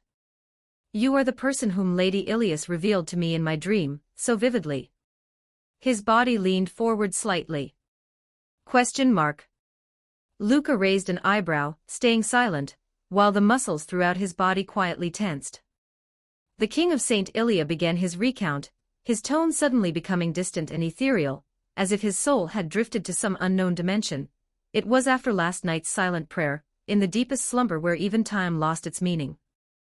Lady Ilias's sacred form, bearing supreme glory, descended without warning into my humble dream. His gaze became unfocused, staring into the void of darkness somewhere on the dome. A complex expression, mixing extreme ecstasy with a kind of spasmodic pain, appeared on his face, and the arc of his widening mouth grew larger, that incomparable, soul-piercing aura of holiness, that beauty beyond all earthly imagination, pure to the point of trembling, that overflowing with love for all things compassionate. None of that matters. Alice's impatient voice was like a sharp blade, cutting through the king's increasingly psychedelic, self-hypnotic tone and atmosphere. She crossed her arms and stared directly at the throne without any respect. Get to the point. My patience is running out. She could feel that the unpleasant smell in the air was gradually intensifying along with the king's words. Cold sweat slightly seeped from Luca's temple as he glanced nervously at the king. However, the expected anger did not appear. The nearly spasmodic, fanatical expression on the king's face was wiped away, as if by an invisible hand, returning to that smooth, extremely calm appearance, so fast it made one's skin crawl. He didn't even cast a glance at Alice, as if she were just insignificant background noise. His refocused eyes remained locked tightly onto Luca. In any case, the king's tone was steadier than before. The goddess prophesied to me thus: a young traveler named Luca, who has not been baptized, is about to arrive. He is a hero burdened with blessings, and fate will guide him onto the journey to crusade against the demon king. He repeated it word for word, every syllable clear and slow, with even emphasis. Let him visit the 3 ancient sages living on this continent, demonstrate his will and strength to them, and win their approval. Afterwards, I will, through your hand, bestow upon him the sword of the goddess that only a true hero can wield. Having said this, the king's voice came to an abrupt halt. The corner of his right eye twitched ever so slightly, as if a tiny electric current had passed through it. Immediately after, the corners of his mouth began to curl upward. The arc grew larger and larger, more and more exaggerated, almost tearing through that calm mask to reveal the non-human structure beneath. His voice suddenly dropped but became even clearer, carrying a sticky, peculiar rhythm like a dream talk or a blasphemous prayer. He who wields this sword will be bathed in supreme glory. True glory.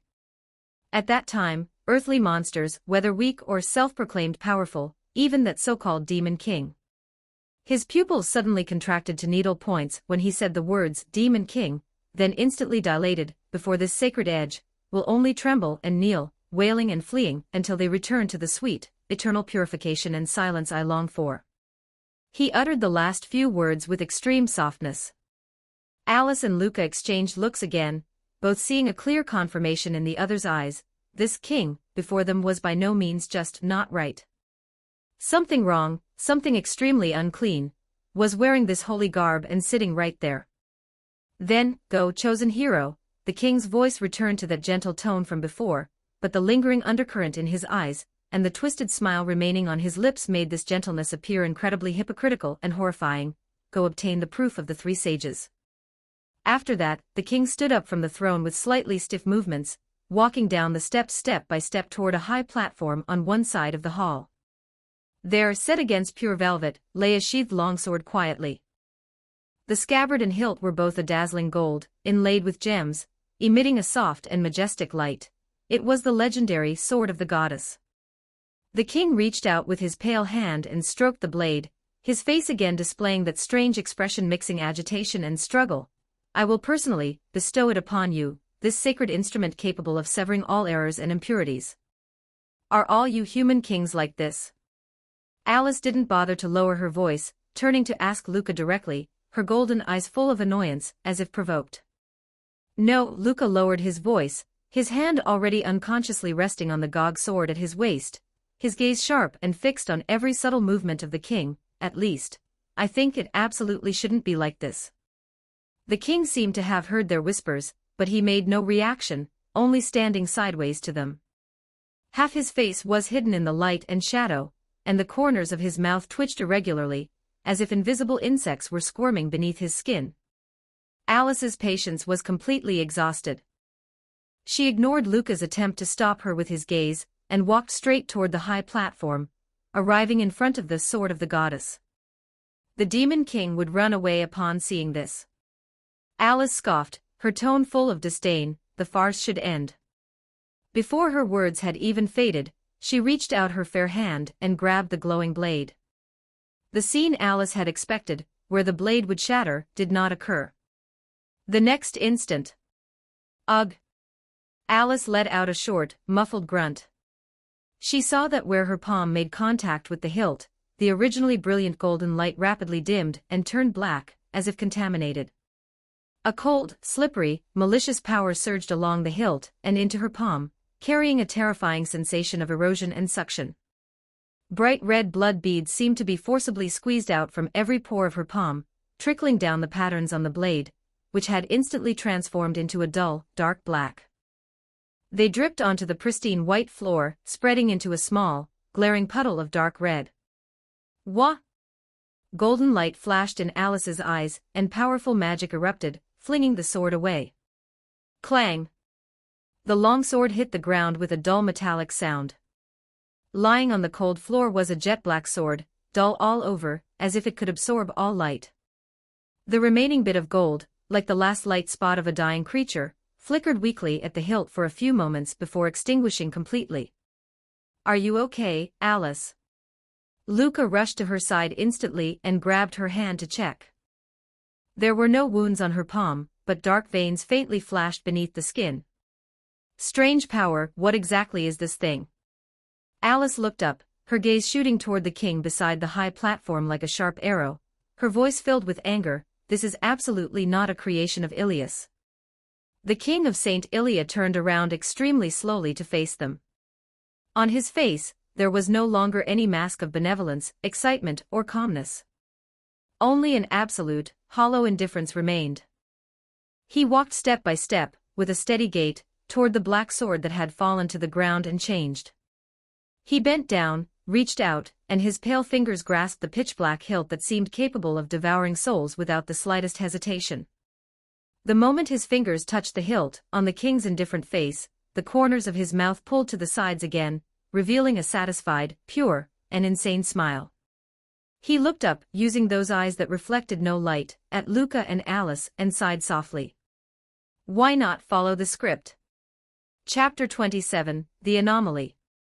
Just who are you? Alice's voice was kept very low, like a taut bowstring vibrating in the dead silence. Her gaze was locked onto the king of Saint Ilia, and the pitch-black longsword in his hand, which seemed forged from solidified midnight, and pulsed with an ominous rhythm. The numbness in her palm was fading, replaced by an even more unsettling erosion, cold and slimy, like invisible slime molds slowly crawling toward her spiritual core along her blood vessels and mana circuits. "That power definitely doesn't belong to Ilias," she said, enunciating each word. "What on earth is that?" The king slowly raised the hand holding the black sword, his movements stiff. The tip of the sword pointed diagonally toward the ground, the light-devouring darkness flowing over the blade's surface as if it were alive. He tilted his head, his neck making a faint crack sound. This," he spoke, his voice dry like sandpaper rubbing together, "this is the power belonging to Lady Ilias." When he spoke the name, Ilias, his facial muscles suddenly underwent a violent, uncontrollable spasm. His left eye snapped wide open while his right squinted, and the corners of his mouth pulled in opposite directions simultaneously.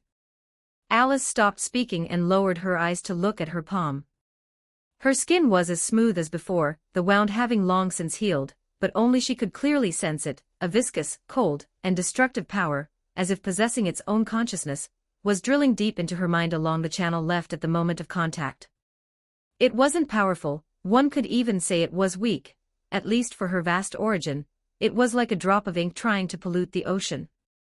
However, the trouble lay in the fact that it wasn't any form of power from this world that she was familiar with. It stubbornly clung to her existence like a speck of dust fallen into her hair, difficult to sweep away or disperse by conventional means. Even more problematic was that it was trying to undergo some kind of assimilation, or overriding with her own mana, and even her consciousness, slowly and silently eroding her mental boundaries. Alice had to divert a portion of her mind to construct a barrier of pure will to resist this pervasive, cold, and destructive erosion. Luca, seeing Alice's exceptionally solemn expression, understood that the situation was bad. His eyes sharpened and he exerted force with his feet, about to rush forward to try and subdue the king, while he seemed immersed in that twisted state, or at least seize that eerie black sword. "Don't touch that sword directly." Alice shouted a sharp warning, her voice carrying a rare sense of urgency. She knew all too well how sinister that thing was, If Luca touched it recklessly, the consequences might be even more severe than hers. While stopping Luca, Alice had already made her move.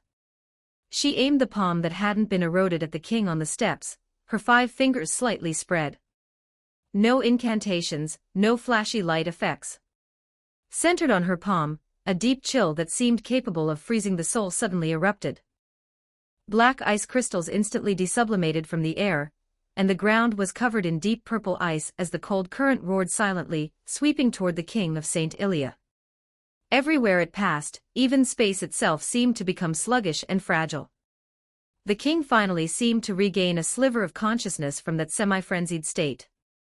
Looking at the fatal cold current rushing toward him, capable of freezing everything in an instant, the twisted expression on his face strangely calmed for a moment. Too late. He softly uttered those 2 words, his voice drifting like a sigh. Then, he didn't try to dodge or resist. Instead, at the very last moment before the cold current reached his body, he snapped his head up and turned his face toward the massive mural of Ilias on the hall wall. His expression froze at that instant. Crack! Deep purple ice crawled over his entire body at an alarming speed, from the soles of his feet to the top of his head, completely sealing him along with the black sword gripped in his hand within a crystal-clear, dark ice sculpture. Inside the ice sculpture, his final expression was eternally frozen, those hollow eyes were still looking at the goddess in the mural. However, neither Luca nor Alice relaxed their guard in the slightest just because the king had been instantly frozen. On the contrary, an even stronger sense of unease gripped their hearts. With the frozen black sword in the ice sculpture's hand as the origin, an abnormality occurred.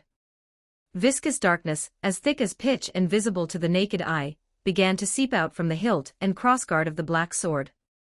Like shadows with a life of their own, it slowly spread and flowed in all directions.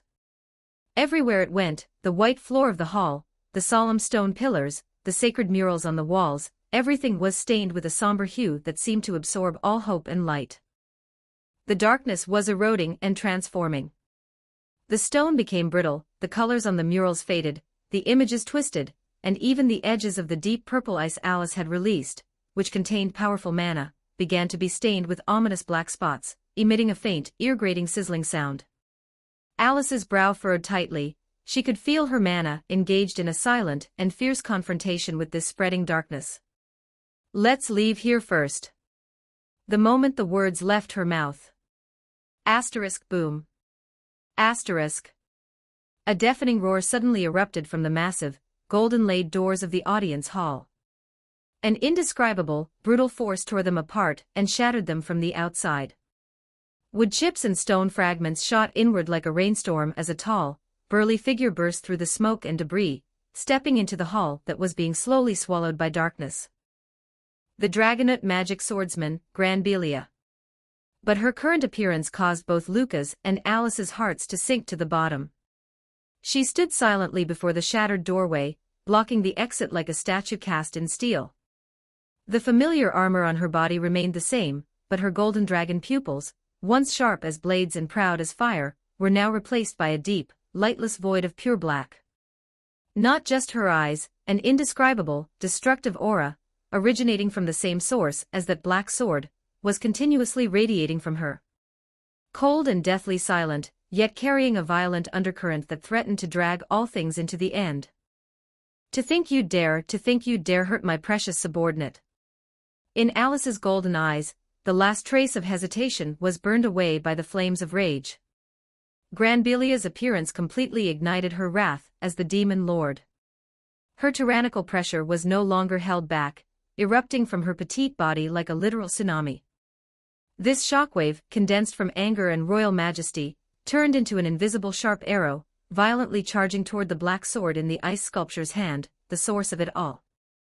Almost at the same time Alice erupted, Granbelia moved.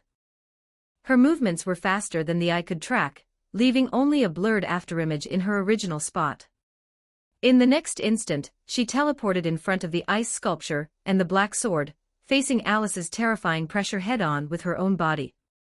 At the same time, Luca also moved. No words were needed, the unspoken understanding between him and Alice was displayed perfectly at this moment. The moment Granbelia stepped aside to block Alice's line of attack, Luca's figure also vanished from his spot, using the tiny gap created by her shift in defensive focus to dash forward, throwing a punch condensed with formidable power straight at Granbelia's side. The goal was to force her to move, or at least disrupt her defense. Granbelia's reaction was terrifyingly fast. Facing Luca's heavy, tricky punch, she didn't even turn her head, the wrist holding her sword twisted violently at an angle that defied joint logic, her scabbard sweeping toward Luca's fist like a scorpion's tail, while her waist twisted to the other side with incredible flexibility, narrowly avoiding the brunt of the punch. Bang! Fist and scabbard collided, producing a dull roar as air currents surged. The distraction Luca created, though brief enough to be almost negligible, was enough. Alice's invisible shockwave, condensed with the might of an enraged demon lord, bypassed the tiny gap Granbelia hadn't completely sealed, and slammed squarely into the black sword in the ice sculpture's hand. Crack, snap, boom.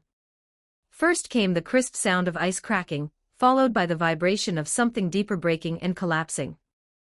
The demonic sword, emitting an ominous black light, shuddered violently under Alice's wrathful strike, and countless web-like cracks immediately surfaced on its blade. In the next moment, it didn't explode as expected, but silently shattered, turning into a cloud of fine black dust that seemed to swallow even light as it drifted away. Luca felt a sense of relief. However, the moment the black sword shattered, the viscous darkness in the hall that had been slowly spreading and contesting Alice's mana suddenly went berserk. They no longer tried to erode matter but instead contracted and converged inward frantically like a receding tide, at an unimaginably fast speed. All the darkness, along with the dust from the shattered black sword, collapsed in the blink of an eye toward the original position of the ice sculpture, condensing into a pure black sphere no larger than a fist that made one's heart tremble. The sphere floated quietly in the air, its surface as smooth as a mirror, when an irresistible, terrifying suction suddenly erupted from the black ball. What? Luca only had time to cry out before he felt his body lose control, as if grabbed by an invisible giant hand. The scene before him spun wildly as he was violently pulled toward that small black sphere.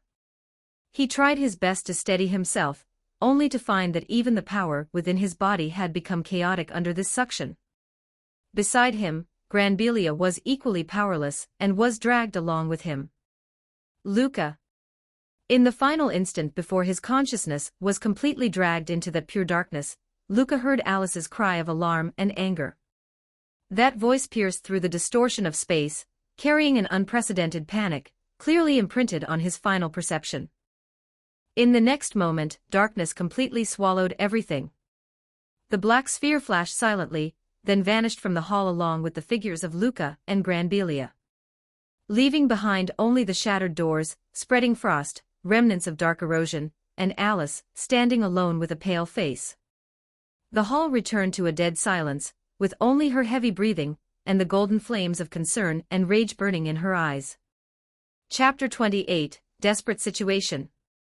For a long time, I have been alone. I am light, the manifestation of concepts, the embodiment of rules. I can never coexist with darkness, yet I have no one to communicate with outside of it.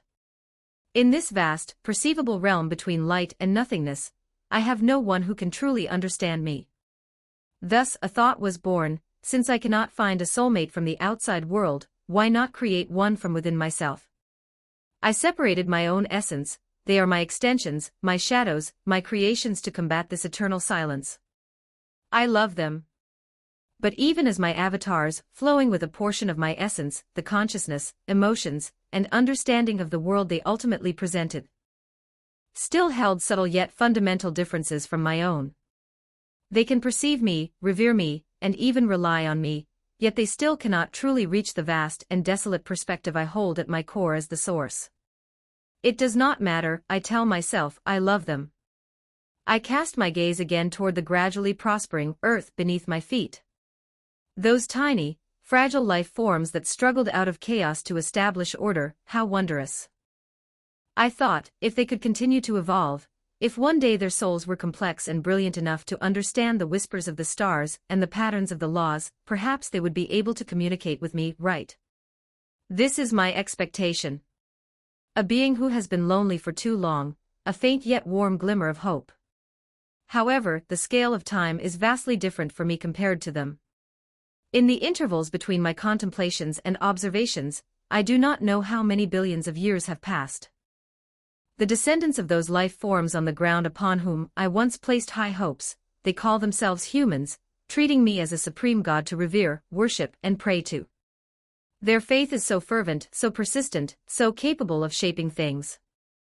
Unknowingly, I began to adjust my manifestation amidst their prayers, within their mythological portrayals, and before their collective imagination of what a god should be. A benevolent face, dignified demeanor, and an omniscient and omnipotent posture. I played the god they needed. I was busy responding to prayers, mediating disputes, displaying miracles, and maintaining the framework of order I established, upon which they rely for survival. I played the role so devotedly that I almost forgot that initial, deeply ingrained loneliness. The dream shattered abruptly.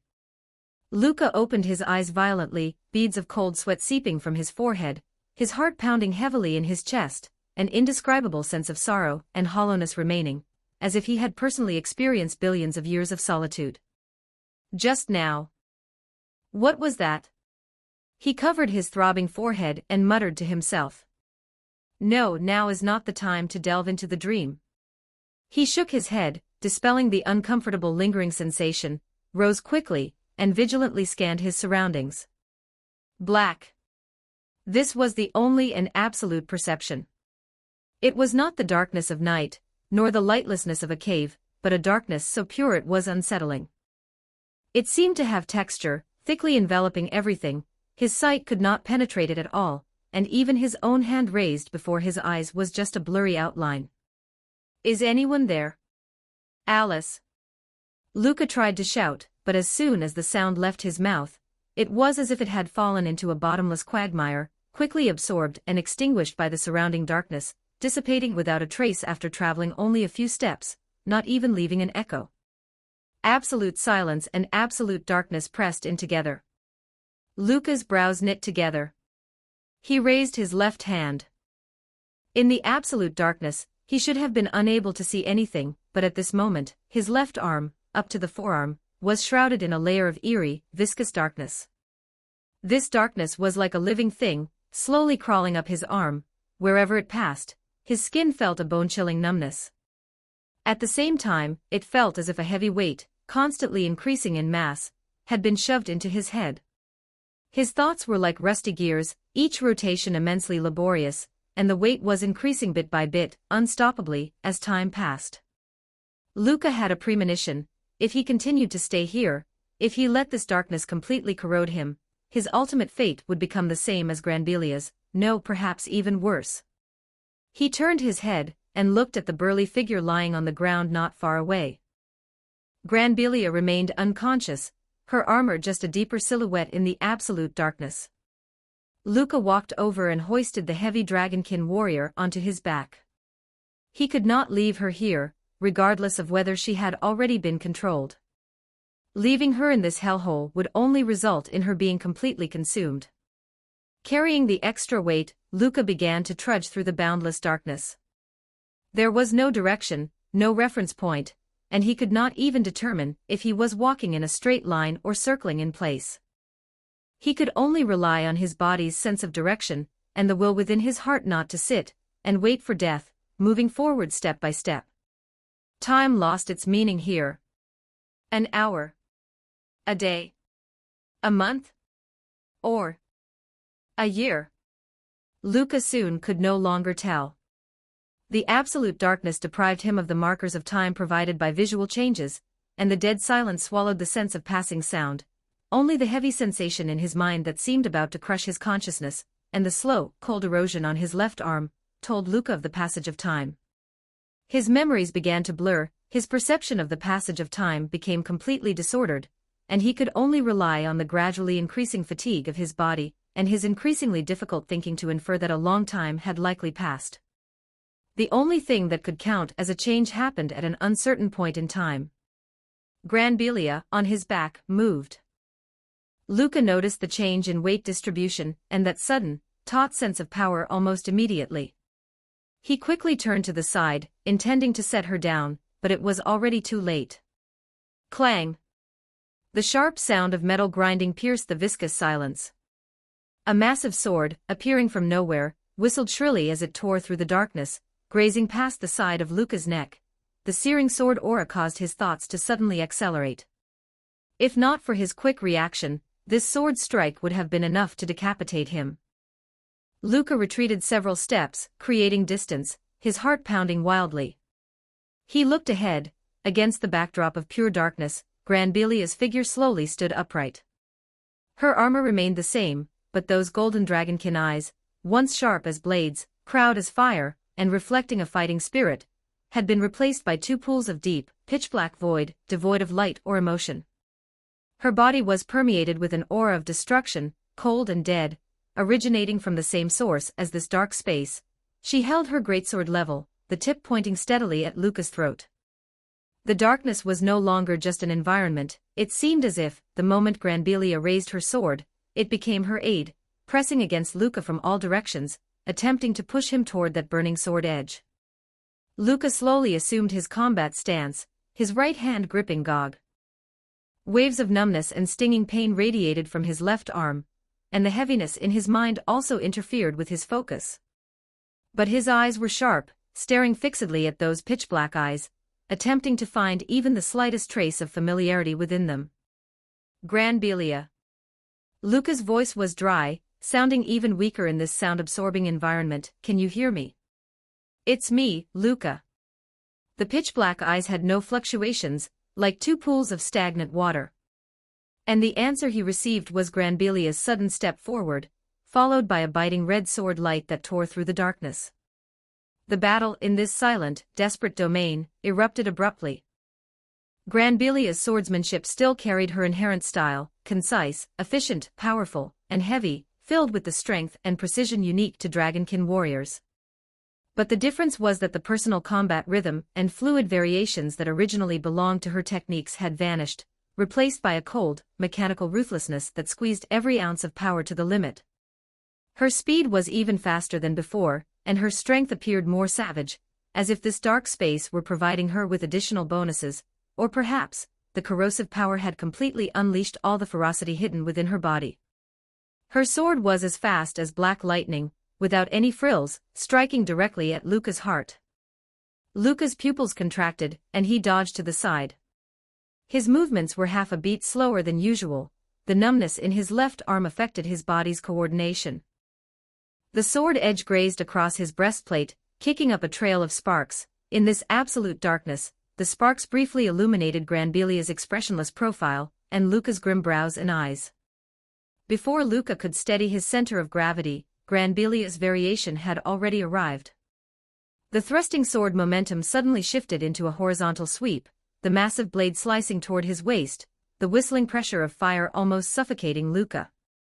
He had no choice but to lean back, barely dodging with an iron bridge maneuver. The sword wind grazed his nose, bone-chillingly cold. Luca took the momentum to roll backward, creating distance, his breathing slightly rapid. In just 2 moves, he felt immense pressure. It was not just the increased strength of Granbilia after being controlled, but also because of this environment. The darkness swallowed most of his vision, and he relied almost entirely on intuition and hearing to judge attacks, while his opponent seemed completely unaffected.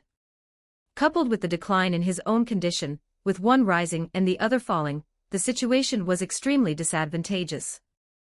Luca's eyes sharpened. The moment Granbilia's sword swung down, he did not retreat again, but instead pushed off with his feet, his body like an arrow released from a bow, rushing toward the side of the strike. Granbilia's strike trajectory adjusted slightly, but it was already too late to fully cover the path of Luca's advance. Luca grazed the sword edge and breached the inner circle, his left hand balled into a fist, concentrating power compressed to the extreme, and punched toward the joint of Granbilia's sword-wielding wrist. Bang! A dull sound of impact rang out, accompanied by a faint sound of bone dislocation. Granbilia's arm was knocked to the side, and the momentum of the greatsword instantly collapsed. But she seemed not to feel pain, her left hand striking toward Luca's abdomen with even greater speed. Luca, having succeeded with one blow, was already prepared, His form slid away like a fish, and at the same time, his left leg lashed out like a whip, sweeping toward Granbelia's lower stance. However, when his left leg exerted force, the numbness brought by the erosion suddenly intensified, causing his movement to be half a beat slower and his strength to be 30% weaker. Granbelia took the sweeping kick head-on, her figure only swaying slightly, and instead, using the moment Luca's leg power was spent, her right wrist, which had been knocked aside, twisted eerily, and the greatsword swept up again at a sharp angle, slicing toward the ribs Luca had exposed by kicking. At the critical moment, Luca, relying on his battle instincts honed through thousands of trials, forcibly twisted his body, while simultaneously bending his right arm to block with the Gog sword. Clang! The sword blade struck Luca's sword, again bursting with blinding sparks. Massive force came through, Luca groaned, sent staggering back several steps, his right arm throbbing with a sharp, numb pain. He panted heavily, looking at Granbelia, who was steadily approaching again.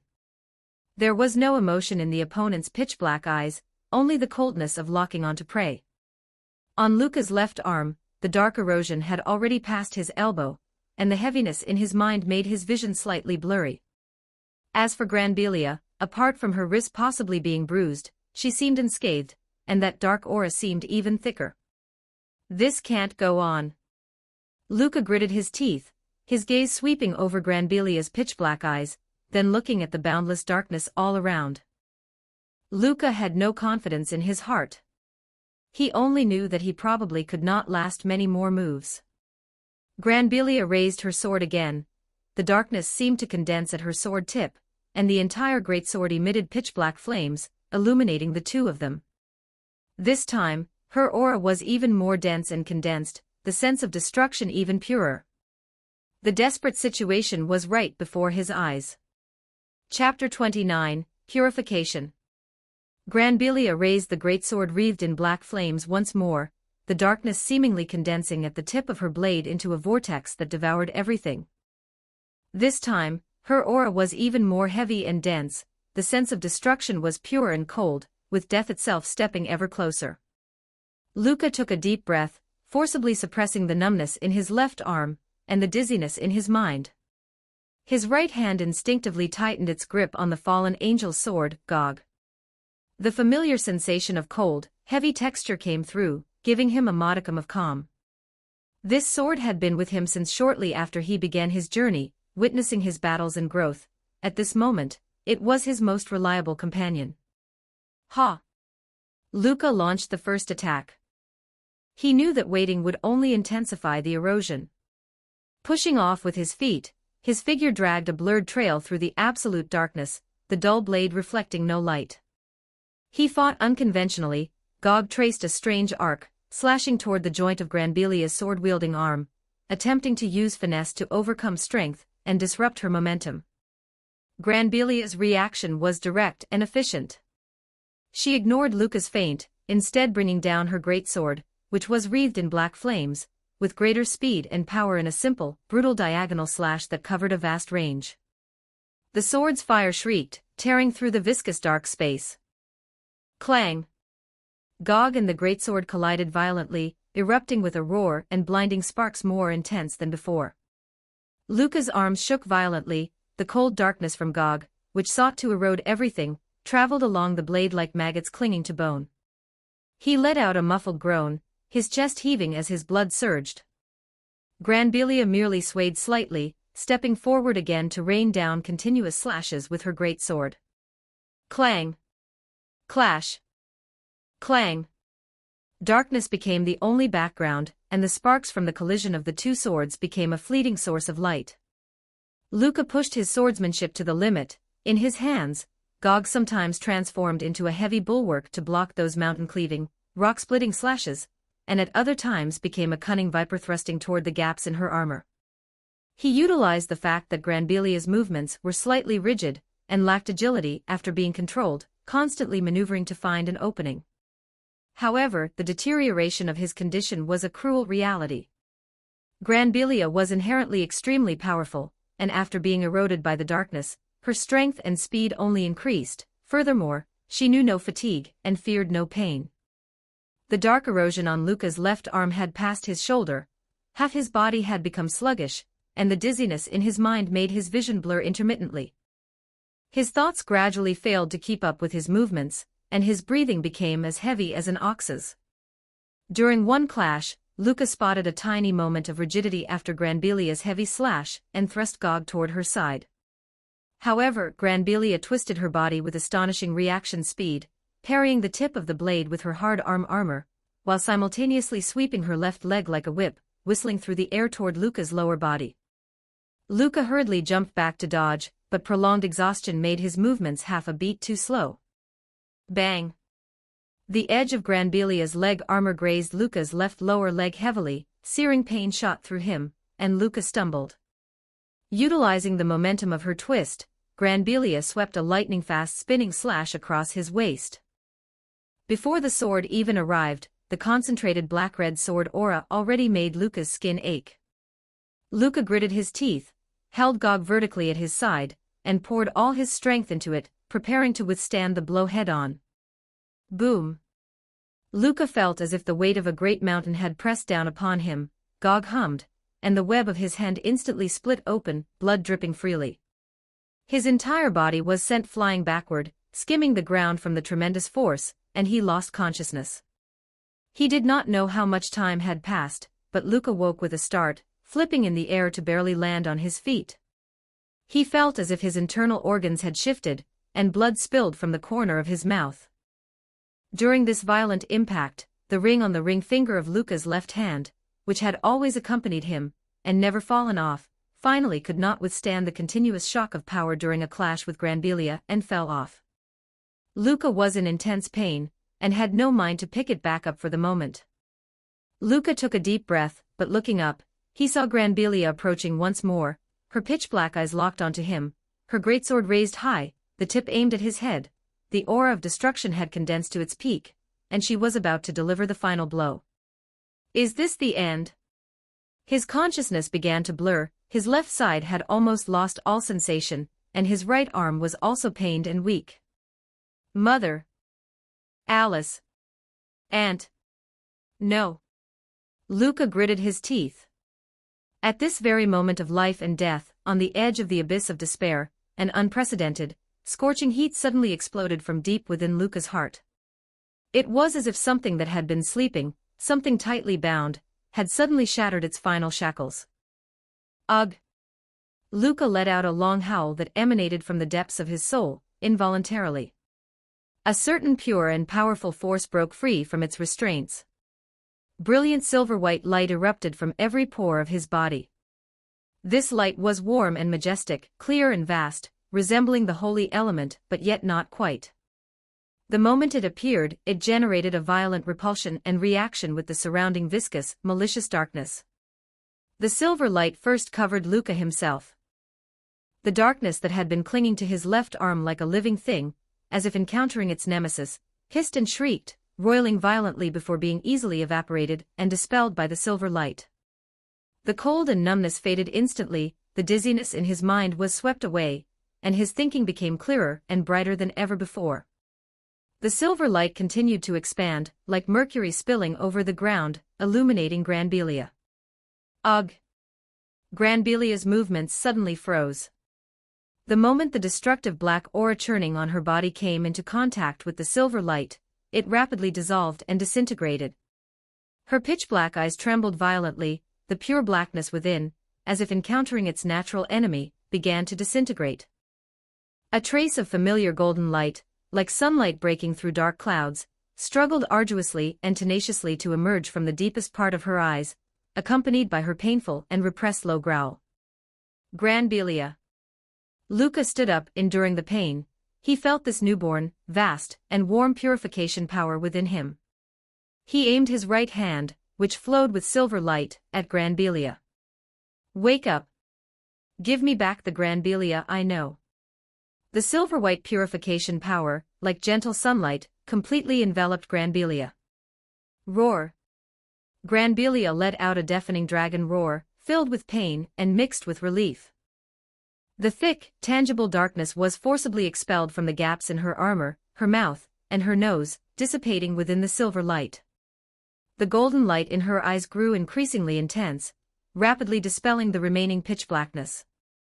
Her massive body swayed, and the greatsword clattered to the ground.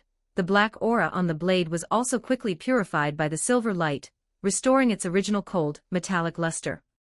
She knelt on one knee, gasping for air, and looked up at Luca, who was bathed in silver light. Luca. Lord Luca. Luca looked at the silver light flowing over his hands and body. He could feel that this power was similar to the holy element contained within Gog, yet it was completely different. The purification power did not stop. With Luca as the source, the silver-white light spread and permeated every corner of this boundless dark space with unstoppable force. Wherever it passed, the viscous darkness, like ignited stains, roiled and contracted violently, eventually turning into nothingness. Let's leave this place first. Luca felt the spatial tremors becoming more and more violent. He helped the weak Granbelia up, and went to a certain part of the space. With a sudden intuition, he poured out his silver-white power, forming a silver-white gate, and stepped through it.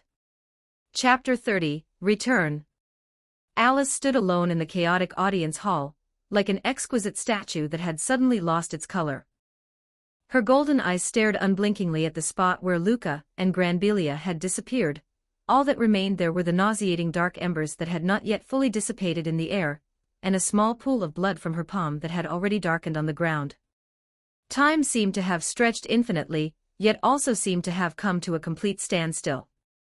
In reality, from the moment the black sphere swallowed the two of them until now, perhaps only a few hours had passed, but for Alice, these few hours were a long torment she had never experienced in her long life, one sufficient to freeze her soul. Every second was cut into countless fragments by regret and fear. She felt regret. A regret like cold venom seeping into her marrow. She regretted her recklessness once again, another loss of control driven by emotion. She had clearly sensed the strangeness of that sword and that king, and could have probed and analyzed the nature of that unknown power more cautiously, yet, seeing Granbelia controlled, she had instantly flown into a rage and rashly attacked the black sword. That very strike might have become a catalyst, leading to the black sword's mutation. And the result? Because of her momentary impulse, her most important human traveling companion, and one of her most important subordinates were both dragged into an unknown, malicious abyss, their fates uncertain. Yet she herself was left alone in this cold, shattered hall, unable to do anything but feel the phantom pain in her palm, which had long since healed, and endless remorse. The Demon King's pride and power seemed so pale and powerless at this moment. A long-lost sense of powerlessness and self-loathing, stemming from the depths of her childhood, crept up on her. In the end, I'm still no different from when I was a child, she murmured to herself, her voice so soft it was barely audible, carrying a trace of trembling. That lonely and clumsy little figure who once couldn't control her immense power, and hurt others seemed to overlap with the Demon King standing amidst the ruins now. No matter how much power she had gained, no matter how many responsibilities she bore, that version of herself deep inside who feared loss, but always messed everything up seemed to have never truly left. The difference is huge. A voice, so familiar it made her heart stop, yet so warm it almost melted her, sounded abruptly before her. Alice jerked her head up, her golden pupils dilating in shock. Before she knew it, Luca was already standing before her, close enough that she could see the specks of dust on his face, and the familiar, slightly weary yet exceptionally bright light in his eyes. He stood like a reliable mountain, steadily blocking her view of what lay further behind, where Granbelia, having just regained her senses and still appearing somewhat weak, was standing while leaning against the wall. Luca knew Alice too well. He understood her Demon King mask, harder than diamond, and understood her refusal to show even the slightest vulnerability or loss of composure in front of her subordinates. If Granbelia were to see her currently dejected, red-eyed appearance, this prideful Demon King would likely be so ashamed and angry that she might do something like knocking him dead and then committing suicide. Lucia. Alice's voice was somewhat dry, filled with disbelief and hesitation. She tilted her face up, her gaze blankly tracing the silhouette of the person before her. Their journey seemed to have lasted a long time. So long that the unripe child, from her early memories, who still needed her to look down at him and carried the callousness of youth, had unknowingly grown taller than her. His shoulders had broadened, his face had lost its childishness, and his features were marked by the traces of wind, frost, and determination. Now, she needed to tilt her head slightly to clearly see his face, and gaze into those eyes that always inexplicably calmed her. The moment she confirmed it wasn't an illusion, some emotion that had been stretched to the breaking point suddenly snapped, breaching the dam of her reason. Without even thinking, Alice stepped forward, reached out her arms, and hugged Luca's waist tightly and forcefully, burying her face against his chest. Luca's body stiffened slightly, then relaxed. He could feel the slight trembling of the petite body in his arms. He didn't speak, but merely raised his hand and gently patted her back, his movements somewhat clumsy. After a brief embrace, Alice suddenly let go as if scalded, springing back a small step. She quickly raised her hand and pressed the corner of her eye with her sleeve. When she lowered it again, her face had already returned to that haughty, cold, and seemingly all-knowing expression of the Demon King. Her gaze shifted, passing over Luca's shoulder to see Granbelia, who was watching them with eyes full of concern and shame. Ahem. Alice cleared her throat again, straightened her back, and said in as steady a voice as possible, "It's good that you've returned." As if the person who had just lost control and hugged him wasn't her. Luca looked at Alice's forced composure and couldn't help but smile gently. He turned and walked toward the ice sculpture of the King of St. Ilia in the center of the hall, which had been sealed by Alice's ice magic. The king in the ice sculpture still had his expression frozen in that twisted moment of half crying and half laughing. Luca reached out his palm, and from within it, a soft and pure silvery white light slowly flowed out, like moonlight falling, gently brushing against the crystalline ice layer and seeping into it. Wherever the light touched, the king's eyes inside the ice sculpture, which had been filled with pure black, were as if washed by clear water. The black quickly faded, restoring the light brown belonging to an elderly human, filled with cloudiness and confusion. The ominous traces on his body that had vaguely appeared, like black veins, also vanished completely in the silver light, as if snow melting. The ice layer itself did not melt, but the pollution of the one sealed inside had been purified. "Alice, release him," Luca said, pulling back his hand and turning to look at Alice. Alice stepped forward, gazing at the silvery white light that had not yet fully dissipated from Luca's palm, her golden eyes filled with shock and inquiry. She felt a trace of characteristics similar to the holy element in this power, but its essence was completely different. This was yet another power she had never seen before, unable to categorize, yet powerful and gentle, forming a stark contrast with the dark, evil power from before. "Luca." Alice's voice was serious. "Tell me what happened afterward. This power, and how did you get out?" Luca nodded, restrained his smile, and began to recount their experiences after being sucked into that dark abyss. He described the absolute darkness and dead silence there, the process of his left arm being eroded and his consciousness dimming, the fierce battle with the controlled Granbelia, and how, at the most critical moment, the ring accidentally fell off, and then the silvery white purification power awakened naturally like a flood breaking through a dam. He explained in detail how this power purified the erosion on his own body, how it dispelled the dark control on Granbelia, and how it finally disintegrated that different dimension and found the rift to return. Alice frowned, listening very attentively. When Luca spoke of the ring falling off, her gaze subconsciously shifted to the ordinary ring now back on Luca's left ring finger. After Luca finished his account, Alice stepped forward, gently took the finger on which Luca wore the ring, and carefully sensed it. Her slender fingers brushed over the base of his finger. She closed her eyes and focused for a moment, then opened them and shook her head. "Except for a very, very faint lingering echo of longing, I still cannot sense any special power fluctuations." She let go of his hand, her tone filled with confusion. "The existence that placed this seal is extremely clever, or this seal itself is closely connected to something deep within your bloodline or soul, and the ring might just be a key." Luca was lost in thought. He thought of the words his Aunt Michaela had once said. Alice changed the subject, looking sharply at Granbelia, who was waiting with her head bowed. "Granbelia, do you remember how you were controlled by that power? Explain in detail." Upon hearing this, Granbelia lowered her head even further, even her cold, hard dragon-person faceplate could not hide her intense shame. I am deeply sorry, Lady Alice. It was my carelessness that failed your trust. She took a deep breath and said in a deep voice, after arriving at St. Ilia City, I heard a widely circulated rumor in the city that the sword of the goddess contained holy power, enough to make all monsters flee in terror. She paused, seemingly finding it difficult to speak, but continued nonetheless. I was a bit angry when I heard that, so I went directly to the audience hall of this palace, intending to destroy it. She raised her head and pointed to the large hole in the palace dome, which was clearly newly broken and still had traces of scorch marks on its edges. Luca looked at the hole, and then recalled that Alice had also been injured while grabbing the sword because of similar words. He couldn't help but raise his hand to cover his face, the corners of his mouth twitching uncontrollably. These two, monarch and subject, were truly direct in the same vein when it came to their thinking patterns and capability for action in certain aspects. Alice also clearly shifted her gaze somewhat unnaturally, pretending to study the relief on the pillar beside her, and coughed lightly, and then, Granbelia said in a low voice, when I approached the sword and attempted to pull it out, the sword body suddenly erupted with intense dark light, and that strange suction force. I resisted, but that power did not attack the body directly, instead, it targeted my spirit and will to erode and assimilate them.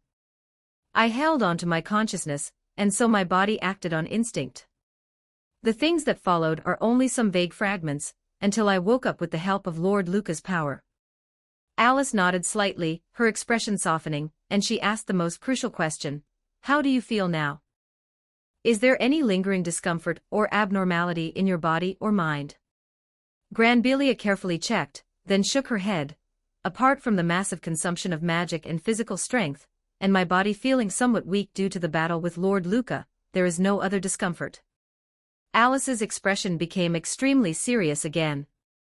She turned to Granbelia and said, Granbelia, set off immediately, return to the Demon King's castle, and report everything that happened here, the abnormality of the King of St. Ilia, the power characteristics of that strange black sword, and the possible existence of an unknown enemy, in detail to the other 3 heavenly kings.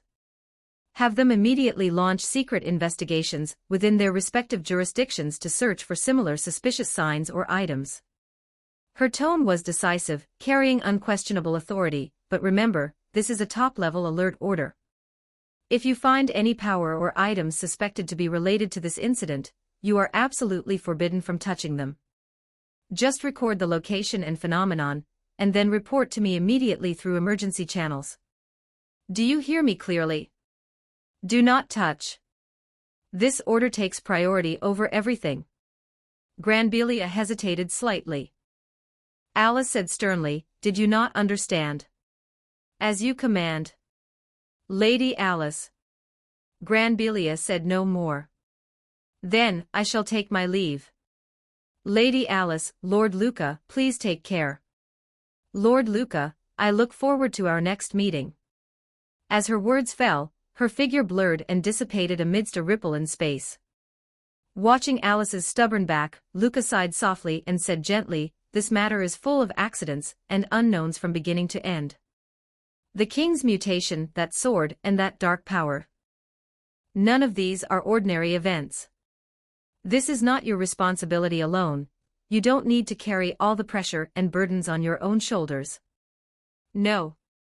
Alice interrupted him immediately, her voice not loud but exceptionally firm. She turned around, her golden eyes looking straight at Luca. This is the Demon King's business alone.